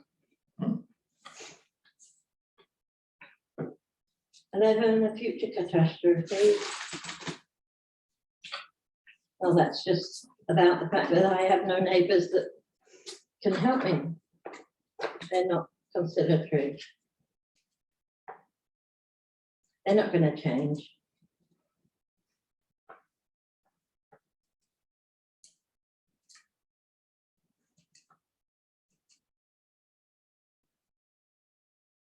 If the tree falls down, does not affect anybody else. but it crushes my home, plus me, who happen to be in the way. So I'm asking the commissioners to reflect on my plight sympathetically. Due to the fact that I'm 65, dependent on New Zealand Super for my retirement funding. This is my one and only asset. Therefore, if I need to go to a retirement village at some time, I need to preserve the equity I have in my house and property. If it's damaged in any way, I could lose out and my future would look very uncertain and precarious. I suggest that the remaining 12 trees in the group continue as proposed. But the relief that I seek is that the proposed notable tree on this northeastern boundary with St Chad's overhangs my property by at least a third of its limbs, branches, leaves and other debris be removed in its entirety, including its root systems as far as possible, by properly trained arborists skilled in this type of work. The amount of work is considerable, I accept, and will need careful planning plus input from myself to ensure my house and backyard and fencing is protected. Who should pay for this work, I hear you say? I believe the cost should lie with the council as opposed to the church. The reasons for this are inaccurate and illegal limb report. I paid for a limb report before I settled for my house, as I did for any other house I bought. It was April 2018, which was 8 months before I actually moved in. This was due to another slow sale and a couple of other things. In my limb report, there was no mention of any tall trees on any of my boundaries. There was no mention of trees on the northeastern boundary that I share with St Chad's. In fact, there was no mention of any vegetation or bushes or small trees along that boundary. And I found out recently when I saw a poster on the wall in the council's foyer that a limb report is a law-abiding document. Given the situation we're now in, I would have thought extremely prudent for the council to ensure that the mention of a 15-metre high and 15-metre wide Pohutukawa tree hanging over the fence into someone else's property is worth not only being noted in the limb, but legally had to be on the front page as a forewarning to any potential purchasers of the property for the life of the tree. I would also expect there to be a mention of the fact that the council had owned the site for however many years it was before passing on to the developer and informed who had demolished the community hall. I relied on my lawyer very much because I was new to the region. She did not mention the blank boundary between me and St Chad's. However, she did not know the churchyard either. There is an assumption that the local authority staff will be skilled enough and have the integrity required to be able to produce each limb report the same high standard each and every time they are needed. I'm extremely disappointed that all of these trees were omitted from my limb, and I do not think that is right or legal. I would like to invite anyone or all the commissioners to visit my home and my garden, where I'm happy to show you how close this tree is to my property. I've included some photos so you can see what I've been talking about. And if you have questions, please ring me. My number is below. Very much. Just really seeing whether you have any questions, Commissioner Coffin. But I'm not sure if Ms. Benton Lewis can answer them, but because I'm looking at the aerial photograph and I've made an assumption that the dwelling which she has the cross lease for was built. There was a community hall there, and then this house has been built there since that time. It's not a conversion of a community hall. I'm making that assumption. No, it was the community hall was raised, but I don't know who did that. And then the developer bought the site, yes, and got it ready for these 2 transportable homes that were brought in, and he did made the services and utilities on the site ready for the new homes. Okay, so that's the assumption I've made, that the developers built or brought the building to the site, and that was done, and the tree's been existing on the adjacent site since that time. Yes. So the property developers brought the dwellings to the site, developed the site, then on-sold them, and then the next owner has then sold to yourself. So you're like the second owner of the property? Yeah. Okay. But it's the earthworks of the tree, I don't believe have ever been inspected. Okay. Because it's actually nearly a metre above the site of the tree, the site of my house. There's a metre difference, and that's now been boarded up just with these wooden planks. So I don't know who would be responsible for checking that, whether that would come under a building inspector or whether that would be a planning issue. Yeah, I'm not sure. So what I was really just wanting to know is that the developer came in and prepared the site, built the dwellings, and then they were sold, and you're the second owner of the property. So that's just clarified that for me. Thank you. Mr. Chair, I'd appreciate it if you're available to go and do a site visit and just provide us perhaps some photos from each side. That would be really helpful for the context. Thank you. Yes, I didn't have any other. I'll arrange it with Heather and Julie. Yes, and I'll report back, obviously, to the other commissioners, and certainly I know the staff will be reflecting on this, and we'll hear from them the end of tomorrow too, with any advice they might have for us as well. So I think the combination of me having a look, Mr. Pace in particular has been listening carefully, and we'll be able to advise us tomorrow as well. So look, I think that's great. Yeah, we've put some photos. We've put some photos on. I don't know how there are some photos there, but I think I'll take my own and circulate those. Okay. Yes. Well, But you've given us some photos as well. Yeah. Yes. Yeah. Can I just say, now I've read, I can say it, how upset I am over this whole thing.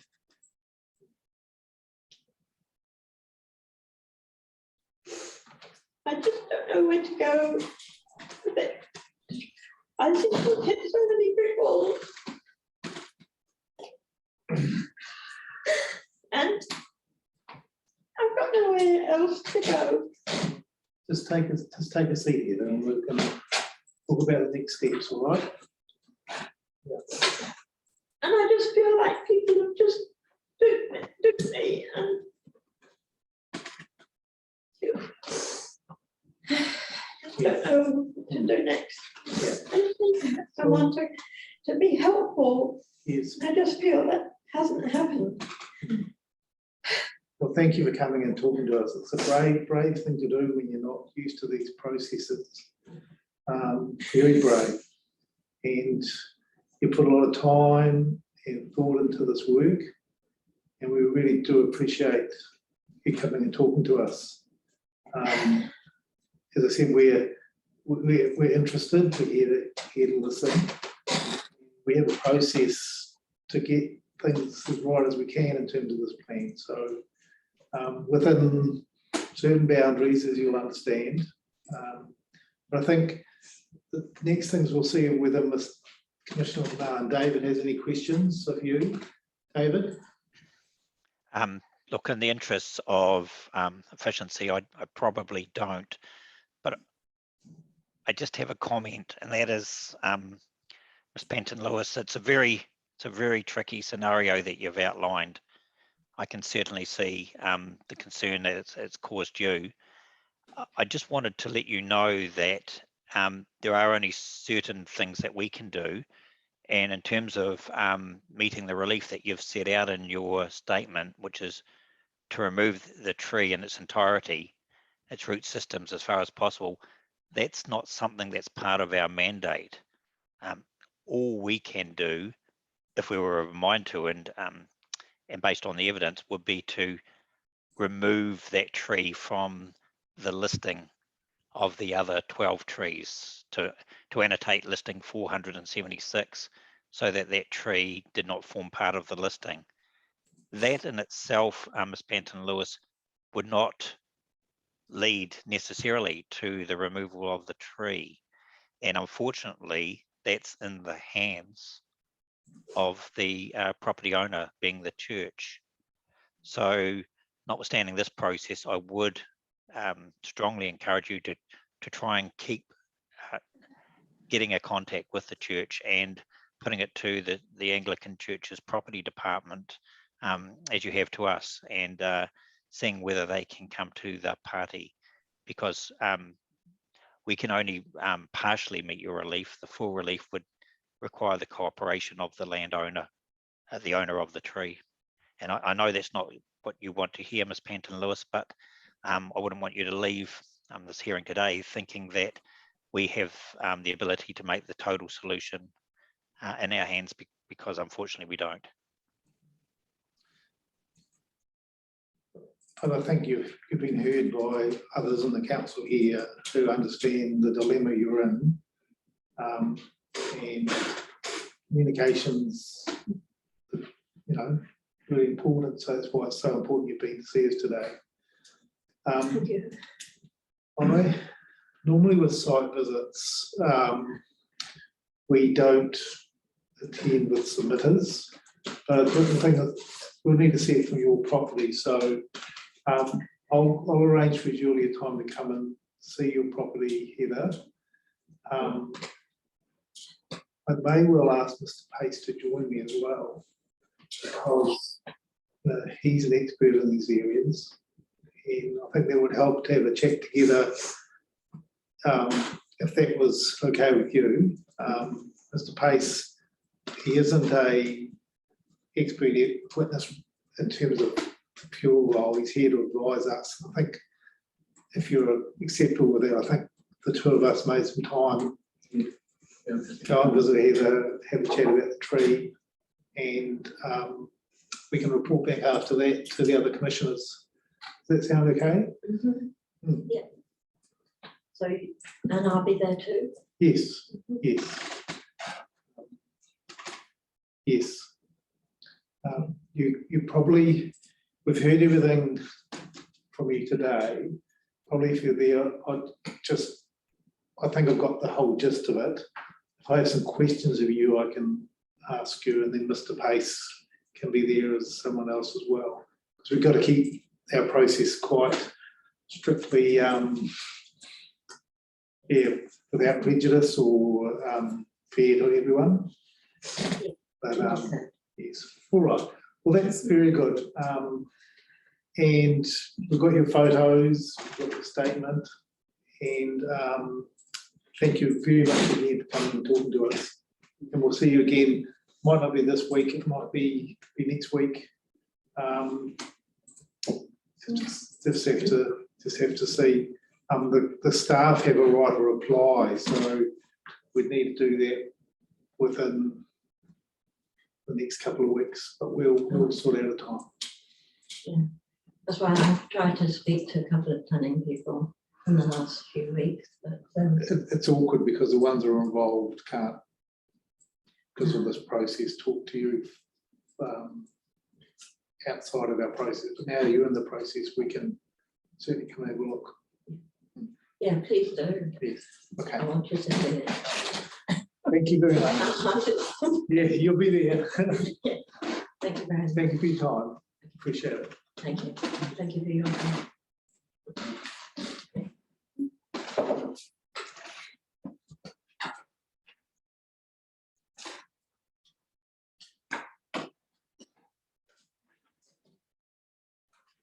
While Heather gets organised, the next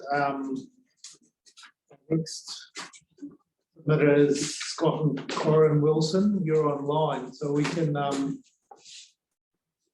move to you now, if that's okay. Certainly. Just wait. Good afternoon, commissioners and attendees. We're here to represent the Christian Science Church, which is located between the warehouse and the TSB in Courtney Street. Corinne and I here have been active members with the New Plymouth Church over the past 40 years, and between us, we currently hold a number of key positions there. Thank you. Scott, I'll just pause. I'll ask Christine to bring up the image on the screen so we can all see that while you talk to us. Sure. Okay. So she'll find this shortly.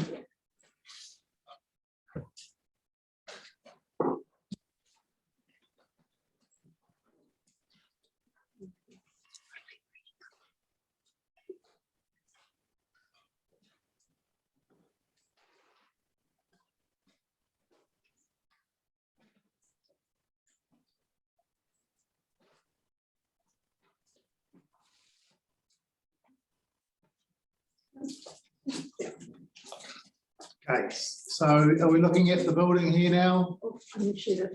Sorry. It's just going to come up on the screen in a moment. Okay.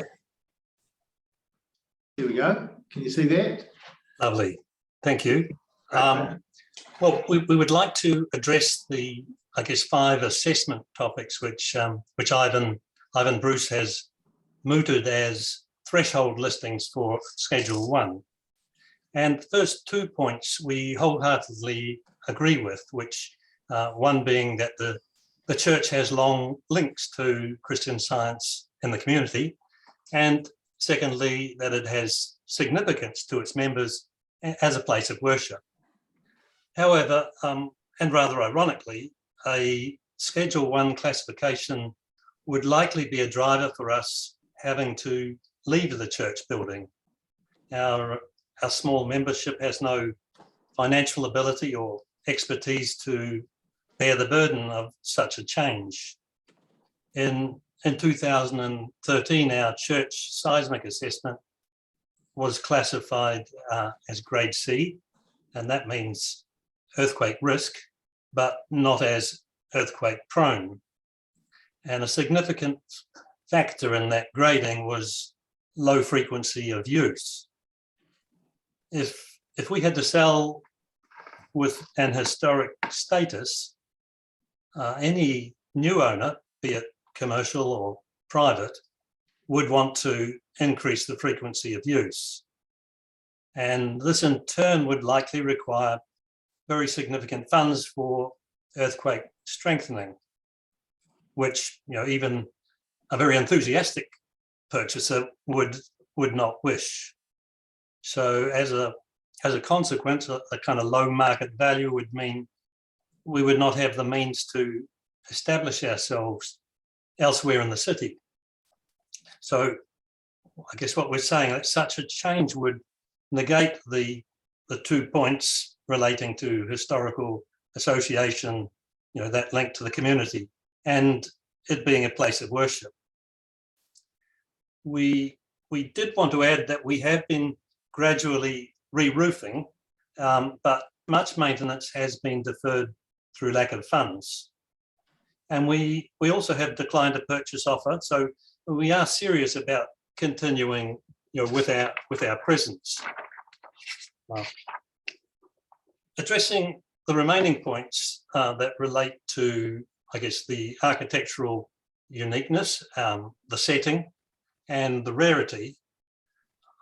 Firstly, the original character of our building is greatly diminished, both inside and out.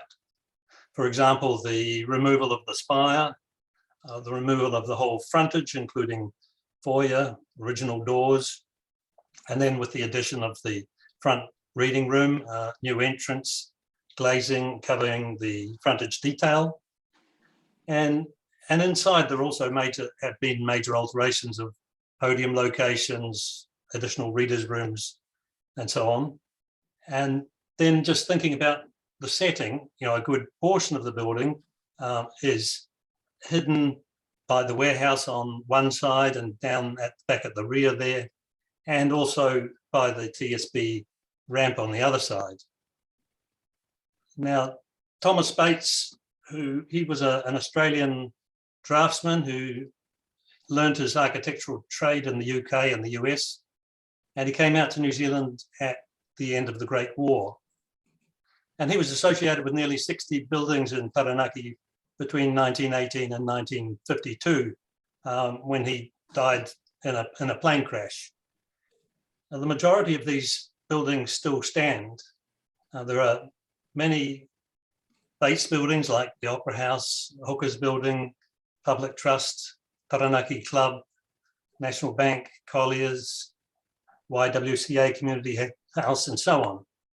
And these are, I guess, significantly more memorable than ours. So compared to most other Bates buildings within the city, our building is, particularly plain and with reduced and minimal architectural features. So I guess in essence, what we're saying is that we feel that ruling our church as Schedule 1 will lead to breaking the historical connection with the city, and that there are many more memorable Bates buildings within the city that still retain their architectural character, worthy of a Schedule 1.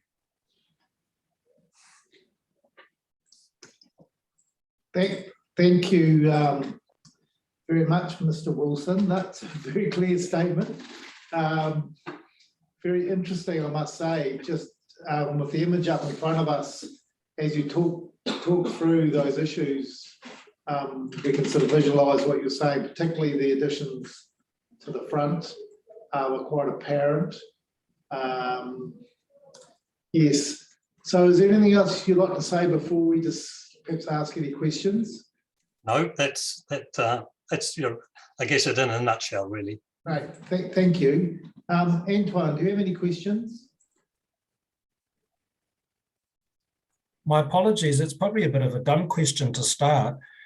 I was trying to find it on the schedule and it didn't seem really apparent to me, unless it's got a different name to the First Church of Christ Scientist. I think it's under not 81. I think you might have it under 79, or would that? It may say Christian Science Church. Yes. I think staff, this isn't on your schedule. This has been requested, I think. Is that right? Yes, it's requested. This is a requested addition, Antoine. Correct. Oh, okay. Yeah. Sorry, that's my my fault. I was looking for it and I couldn't find it. Right. Okay. Understand. Okay. Actually, most of my questions were actually before this, and I read your notes, was just about the context, but that picture actually answers all my questions, I think, about what is it next to, what's the nature of the facade on it, which I can see really clearly, and that makes sense from the submission that you've provided to us. So I didn't have any specific questions, I'm afraid, but they've been answered adequately at this stage. Thank you. Okay, thank you. David?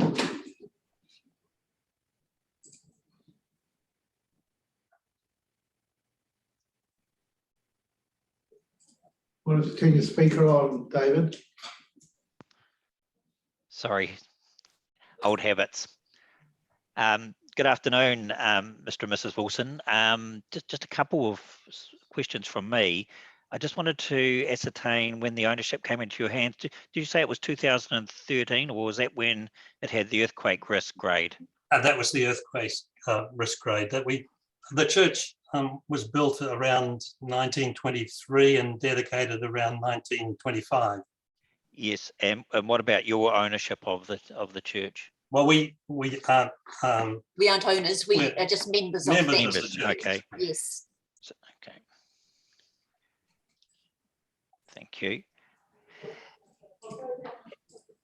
And as I understand your argument, you're saying that of the 5 assessment topics that form the basis for a listing, the first 2, which relate to its earthquake risk and its frequency of use would dissipate if the church moved out and an activity that involved more frequent use was the replacement activity. Is that what you're saying?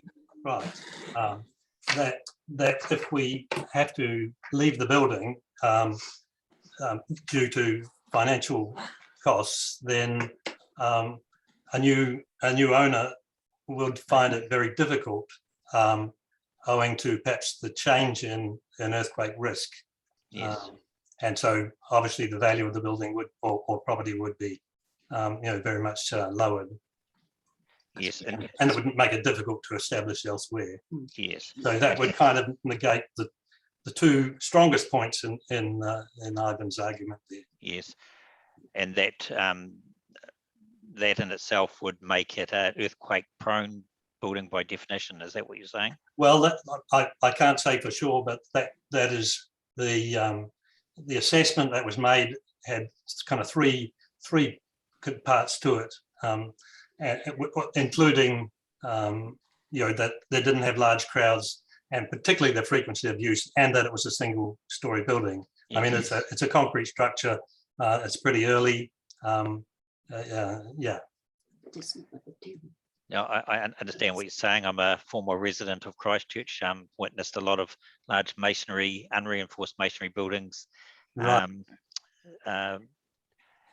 Ceased to exist in 2011. So yes, I understand that. Yeah. I'm keen to view the property when I'm next in New Plymouth and when the red setting allows that. So I would appreciate that. Yes, Thank you. That's all from me, Stephen.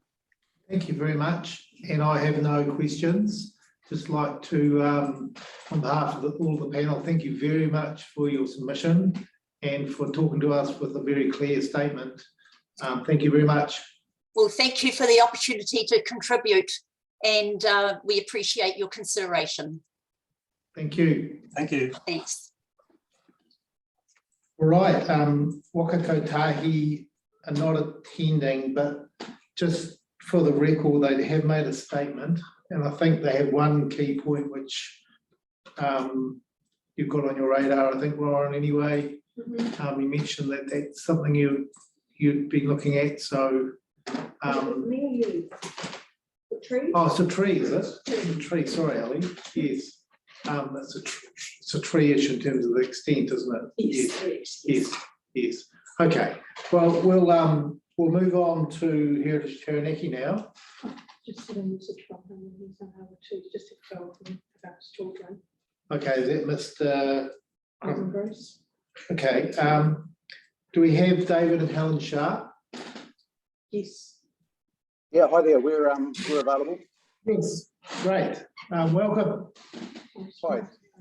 Yes, I think Christine's saying that you've got some photos to show us or a PowerPoint. Is that right?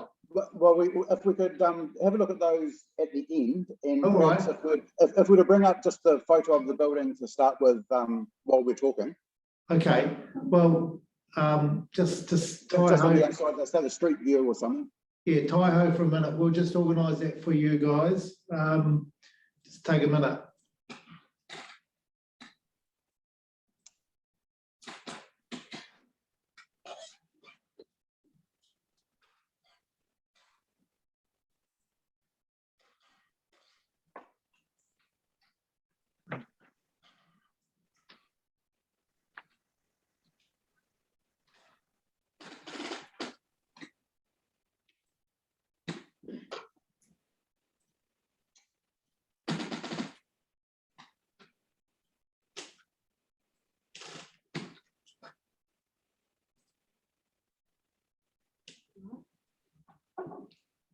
Is this so yes, so this is the dairy.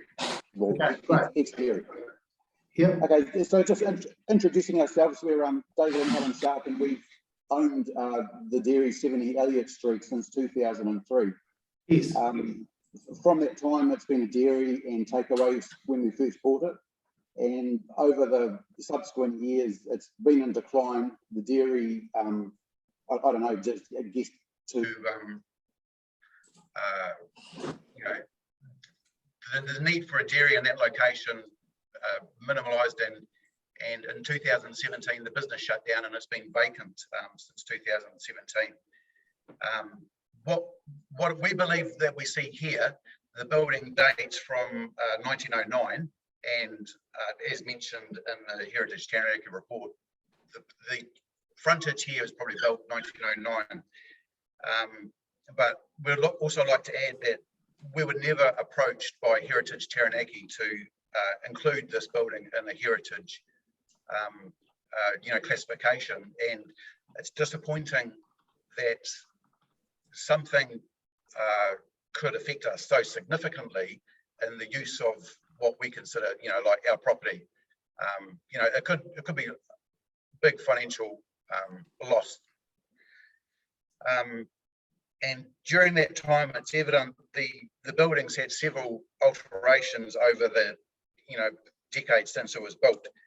In the back of the building, which we will see later in the PowerPoint presentation, there's been alterations made and built over existing areas of the building. Internally, doors have been blocked off, and so the rear porch has been built over as well. None of the original features of the dairy itself, which we see in the corner is the blue area,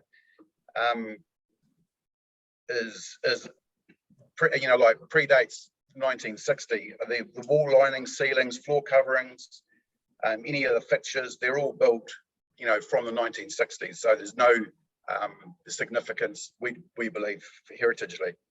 And unfortunately, the building in the decades has successfully, declined in maintenance. What we see here in the front of the building, above what the blue area, there was a veranda, and that fell down during Cyclone Gita. When I say fell down, it moved, and it got to a point where it was a safety risk to the public, so we removed it immediately. From the removal, we had engineers do a report to replace the veranda for insurance purposes, and the quote to just replace the veranda came out to $80,000. Due to having to be built to the current building codes. Previously, what was there was substandard. There was nothing internally attached to the building, and it was only basically nailed onto the edge with 2 or 3 metal stays. Later in 2018, we had cost estimates done to actually renovate the building and use it for what was going to be a corner shop, and we were going to turn it into an Airbnb style building with 2 bedrooms. The quotes to do that came out $500,000, and considering today's inflation and building supplies constraints, there'll be well in excess of that amount of money needed to be spent on it to get up to a habitable standard. And since that quote was done, we've also discovered asbestos in the building, which is probably part and parcel of the building the era. And we've had quotes done to remove the asbestos, and that's coming out at $50,000.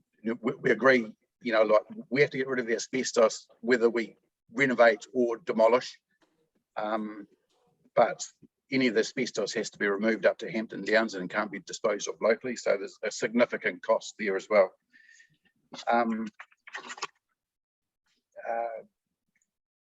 We're not really in a financial position to be able to renovate the building to the standard heritage, say Taranaki or would be expecting. And we just can't see the justification in spending several $100,000 on a building that at the end of the day will still be 110 years old. Any consideration for maintaining heritage status must be commercially viable. And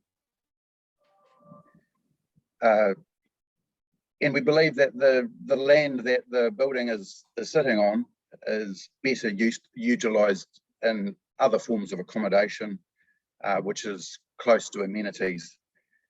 And this probably aligns with New Plymouth District Council's plan for better use of land, and supports Kāinga Ora's opposition as well to make 70 Elliott Street heritage listed.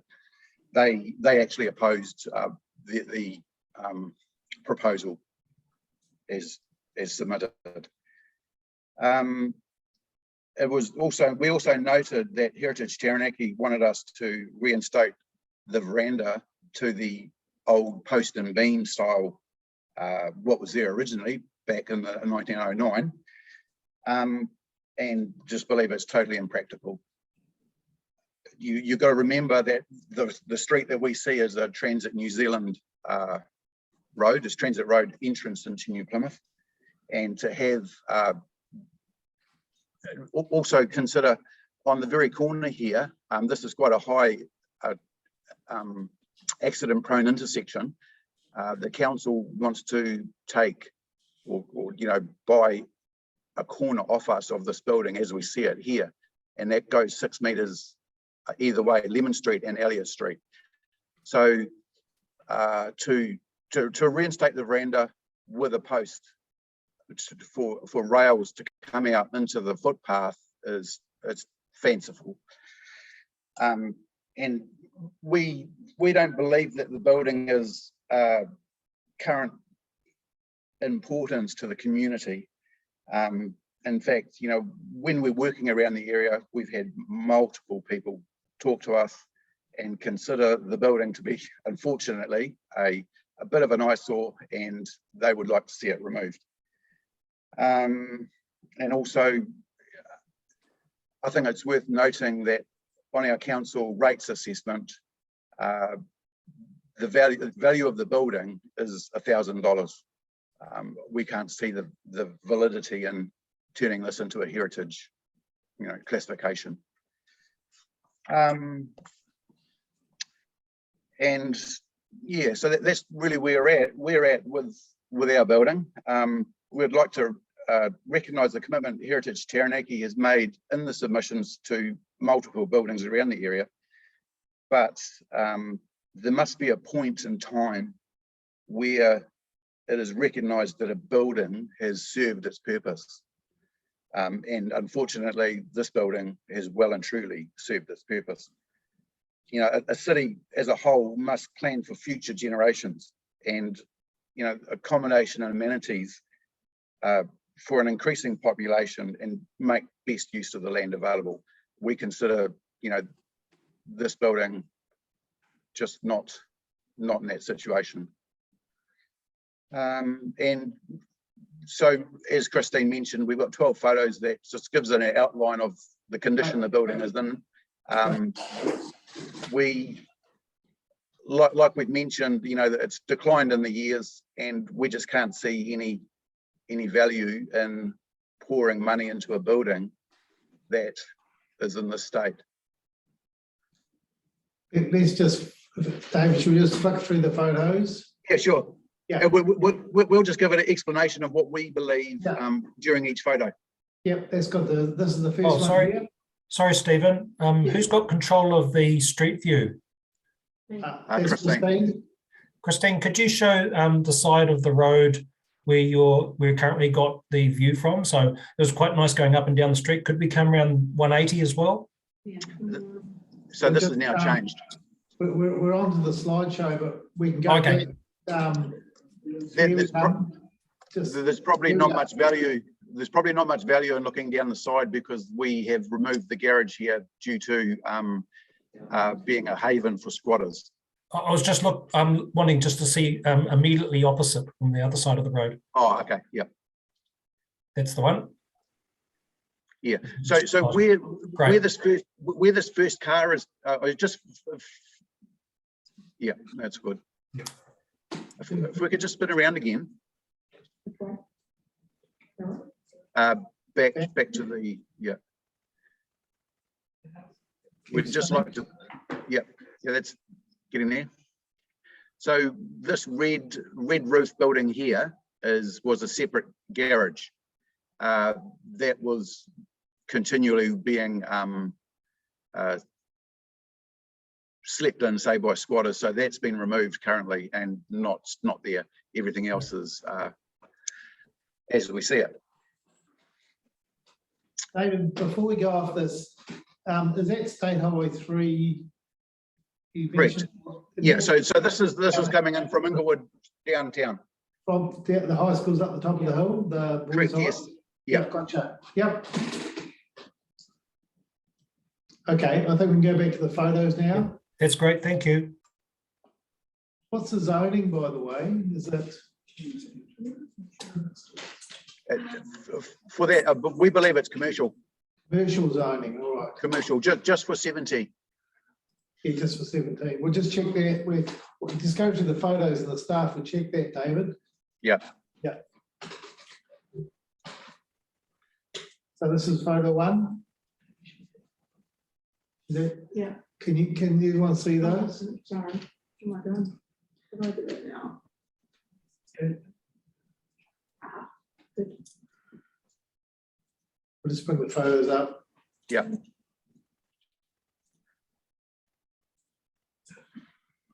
Oh no, so if we go to the photo 1, which is the top one, that's number 3, yeah.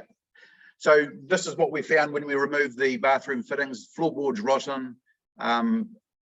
Like I said, it's been decades of neglect.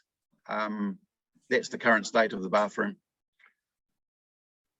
If we go to photo 2, now this is the kitchen area, and where you can see that hole is in the floor is where, to us, that's all additional. Not sure when that was added, but building material indicates, perhaps 30s, 40s, 50s, not sure. What we see there is the original porch and there's concrete under that. So it's not part of the original building. Picture 3. And so currently looks like there was a door that's been blocked over. Picture 4. And looking back the other way into so that's looking out onto Elliott Street. That's the kitchen area again, rotten floorboards, just at a state where it's past its use by date. More photos internally. Now here we believe we can see this has been an addition to the building further than 1909. That line in the wall there, and an engineer sort of confirmed it with us. That's and you can see that on the floor as well. That's all additional after the building was originally constructed in 1909. This is the dairy the dairy side of things that we're talking about. Internally, no value at all. Everything's that was in the corner. And you can see where the veranda was attached in this photo and the next one, perhaps. Oh, yep, that's all good. Oh, that's the side of the building. That's where the garage was removed, the back end of it. And you can see here the veranda was just attached there with those at the very edge of the roof line. You'd see the metal stays that just fell away. And so that's the end of the pictures. As you can see, it's been in a state of decline, and we just consider it of no value. That's really all we have to say. Thank you, David. I'll see if there's any questions from the other commissioners. Commissioner Coffin? Probably my only other supplementary question was really just about what was the zoning, if we just wanted to confirm that, but other than that, I didn't have any questions. Mixed use zone. Mixed use zone, thank you. All right, David, do you have anything else for David? Just one question to Mr. and Mrs. Sharp. Yes. There was some mention, Mr. Sharp, about some road widening that Wakakotahi. Not so much road widening. What I believe they want is the corner splay of the intersection. So I think it sort of goes by 6 meters on Elliott Street and 6 meters on Lemon Street, And if it was to be, I'd say a new building put in place, we wouldn't be able to build on that area. Okay, so It's just to widen the intersection only. yes, so it's a setback matter as opposed to taking land for a road. Oh, correct, yes, yeah. Okay, could if we could just get some clarification on that from the officer in terms of the right of reply, that would be useful. And that was all from me, Stephen. Yes, and the old saying, a picture tells 1,000 words. Really appreciate the time you put into talking to us, for making your submission, and also that slide deck. That's really, really helpful. Really appreciate your time. Yeah. David and Helen. That's useful. Okay, and we'd just like to add that we appreciate the being allowed to give our feedback to this meeting today. Yeah, sure. Thank you very much. Go okay, well. thank you.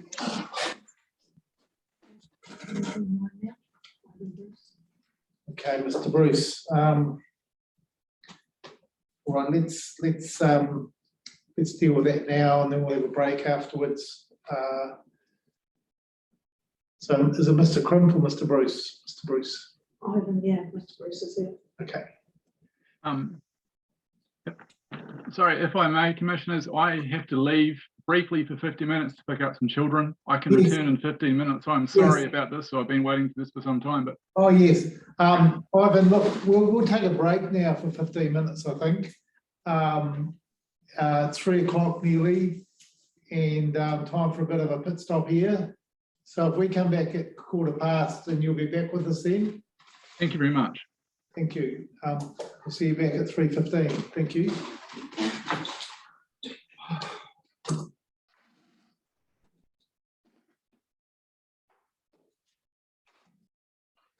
Welcome back, everyone. Yes, sure. We'll be in touch. Yeah. Okay. Yes, thank you.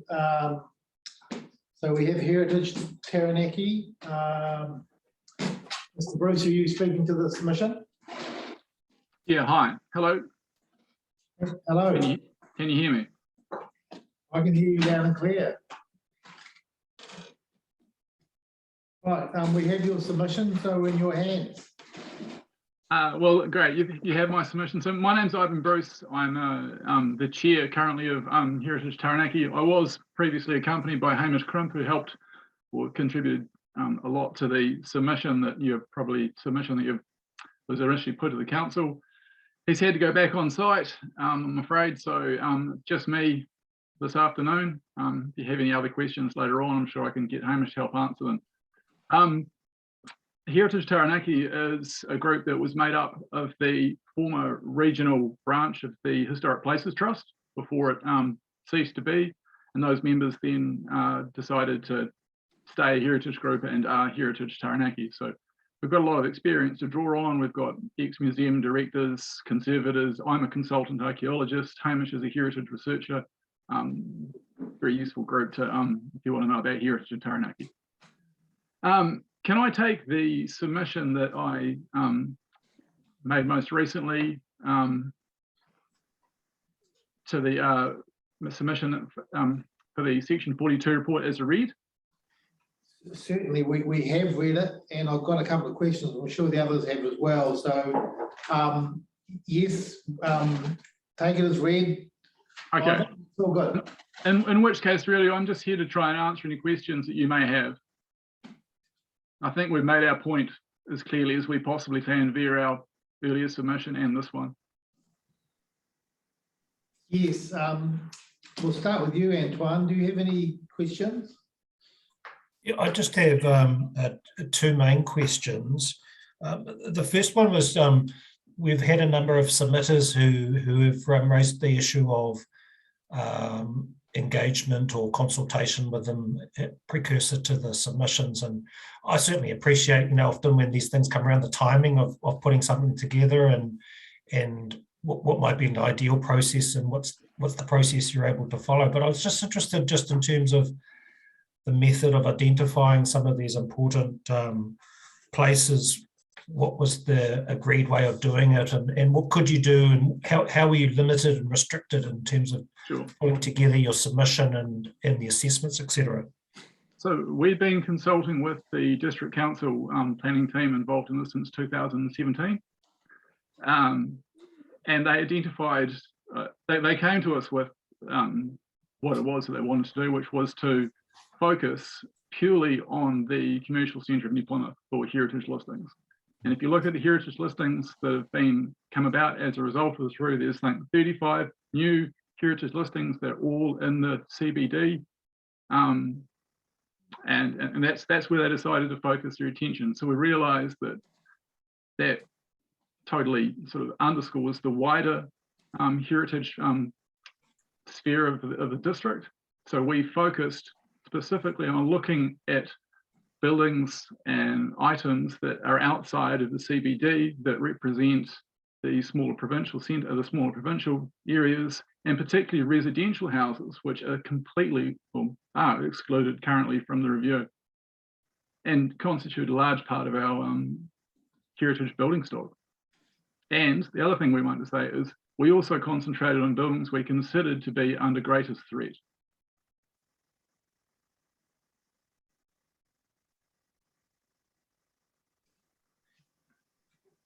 Hey, thanks for that. Just in terms of there's quite a number of recommendations Heritage Taranaki has made in terms of what they'd like to include it in the plan, and you would have seen the Section 42A report, which said some of these, could be worthy consideration. These are some that we're not so sure about, and there was a number that needed some further work. Did you have a particular view about what might be a process ahead of you? Because obviously we're a part of that, the ongoing process in terms of the proposed district plan. But did you have a view on behalf of Heritage Taranaki about what would be an ideal process moving forward?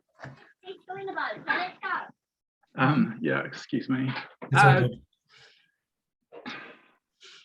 We've put forward a number of sites, and we would like to have seen those sites reviewed. Currently, the District Council has just not decided to review or take on board any of the sites that we submitted on. That would be a good place to start.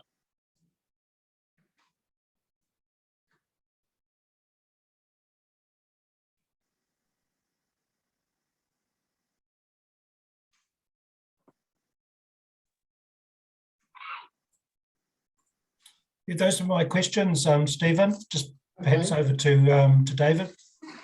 David?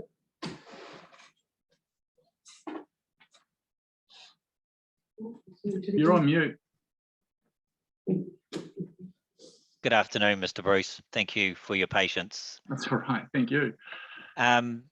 Two groups of questions from me. The first is the individual sites to be added to Schedule 1. We heard from two submitters this afternoon opposing the Heritage Taranaki submission for the inclusion of those sites. Were you present during those presentations?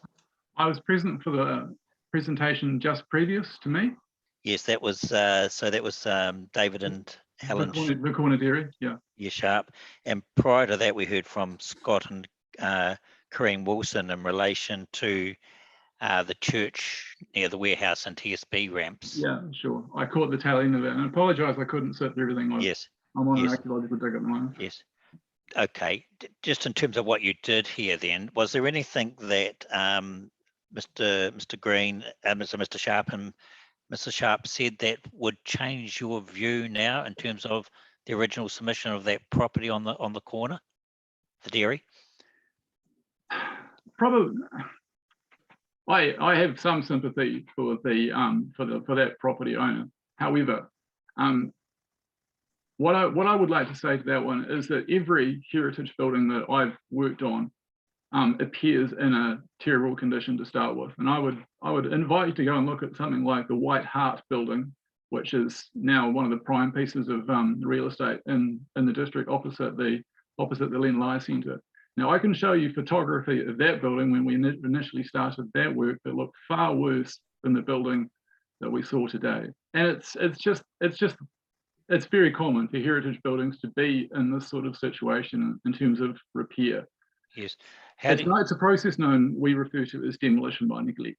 Yeah, and I'm familiar with the concept, Mr. Bruce. But what Mr. and Mrs. Sharp suggested to us was that many of the original features of the building, such as the veranda, had been removed, and there were additions to the building that bore no resemblance to the original heritage features that might have otherwise led to its listing. Did you have any specific response to those matters? Buildings chop and change, and that's the way of buildings. They can always be restored. And so again, here, I'm not also suggesting that these people have allowed this building to come into neglect. It's just the way these buildings end up being like sometimes. Yes. If this building was a scheduled heritage building, these owners, for example, would have access to the council fund that would help them pay for the restorations and parts of these buildings. Yes. If they're not listed, they've got absolutely no recourse to any of that. Yes, and you'd accept that in making that judgment, we need to rely on all of the evidence and make a call how the building stacks up against the 5 assessment criteria for listing. Yeah, I do. Okay, thank you. Yeah. I can't really ask you about the former or the church property because you didn't hear the evidence there, so I'll leave it at that for that. Now, the second area of questioning that I had, Mr. Bruce, was in relation to the addition of heritage character areas to the schedule. And have you had a chance to read the report from Michael Kelly and Russell Graham in relation to that? I have briefly read it. I'm not entirely conversant with it, but please go on. Yeah. They, under section 10, they assessed all 17 proposed heritage character areas that were recommended by or requested by Heritage Taranaki. Yeah. And they came to different conclusions on them all. Some they simply dismissed for various reasons, such as Uranui and a couple of the Bay Beat batches. They thought they would be better managed under the Reserves Act rather than the district plan. Other categories, they said yes, there was potential for example, 6 of the residential areas that Heritage Taranaki identified that some of those could have merit. But they're really looking at a future process to investigate those matters further. And I wonder whether you had any comment on the efficacy of that. So the 17 character areas were set aside in the 1998 plan, as I understand. We've had 20 odd years to look at these character areas and make them something significant or attach rules to them, and we haven't done it. The case is we're constantly kicking this can down the road. In the meantime, some of those heritage areas, the report, you will note, has said that, well, they no longer, they've lost so much of the original character through the developments occurred in 20 years that they no longer qualify. And this is the problem we have, is that no one's ever prepared to declare anything a heritage building until it's too late. But I mean, obviously we support the recommendation to look into those, I think it's 6 areas, but it needs to be done sooner rather than later. I mean, this is a plan change process right now. I'd just like to finally extend my question on that last point that you've made, and putting aside the technical basis or otherwise for listing now, just putting that to one side. The planners in the 42A report have suggested that there's a fairness issue here, and that that it's not appropriate. I'm paraphrasing their rationale here. It's not appropriate to make those changes as part of the plan process because really these landowners and lay submitters have really only got the opportunity to speak to their further submission, and that a more, I guess, a more nuanced approach needs to be undertaken, and that for fairness, that needs to go through the normal first schedule process as a variation to this plan or a plan change. I'm not, I guess I'm asking you a planning question, but as a process issue, do you acknowledge some fairness in that approach? Yeah, I can see that would be could be fair. Yeah. But I don't want to wait 20 years for it. No, I guess to be quite blunt about it, I guess what the office is saying is that some of these submitters, and we've heard from a couple of them today, feel a little bit blindsided by the submission by Heritage Taranaki, and they might have a different view. I don't know if the process was different. And yes, all I'm guessing is asking you is whether you think that a decision to defer the listing of particular properties or heritage areas to another process under the first schedule might be one way of meeting Heritage Taranaki's outcomes. Yeah, I can see that may well, definitely. But it would only work with their outcomes if it happened before the buildings were pulled down. Sure. So it need to have a definite time frame. Sure. Can I just and I know it's not really it's not a the way this is set up is it's not really a hearing 13 thing, it's a hearing 14 thing. But some of these buildings are pre-1900 buildings. I think they need to be listed now. The reason for that is because people are purchasing these buildings or looking to develop these buildings or potentially demolish these buildings and then butting up against the Heritage New Zealand Act because they're not listed in the district plan. Yes. And the district plan currently isn't consistent about that. It is listing pre-1900 buildings, but it's not for some reason listing the pre-1900 buildings that Heritage New Zealand had submitted. Sorry, Heritage Taranaki had submitted as part of our process. Yes, no, I understand what you're saying. And the panel is very live to that issue, as is, I think, the Section 42 author this morning. Yeah, so, okay. Will I need to reappear to say this in the Section 14 and the Section 14 hearing? I'm going to leave that for the chair. That's above my pay grade. Okay, mate, thanks. Thank you. Thank you for that, Commissioner McMahon, very generous of you. So Ivan, do you just want to explain to me a little bit more about the Section 14 or the Section 14 hearing and just this pre-1900 building that you're saying the time is now, because it will get lost otherwise and won't be caught by the Heritage New Zealand provisions? Yeah. I think as I point out in our submission, the strength of this district plan and with regard to these pre-1900 buildings, it makes it very clear to any landowner or any future landowner that the building is a pre-1900 building and therefore has protections under the Heritage New Zealand Act. If we know those buildings are pre-1900 buildings, we should be letting people know. What my job as a consultant archaeologist, and right now I'm on one of these sites where a pre-1900 building, people wanted to demolish it,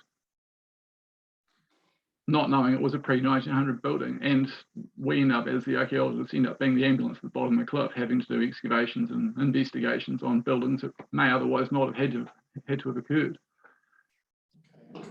So it doesn't follow that if you've got a pre-1900 building, it's worthy of protection, does it? Or does it? Can you say that again? If you own a pre-1900 building, does it follow that that should be listed and deserves protection? It needs to be listed as a pre-1900 building. Yes. There's already provisions in the plan for the protection of pre-1900 buildings. Yes, but my question they're treated kind of like archaeological sites. Yes. Yes. Whether or not it has any particular history or enduring features or anything, is that no, simply because it's an encumbrance that people need to be aware of. Okay, so it's an encumbrance on that building that's in the Heritage New Zealand Act, but it needs to be listed in the district plan to be known about. That's what you're saying? Correct, and that is the process that Heritage, the district plan is already taking with a number of these buildings. All the buildings that are on the TK Skinner 1880 plan have been listed, they're still around, are listed as pre-1900 buildings. But you provided quite an extensive additional list, which you feel quite strongly should be added now, not waited for another process. That's the position of Heritage New Zealand. That's the position of Heritage Taranaki. Sorry, Heritage Taranaki. Absolutely. Yes. Yep. Okay, no, that's clear. I had a couple of specific queries, both out of interest. We are currently staying at the Kings and Queens Hotel in terms of our lodgings, which is very nice. And one of the great things about that area of town is we've got, you know, quite a few restaurants in the White Hart hotels, or part of that. So was that a successful recovery, renovation, preservation project? Yeah, I can see that's been one of the great renovation success stories. And when we originally looked at that building, I suspect the only reason it hadn't been burnt down was because it was in such a sodden state. It was an absolute shambles. But now what you have is you have the 1887 building back to its near original state. The Messenger extension has been retained on its facade, and the area within the courtyard area, which was the former stables and bits and pieces, is now being used as a courtyard. It's an exceptional example of adaptive reuse of a heritage building. Character has been retained, key features have been retained, archaeology has been contained subfloor. It's been reported, it's been recorded, and it's a financial success as far as I'm aware. I just need you to say that in evidence, because it's exactly my own view. I've got a particular interest in historic areas and places and buildings, but I can't have a view. Obviously, we're just decision makers, but that was a leading question, because that is my view as well. And I was also interested in the fact that Heritage Taranaki